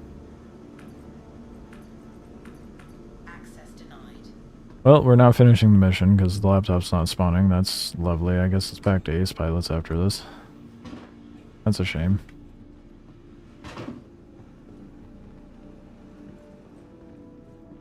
An 8 and 9. I tried ramming an 8 and 90. I mean, granted, they do have like really soft health, so.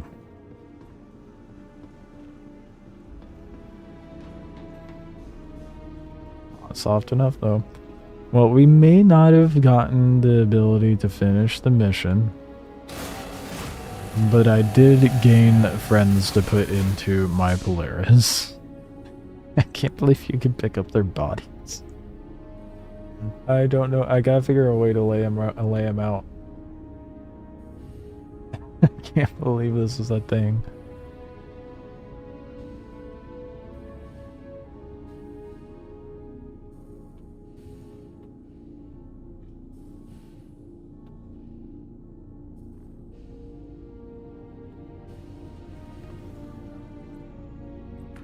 Alright.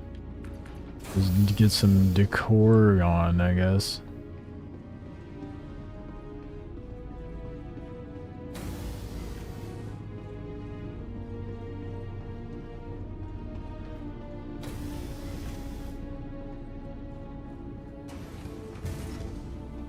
Oh, believe me, it's gonna be a short. That shit's going up tomorrow.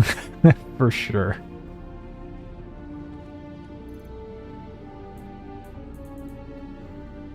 This, oh, but I gotta place it just right.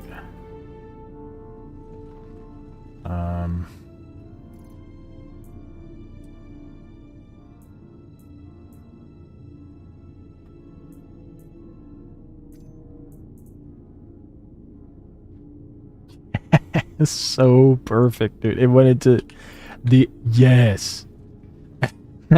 I could not have placed that better. Hell yeah.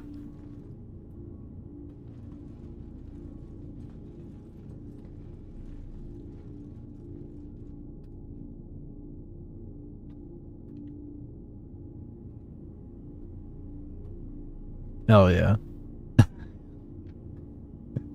If I get bored of they're gonna be so confused, right? Oh, it's so good, dude. That's hilarious.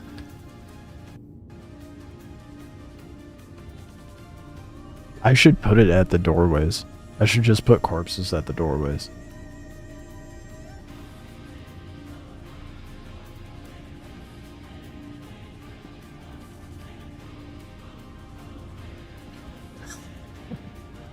Why is this a thing?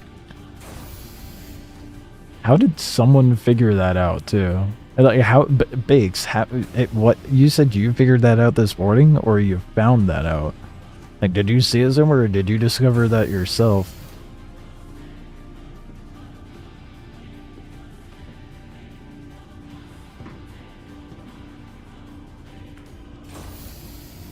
Okay. In case someone decides to enter my ship.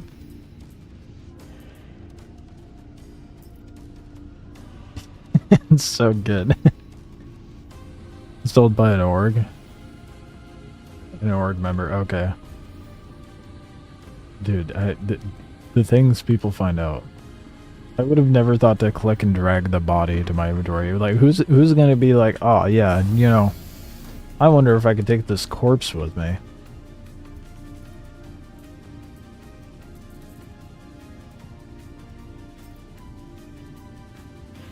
Now just every entry point is gonna have bodies.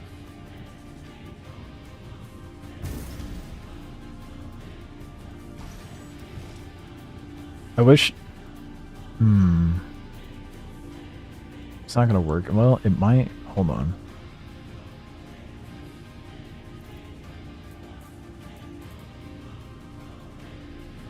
That's not what I was aiming for, but I'll take it.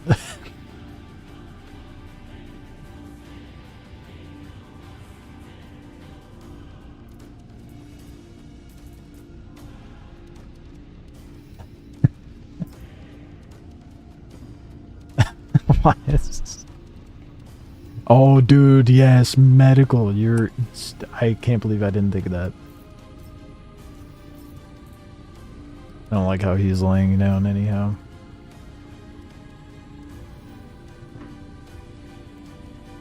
That one's just tucked in the corner.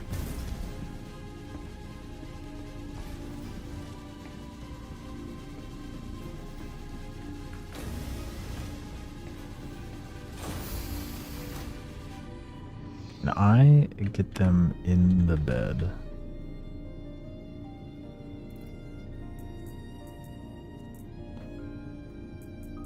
Doing important work here tonight, guys. He's in the bed.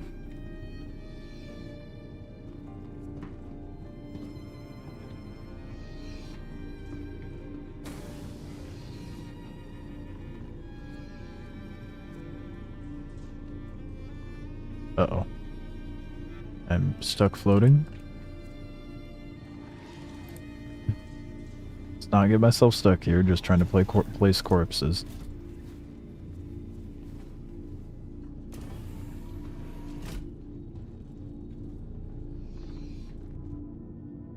What happens if I stand next to the bed and place it? Will it be more centered?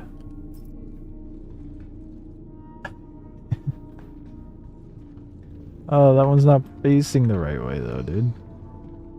Let's see if I can get it from this side.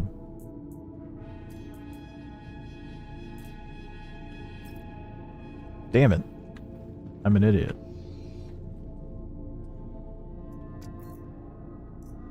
Oh! This one had stuff on him. I did not think one did.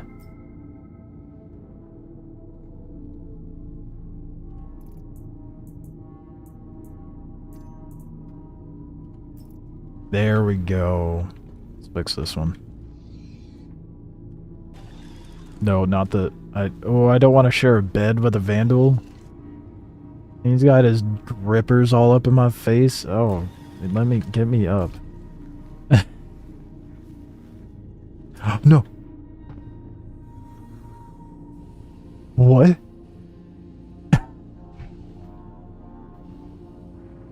Since when is that a thing? Oh, probably because I put a vandal in the bed. Never mind. Imagine that breaking. Who would have thought?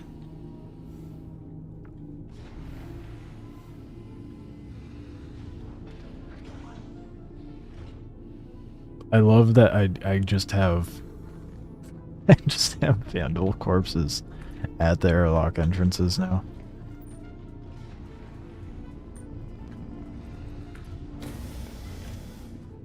It's probably one of the best bugs CIG has had happen.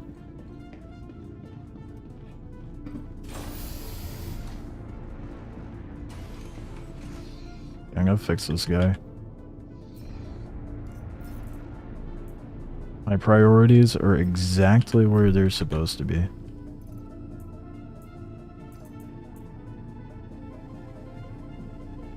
I did not fix that guy. Can't you? I do it from the other side. I'm just worried it's gonna yeet me out of the ship again.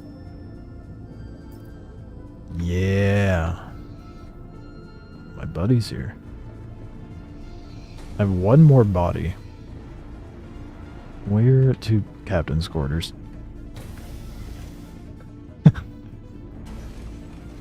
There's the only one last logical place to put it.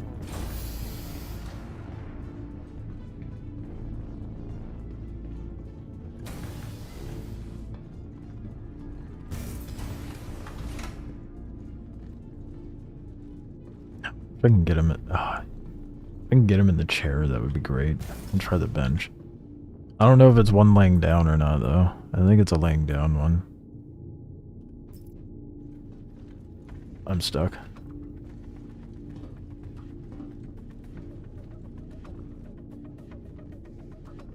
I got it. Hold on. Good? Good enough. You got like metal braids? Interesting. Well, I have Vandal all over my ship now. As it should be.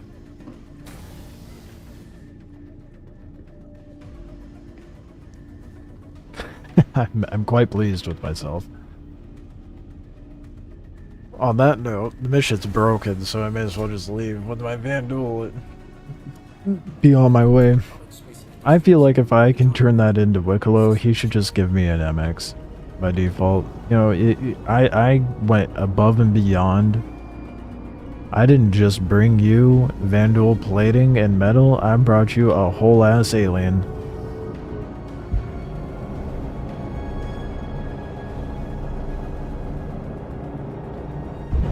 Okay, well, I guess I'm gonna abandon that mission now. Unfortunately. And over toward Levski. I'm not gonna go all the way there. Just gonna quantum out. I'm gonna get some dinner now that I've loaded up my ship with Vandal. I can't believe that's a thing. I'm so glad you told me about that, Biggs.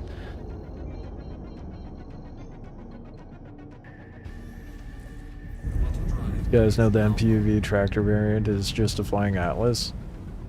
Does the tractor beam operate the same as the Atlas, or does it operate like a ship tractor beam? Because I haven't used it.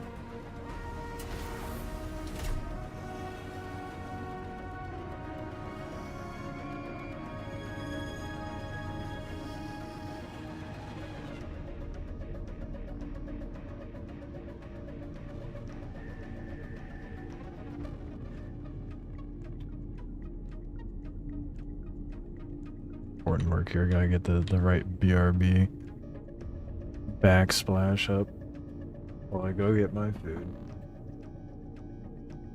I'll be but a minute. But I can't even speak. I need food so bad.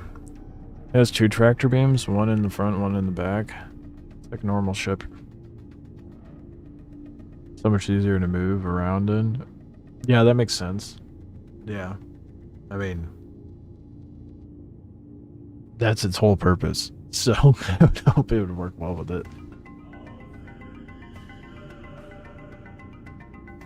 I think ships like that and the Ox should have like a toggle option to operate more like the Atlas. I'll be right back.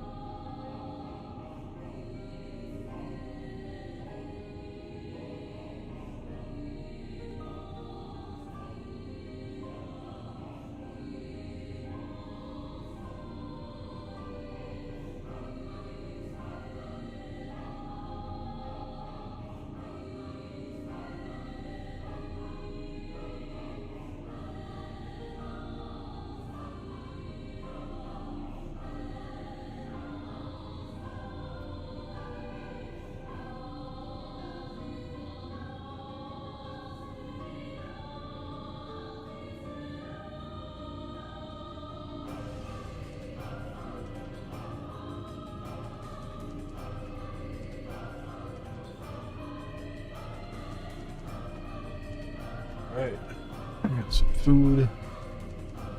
I'm gonna go kill some ace pilots, hopefully.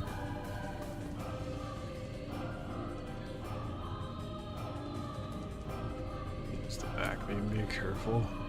Easily knock around your own ship.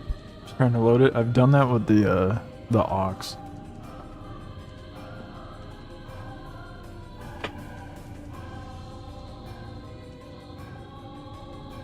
Alright. It is chilly. Took a minute for my food to warm up. Longer than usual. Alright, ace pilot hunting time, because QV stations be broken still.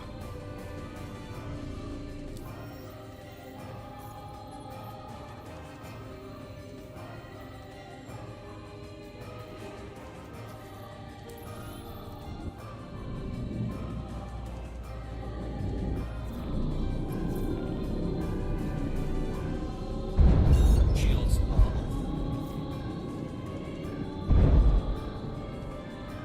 Only 15 pilots to go. This is a slog farming this stuff up. Mostly because it's broken in other systems.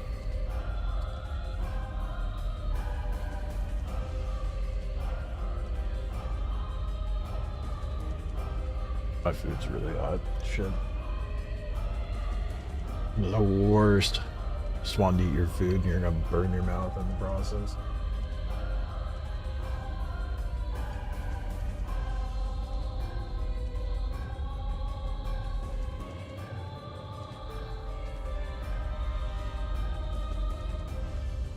Space trucking for 750k?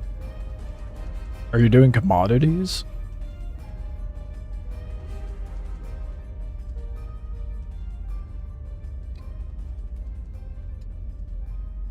I'm still debating on trying out mining tonight. I might. We'll see.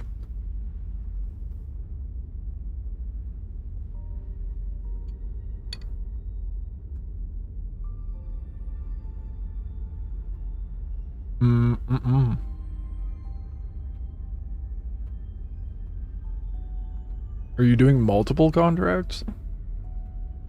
So that's the only way I can think of you getting to 750k with the whole sea now.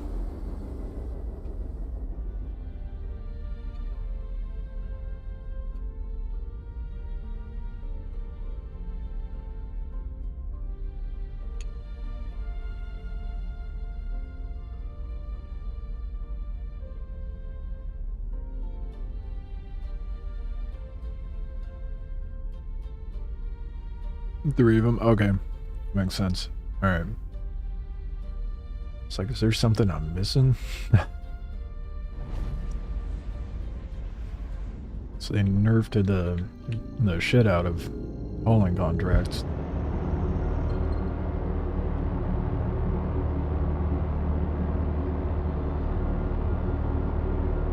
Which I think is a good thing. I think it was way too easy farming up money via hauling.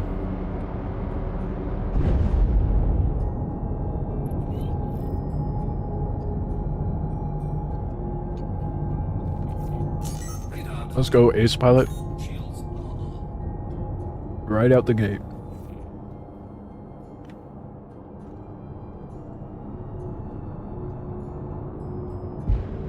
Ah, shit, I gotta get in there to protect the ship one. If I don't get the targeting on it, it's gonna vanish. Mayday, mayday! Outlaws are attacking my ship! Shields damaged. Let me target the ace.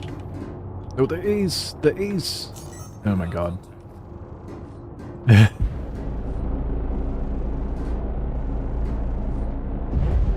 There we go.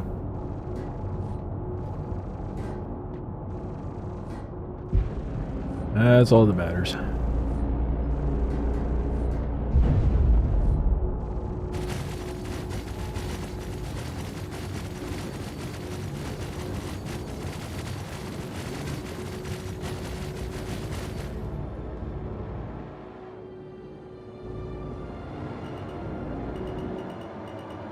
I love that my PDCs aren't doing anything.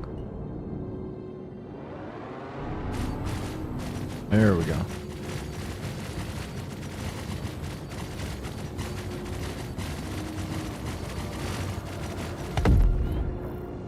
Oh, did they full death it? What the heck, man? They've been full deathing lately. You've got to keep them off us so we can There's work. no way. Are you serious, man? I haven't had a ace pilot soft to death in I don't know how long.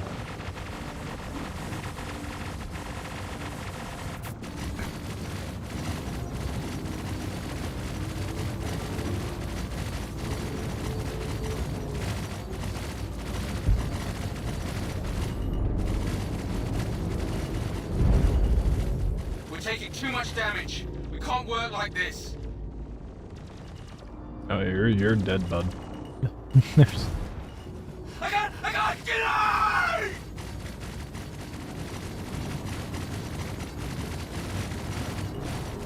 so frustrating. It makes me tempted to go to Pyro or something and see if the Shields damaged. missions are working out there. I don't mind doing the patrol contracts out here if the ace pilots would just work. Stanton, the last time I tried doing it out there, the objective didn't update, so I don't know. I'm gonna try going out to Pyro for it.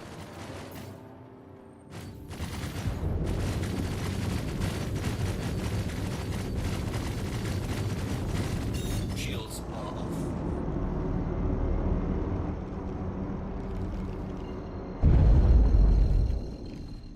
Hopefully I can get some better luck out there, I guess. Auto drive is now on. If it doesn't work out there, then I think that might be the point at which I try doing mining or something.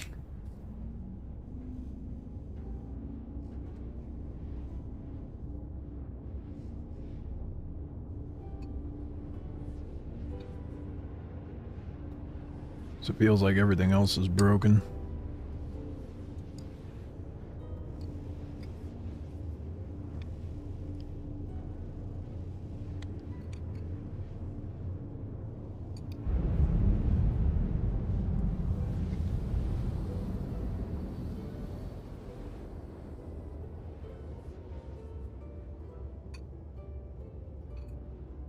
Hopefully they add more dead sync contracts in 4.5.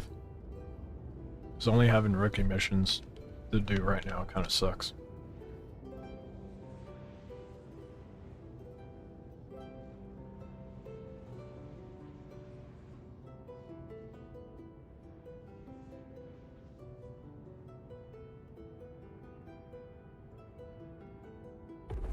Auto drive is now off.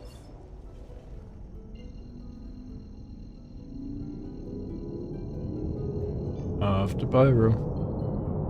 Everyone's favorite.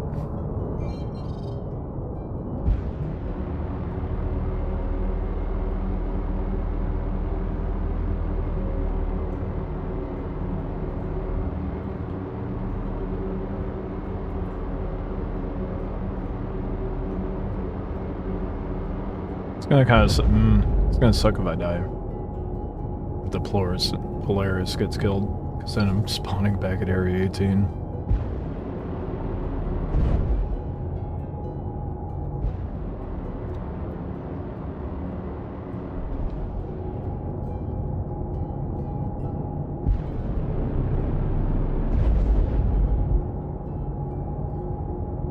I guess I could try doing Lazarus or Hathor though, because I need some stuff from that to be able to get the A2 or like the other Wikelo Guardians.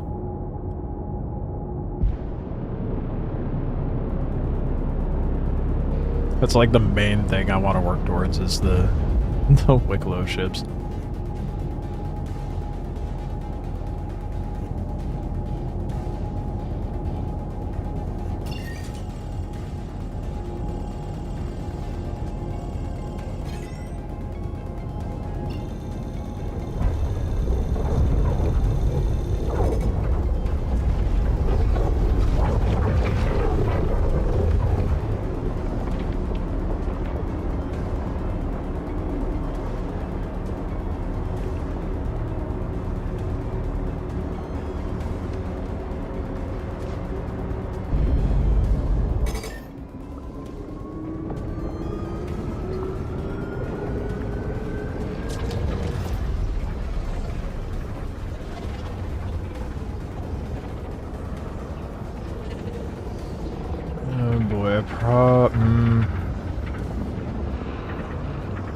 Probably just go to... Where is the next gateway? Probably go to Terminus. That might be closer.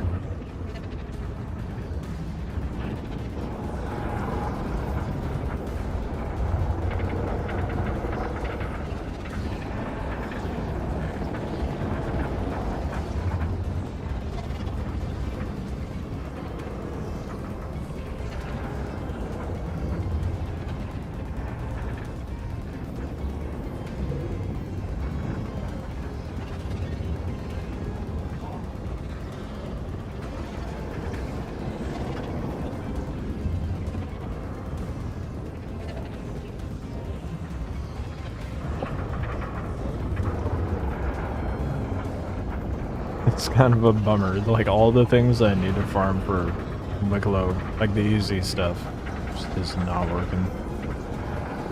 Pyro's always been a good go... Whoa, don't like the stutters. Pyro's always been a good go-to, though. In previous patches.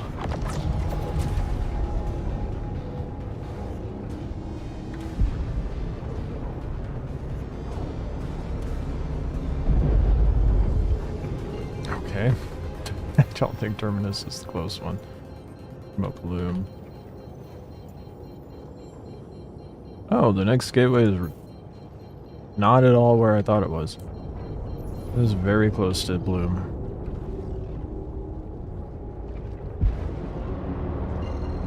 I thought it was the opposite side.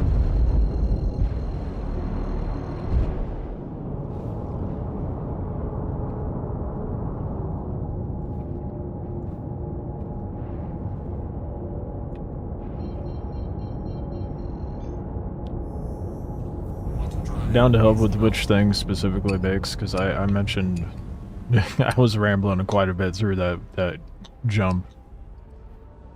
I mentioned Hathor and Lazarus and mining in general. I'm kind of leaning more towards Lazarus and Hathor just because, you know, Wikelo requires that stuff.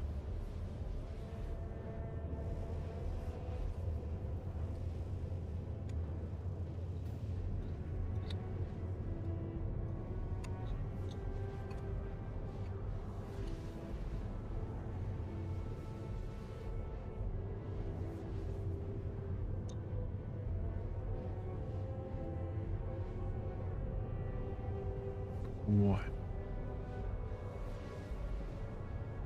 You're on my lap, bro. Not my fault I'm trying to eat while you're sitting here.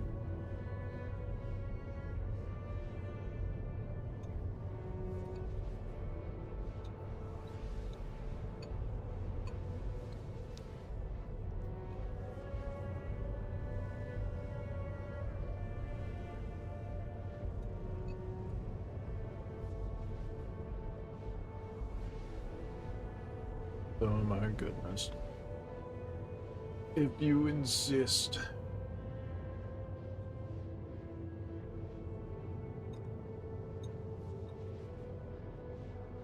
Yeah.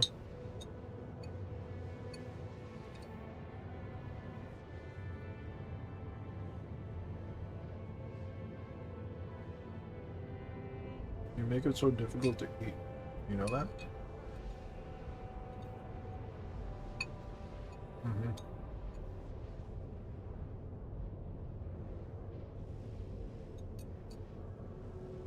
You don't care.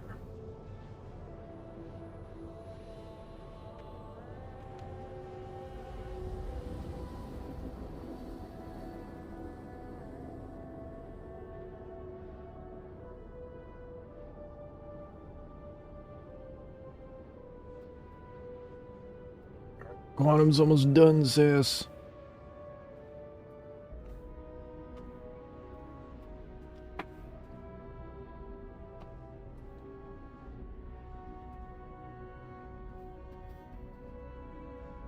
Hopefully patrols work out here.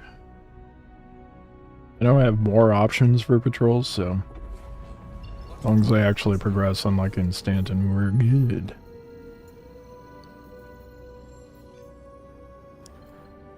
They're just so much more of a pain. So much more of a pain. Trying to find them in the list.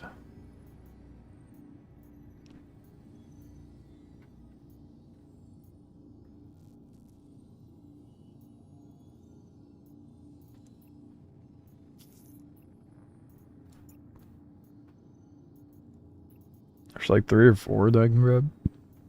I'm pretty sure.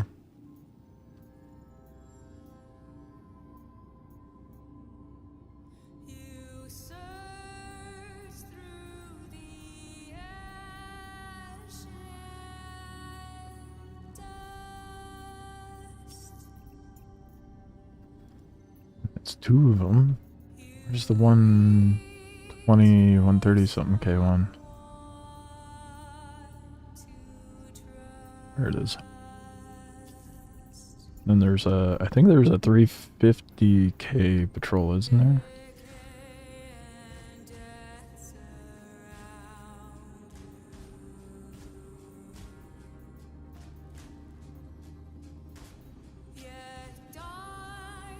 I wish they had better organization for these ones too. I'm glad they organized the hauling missions though. That was needed for a while.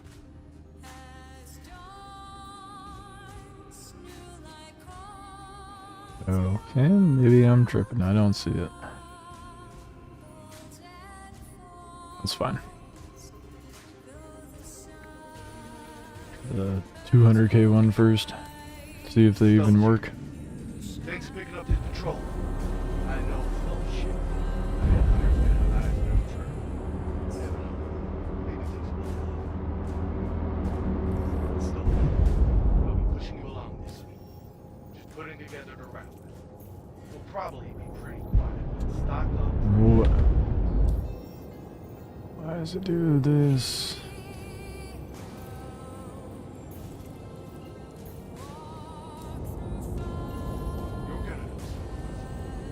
Needs more organization as they get quite full for the ability to filter. Yeah. The ability to filter would be nice. I don't even know what would be easier for them to do at this point.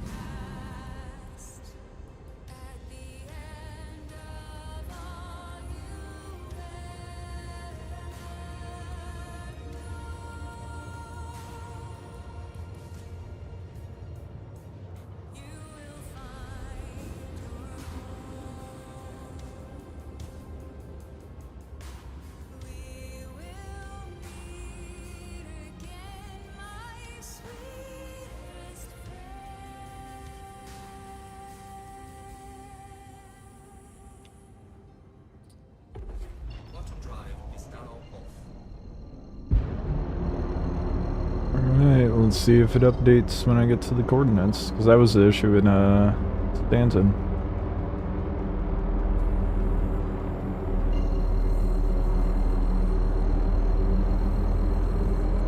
They just would not update.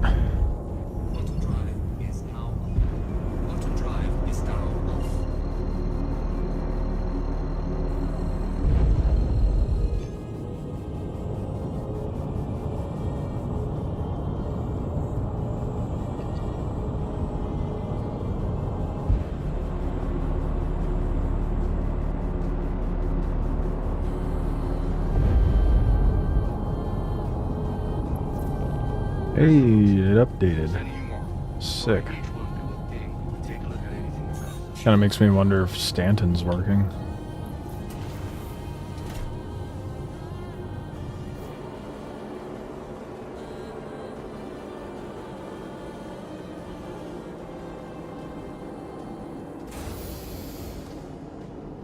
Because if Stanton's working, that shit would go a lot faster.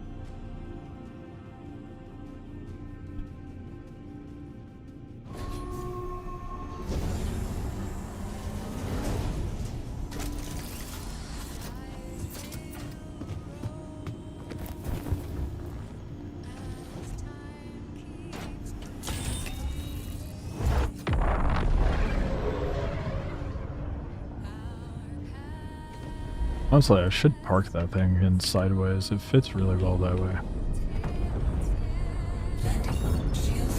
Make it where I get out of the hangar faster too.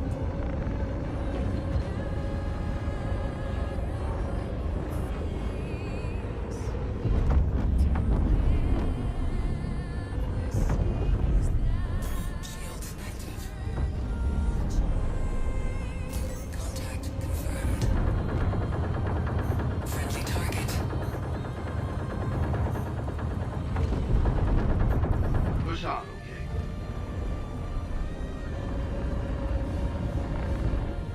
Shields disengaged.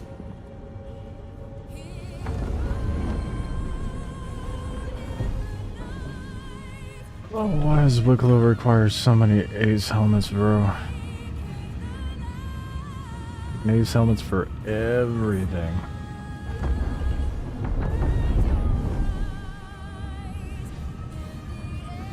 Contact confirmed. Shields active.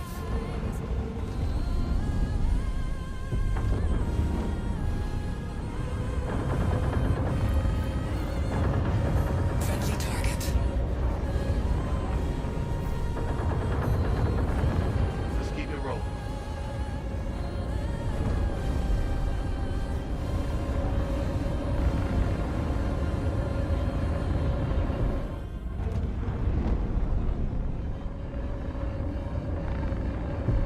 May end up trying to do. I'll do these patrols, and then might poke my head into Stanton and see if they work over there. And then, depending on the results of that, I might try Lazarus, because I have 3 specimen cards, I'm pretty sure.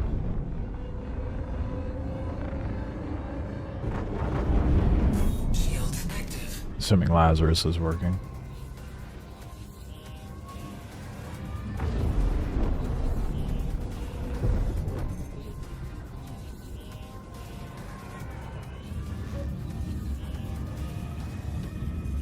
Stanton's usually bloated, and that's why it does not work, so I'm hesitant to even bother. We're all good here. Move on. Shields disengaged.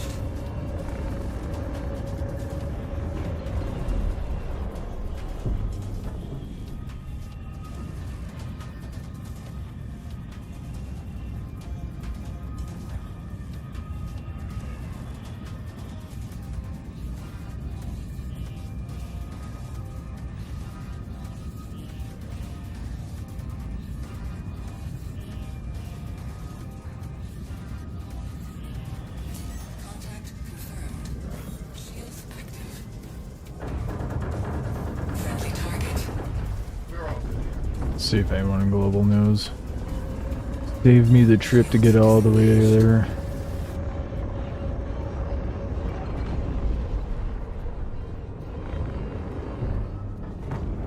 I don't think Global's gonna be very informative. Shields active. Contact confirmed. Yeah, no. Friendly target. That was it. We're all good.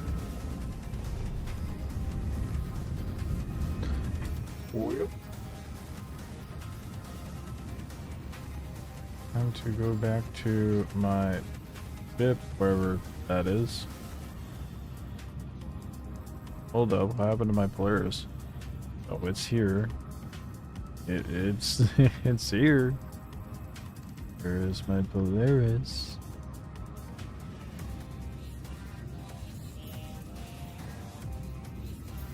Is that it? Nope. I'm not picking up anything.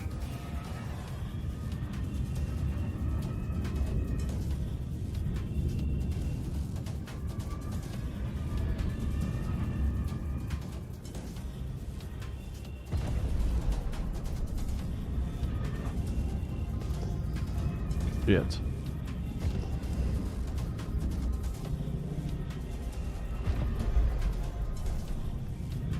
Oh, there it is.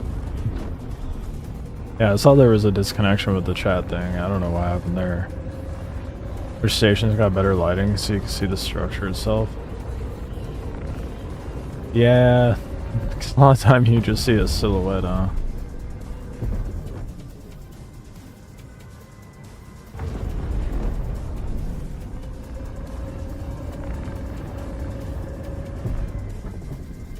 To refresh your browser, stop disconnecting. Yeah, I guess YouTube be having issues.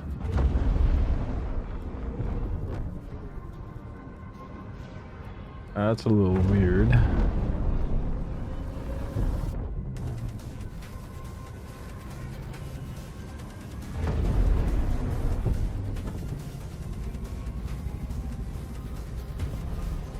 Haven't had that happen before.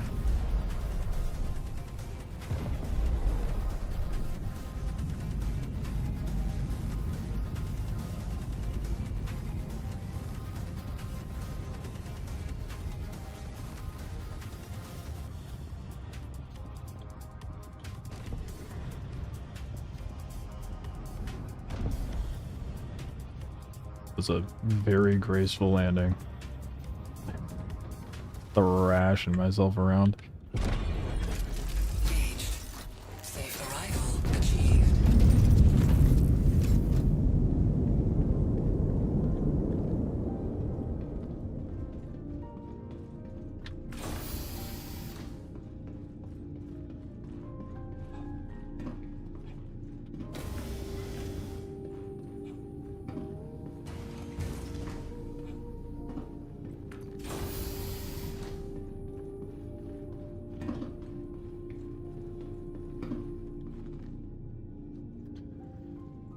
Alright, next coordinate, let's get an ace pilot this time, please.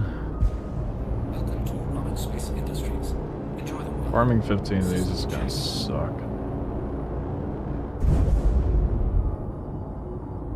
Let alone the, like, 25... Yeah. Yeah, 25 of these I need just in general. Not to mention the more... that I need for the other Wikelo stuff. Wikelo is such a horrible grind, man.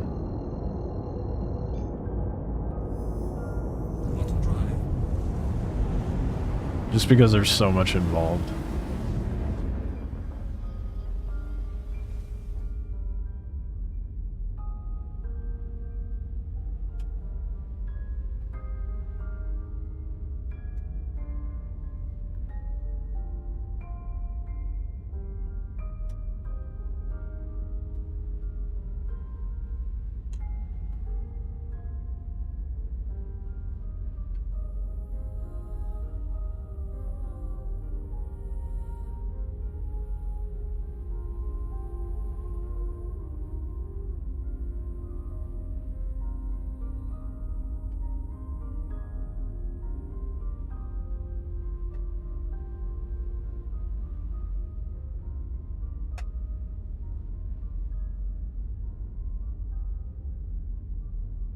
If anyone's trying to do group gameplay, let me know.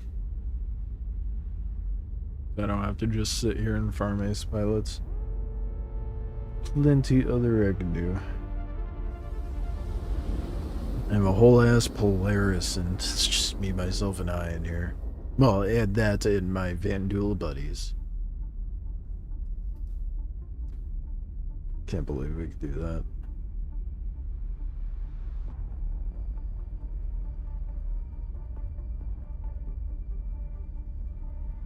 Question? Answer. What's your question?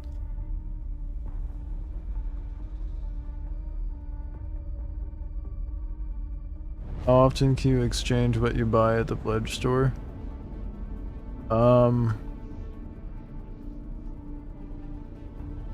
As often as you like. You just have to wait 24 hours after purchasing it. And then you can melt it or upgrade it. However, if you melt something, you get 2 buyback tokens. I believe it's every quarter. So yeah, you can buy things back with like real money, or you can use a token and buy it back and use store credit.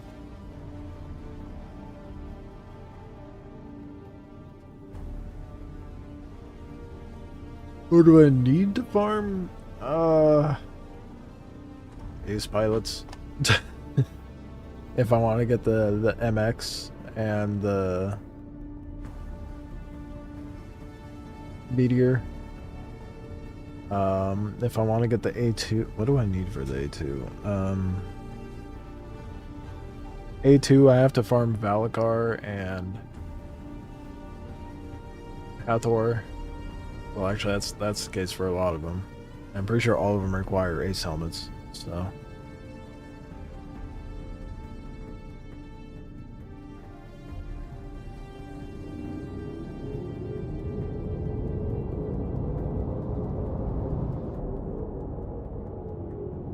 Well, that being said, if someone else is trying to farm for something, I don't mind shifting gears towards that as well.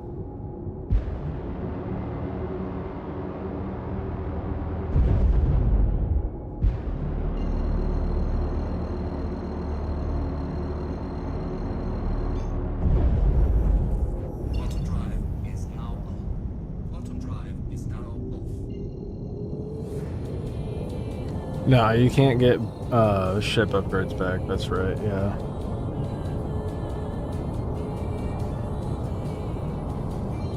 Those don't fall under the buyback thing.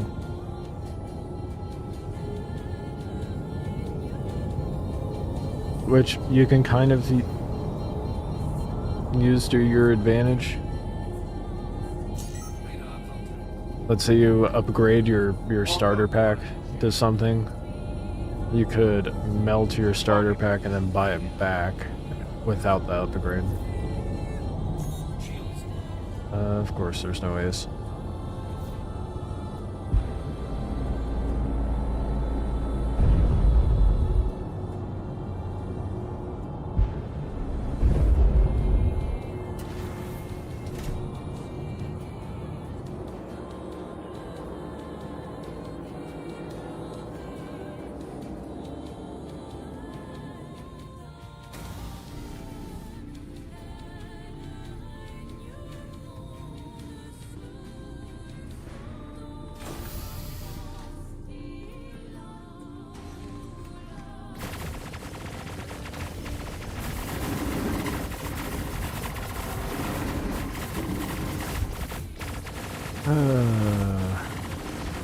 Man. At least the patrols are functioning here. It does tempt me to go to standard mode.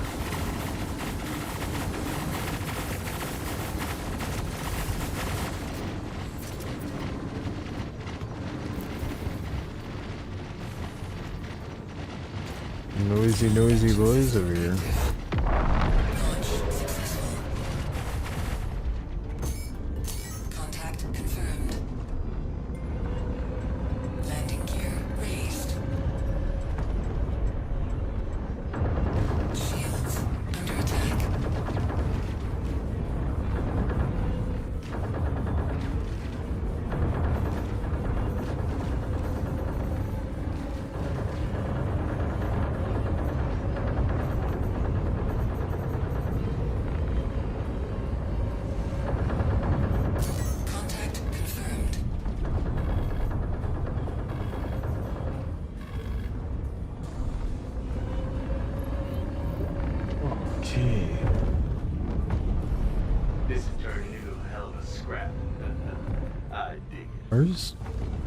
Why do I keep losing the marker? Oh, there it is. Why do I keep losing the marker for that?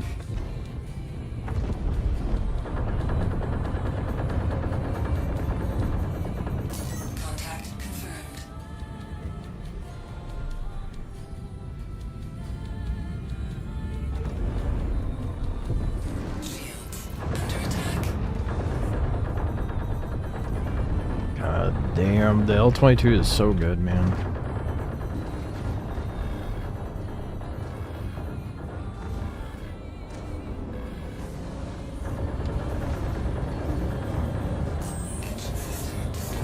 What? I don't even know what's lighting up my fucking engine.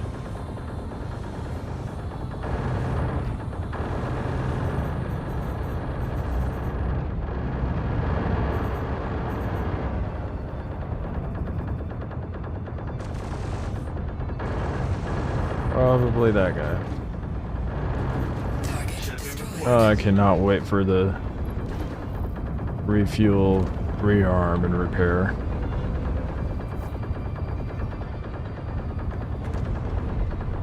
Of course, it was a Vanguard.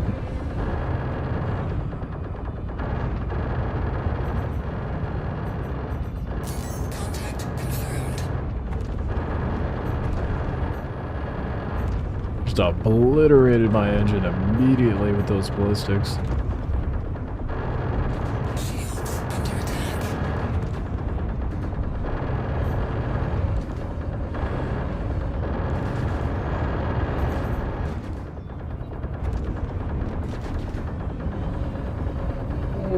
Okay. All I did was tap the roll button, it just spiraled, dude.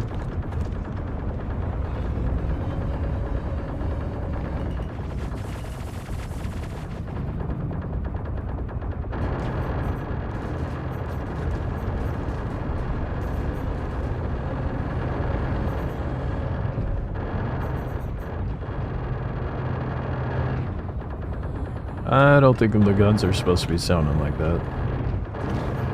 Shield depleted. Contact confirmed.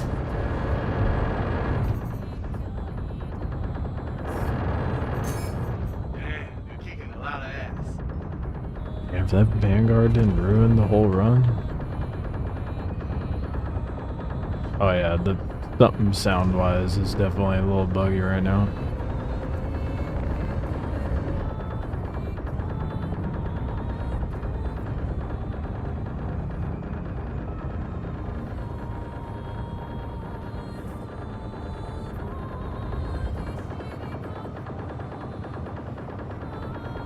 My ship's a little lopsided, but, you know, it'll buff out.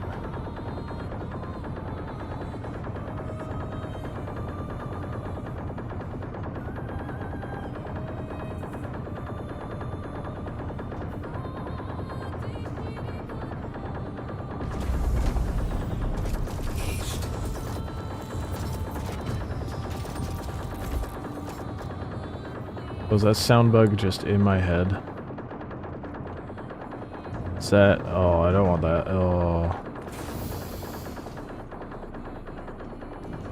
No, it's the ship. Okay. Still not good, but...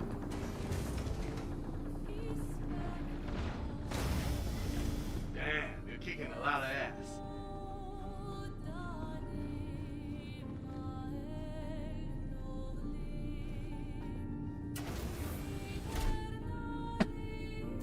Radar contact.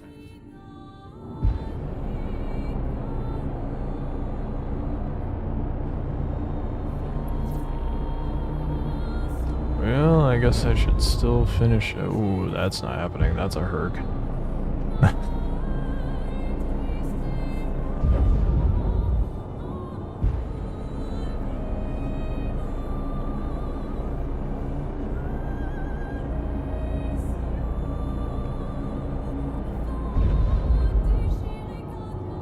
Shields damaged.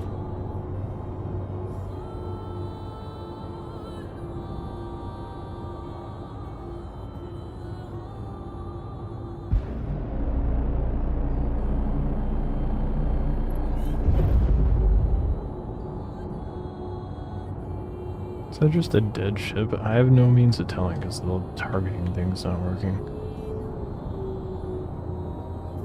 It is in fact dead.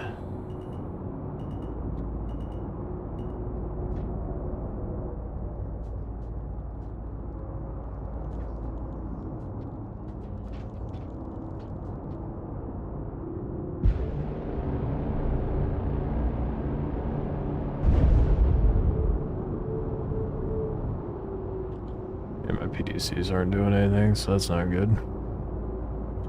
I think I'm gonna try and see if They work in Stanton. Just because I don't have to travel very far in Stanton, it would just make things a lot easier.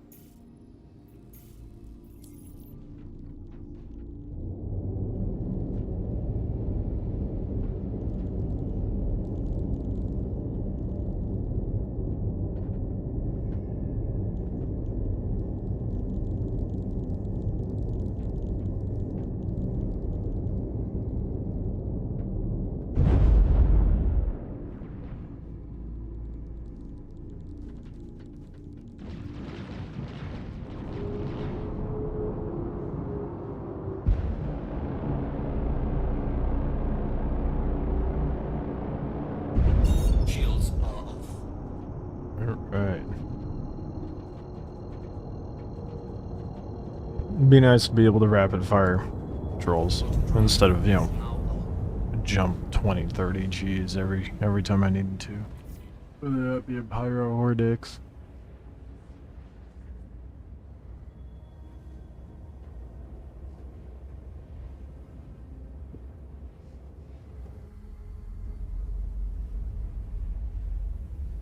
I need to repair my ship. I don't think using the wolf was the best idea.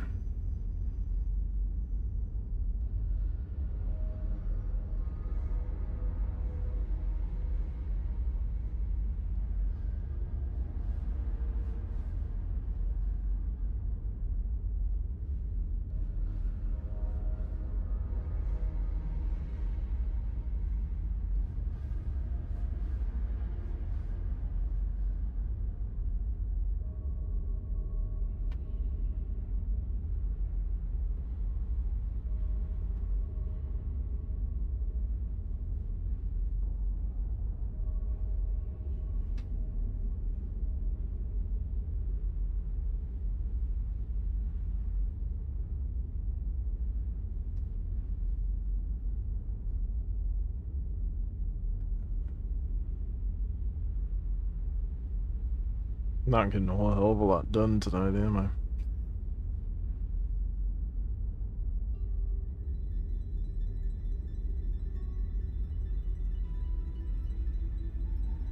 See, the damage model is messed up on the wolf? How so?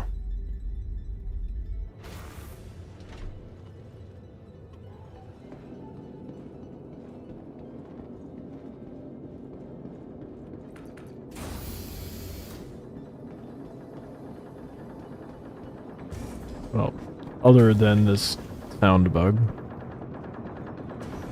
I know they did mention that in the Star Citizen Live.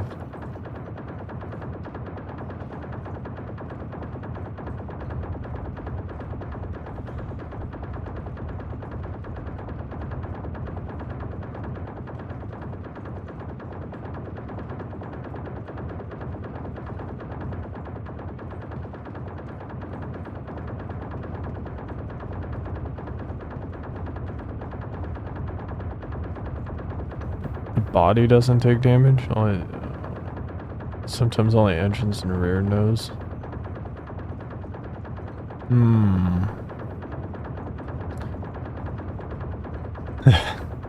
No, I hadn't noticed. Has an entire engine missing.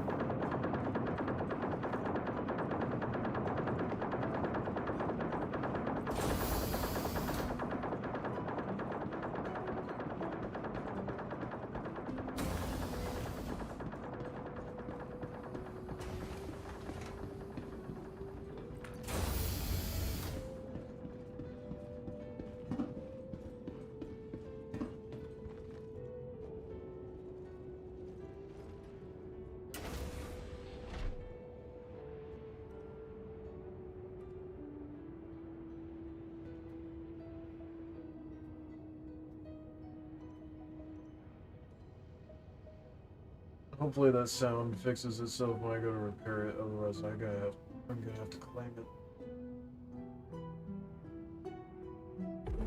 Quantum drive is now off.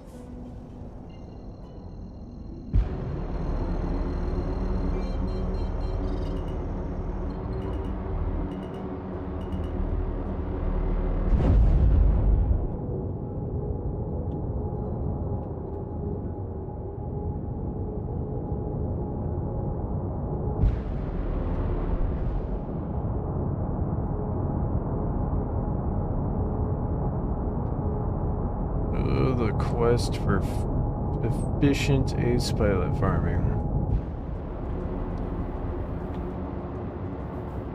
I should have just went straight to Stanton earlier, to be honest.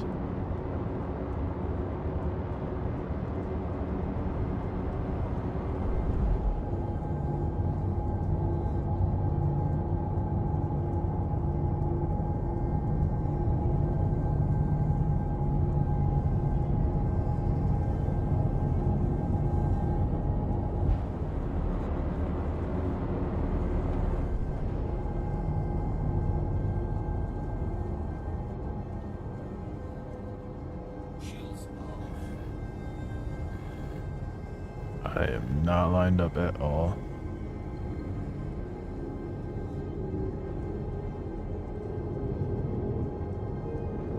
Have the devs said why the next gateway in Stanton isn't lined up at all?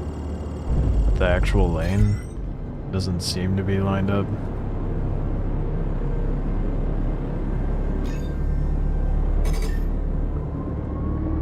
It kind of bothers me. You got the man-made structures that are supposed to like kind of simulate the lane for you to get lined up, and they are not at all lined up with the gateway itself.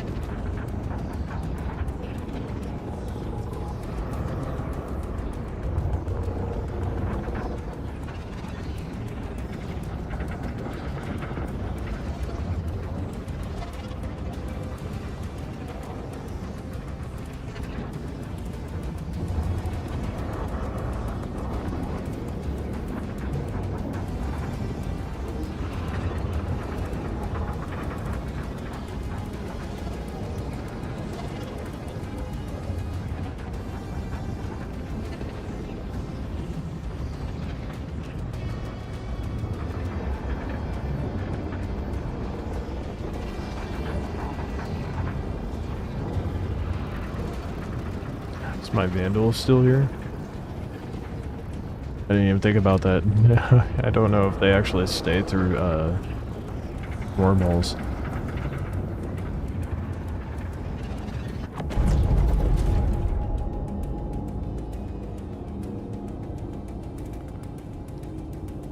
Looks like I'm not the only Polaris.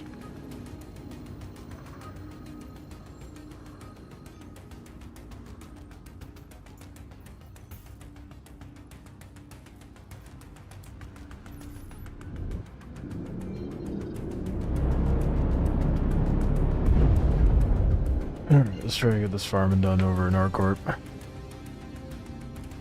See if they actually work over there.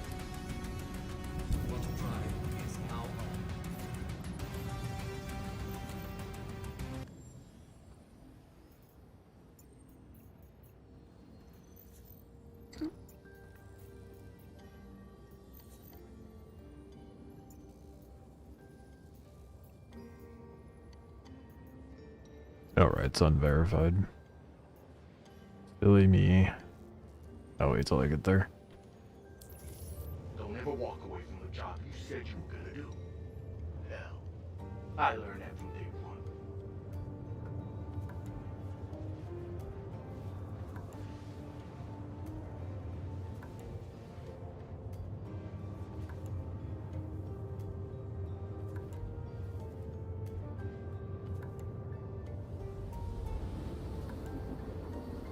Place your bets now. Our patrol's going to work. I guarantee not. Because it's Stanton.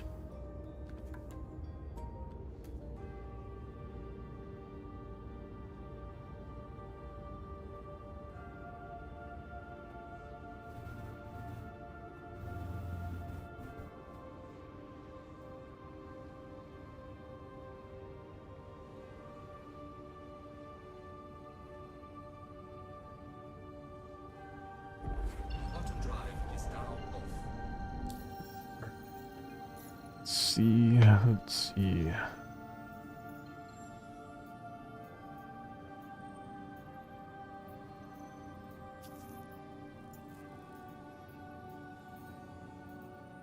I wasn't tripping. There is a 350k one.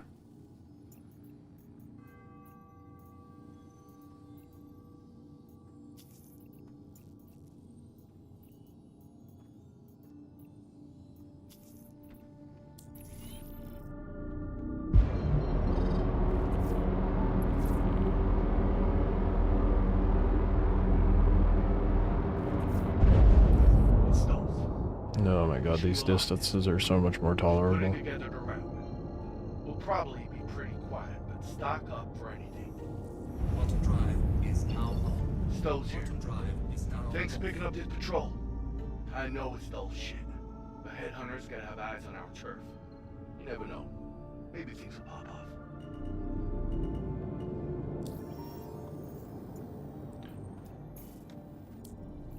You're gonna do a sweep for us. Great. Let's do Had it. some skag bail on me, so I needed Oh them boy. pronto. This is the problem with accepting multiple contracts. It does not route you to the correct one.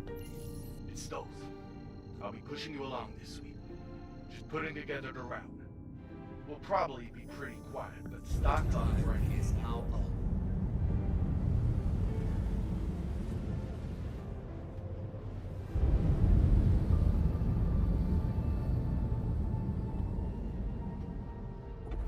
Quantum Drive is now open. Scan.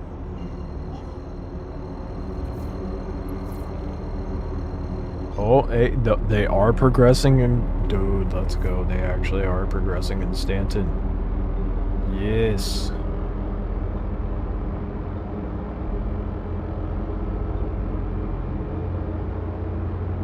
I don't know what happened, but things seem to be working. How refreshing.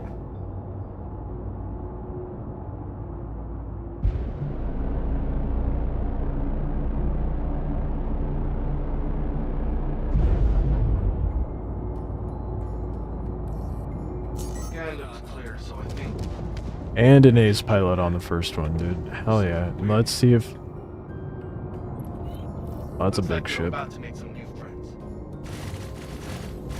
Look out. That pilot's been taking out headhunters left An and right. 890 right out the gate. Let's see if the ace pilot full deads.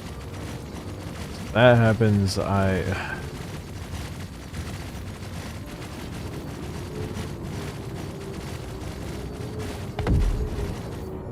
damn. we still got the ace pilot. This is the only place where it's actually been working. Holy shit. We should probably check their wreckage. See if they Let's have go. anything valuable. Finally, ace pilot. I can finally procure what I've been farming.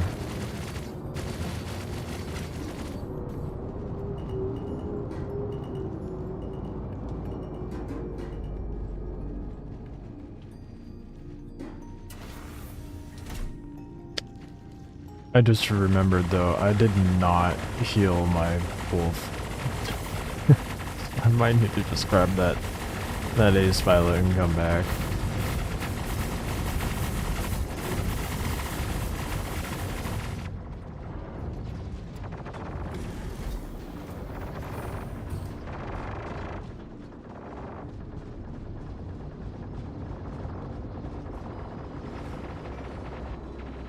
Let's go. Got a helmet finally.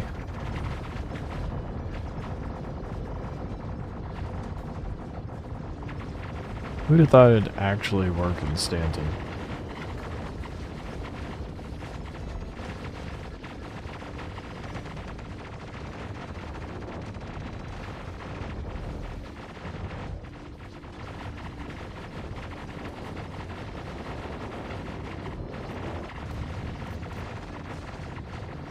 Cartography medal too.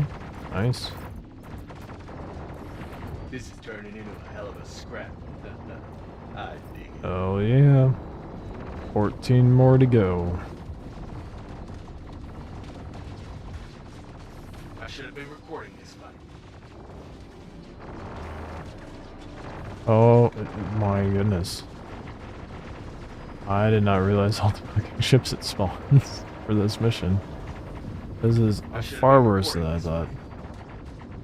An 890 and a hammerhead on top of that.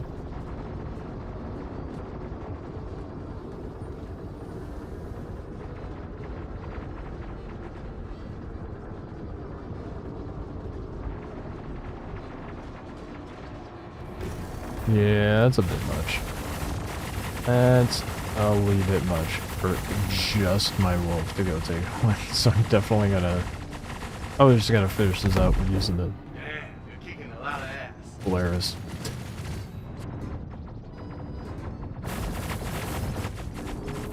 Radar contact. Enemy down. This is turning into a hell of a They've been scrap. tearing me up. I dig it.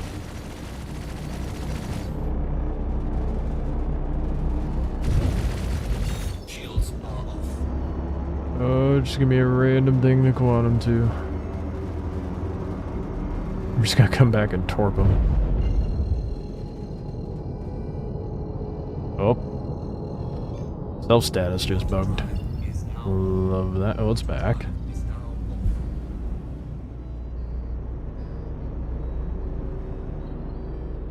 Game's working great tonight.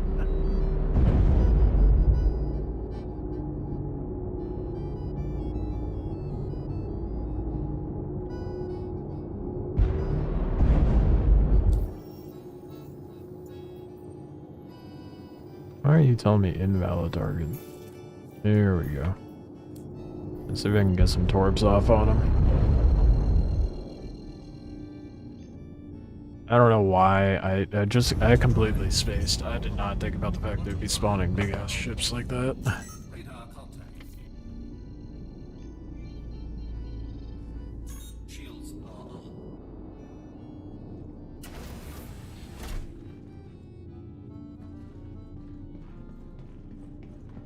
The bodies do in fact persist through wormhole jumps, so I still have my Vandal.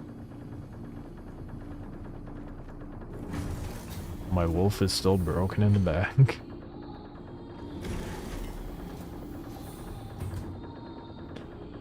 Up noon, happy Thanksgiving. How you doing, man?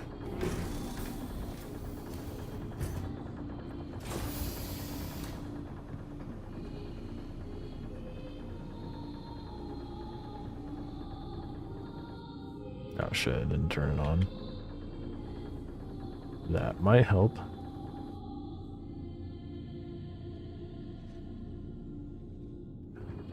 Targeting is being dumb.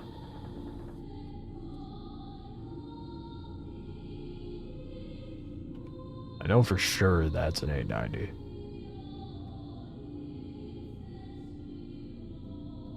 Stuffed and happy? Hell yeah. I'm out of it. If that wasn't obvious. Not bad though. Yeah, with that usual Star Citizen scuff. Tired. Got migraine. But getting shit done.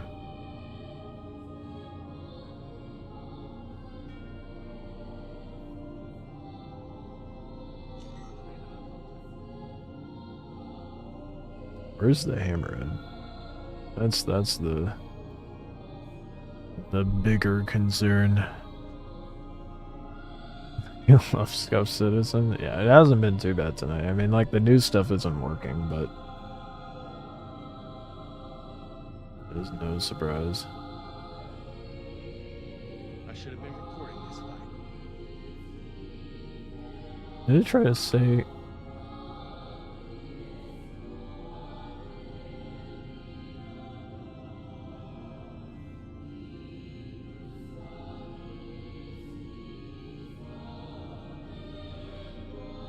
Yeah, that's what I thought. It was definitely the 890 I was looking at, and it tried to say that was a hammerhead. Played a little the other night. Nice. Did you try the new mission? The new mission's really cool. It's just a little broken as usual. Give it like a week and it'll be fine. Once free flies over, things will be working better.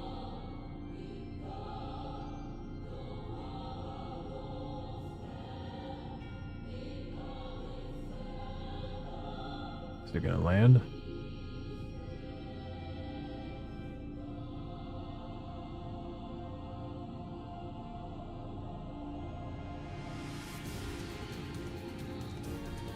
This is Nice. turning into a hell of a scrap. I dig it. Not gonna torp that. I don't think that's the hammerhead.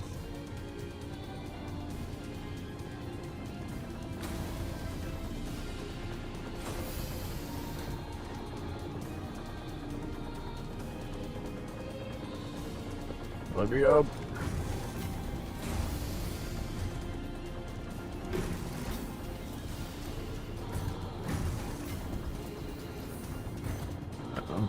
Okay, that's not the floor I wanted. There we go.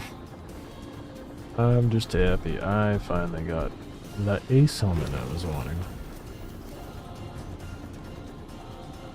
Just need 14 more.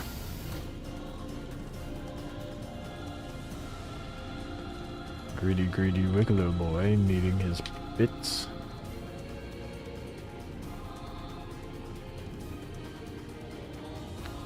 Nice, PDCs aren't working.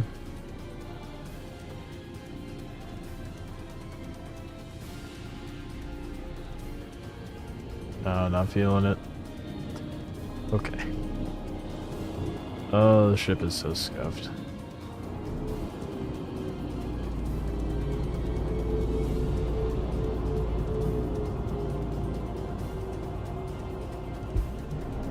Why they no shoot?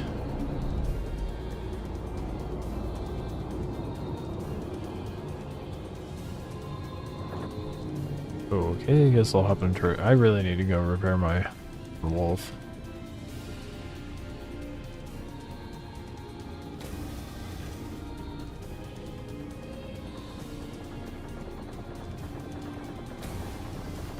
So I could stop hearing that in the distance.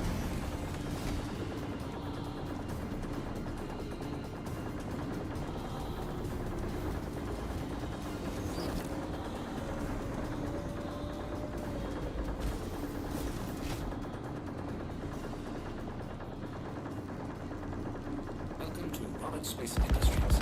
Enjoy the ride. System check.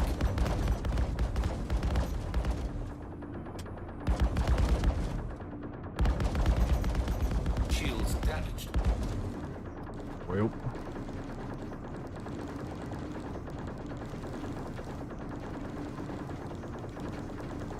Finish your orbit. Come on.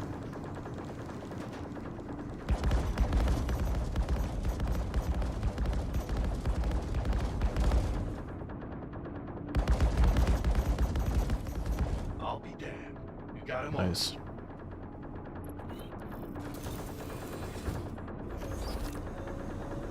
Might leave the Polaris here and then just go take the wolf to Baijini.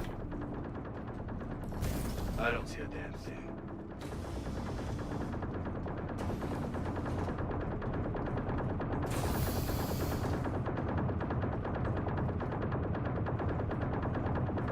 Oh, that's so, yeah. It's so broken. I hope a repair fixes that. Otherwise I'll have to make a claim.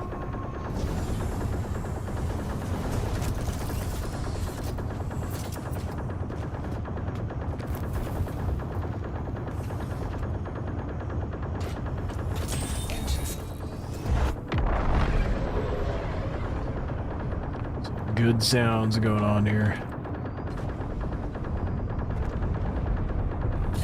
Shields disengaged.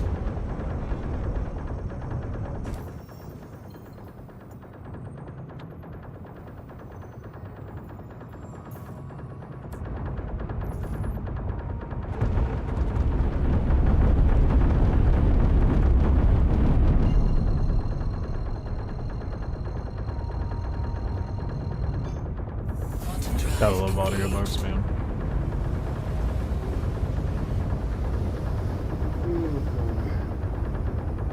Quantum drive disengaged.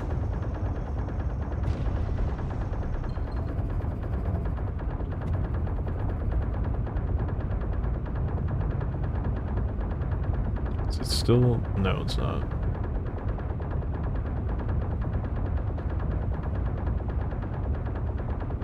Where's...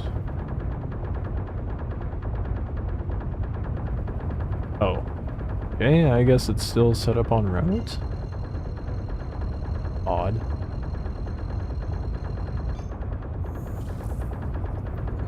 Oh, the other. Okay, I see.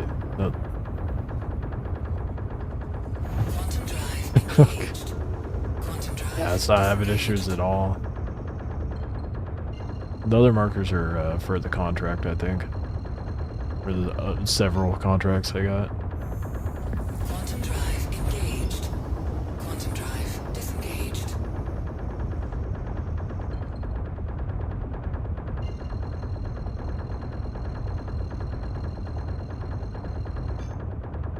Quantum drive engaged. Quantum drive disengaged.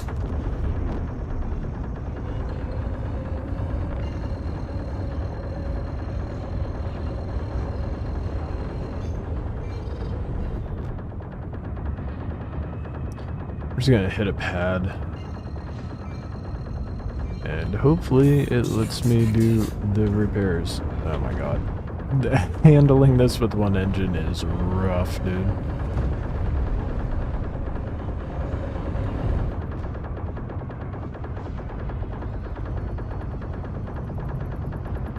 Landing gear deployed.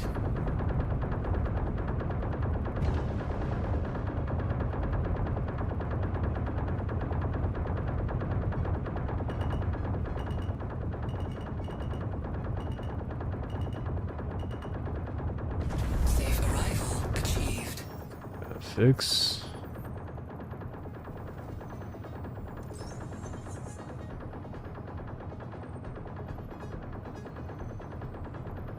No. Nope, audio's just bugged. That's fun.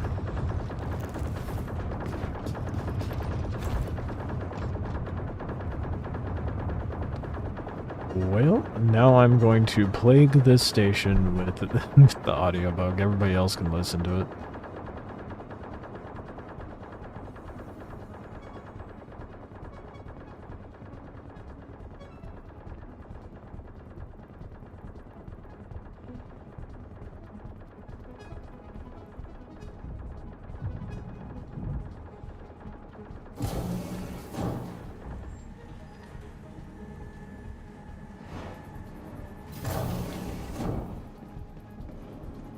Welcome to the ASOP. It is no longer my problem.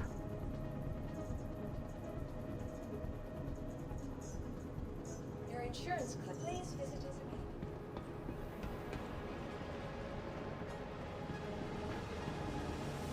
again. I think I'm gonna depot this stuff here for now, just so it's here.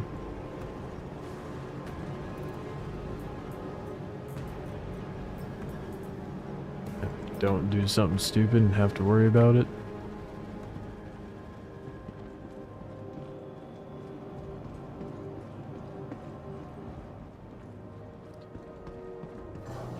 And honestly, I mean, I got a 2-minute timer, but I think I'm gonna kill it here. I'm pretty tired. My head hurts, so I'm gonna end stream here.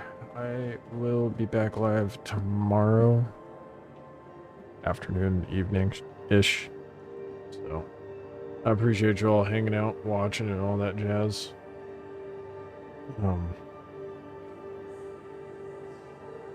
Working on putting together this super long narrative video, so keep an eye out for that.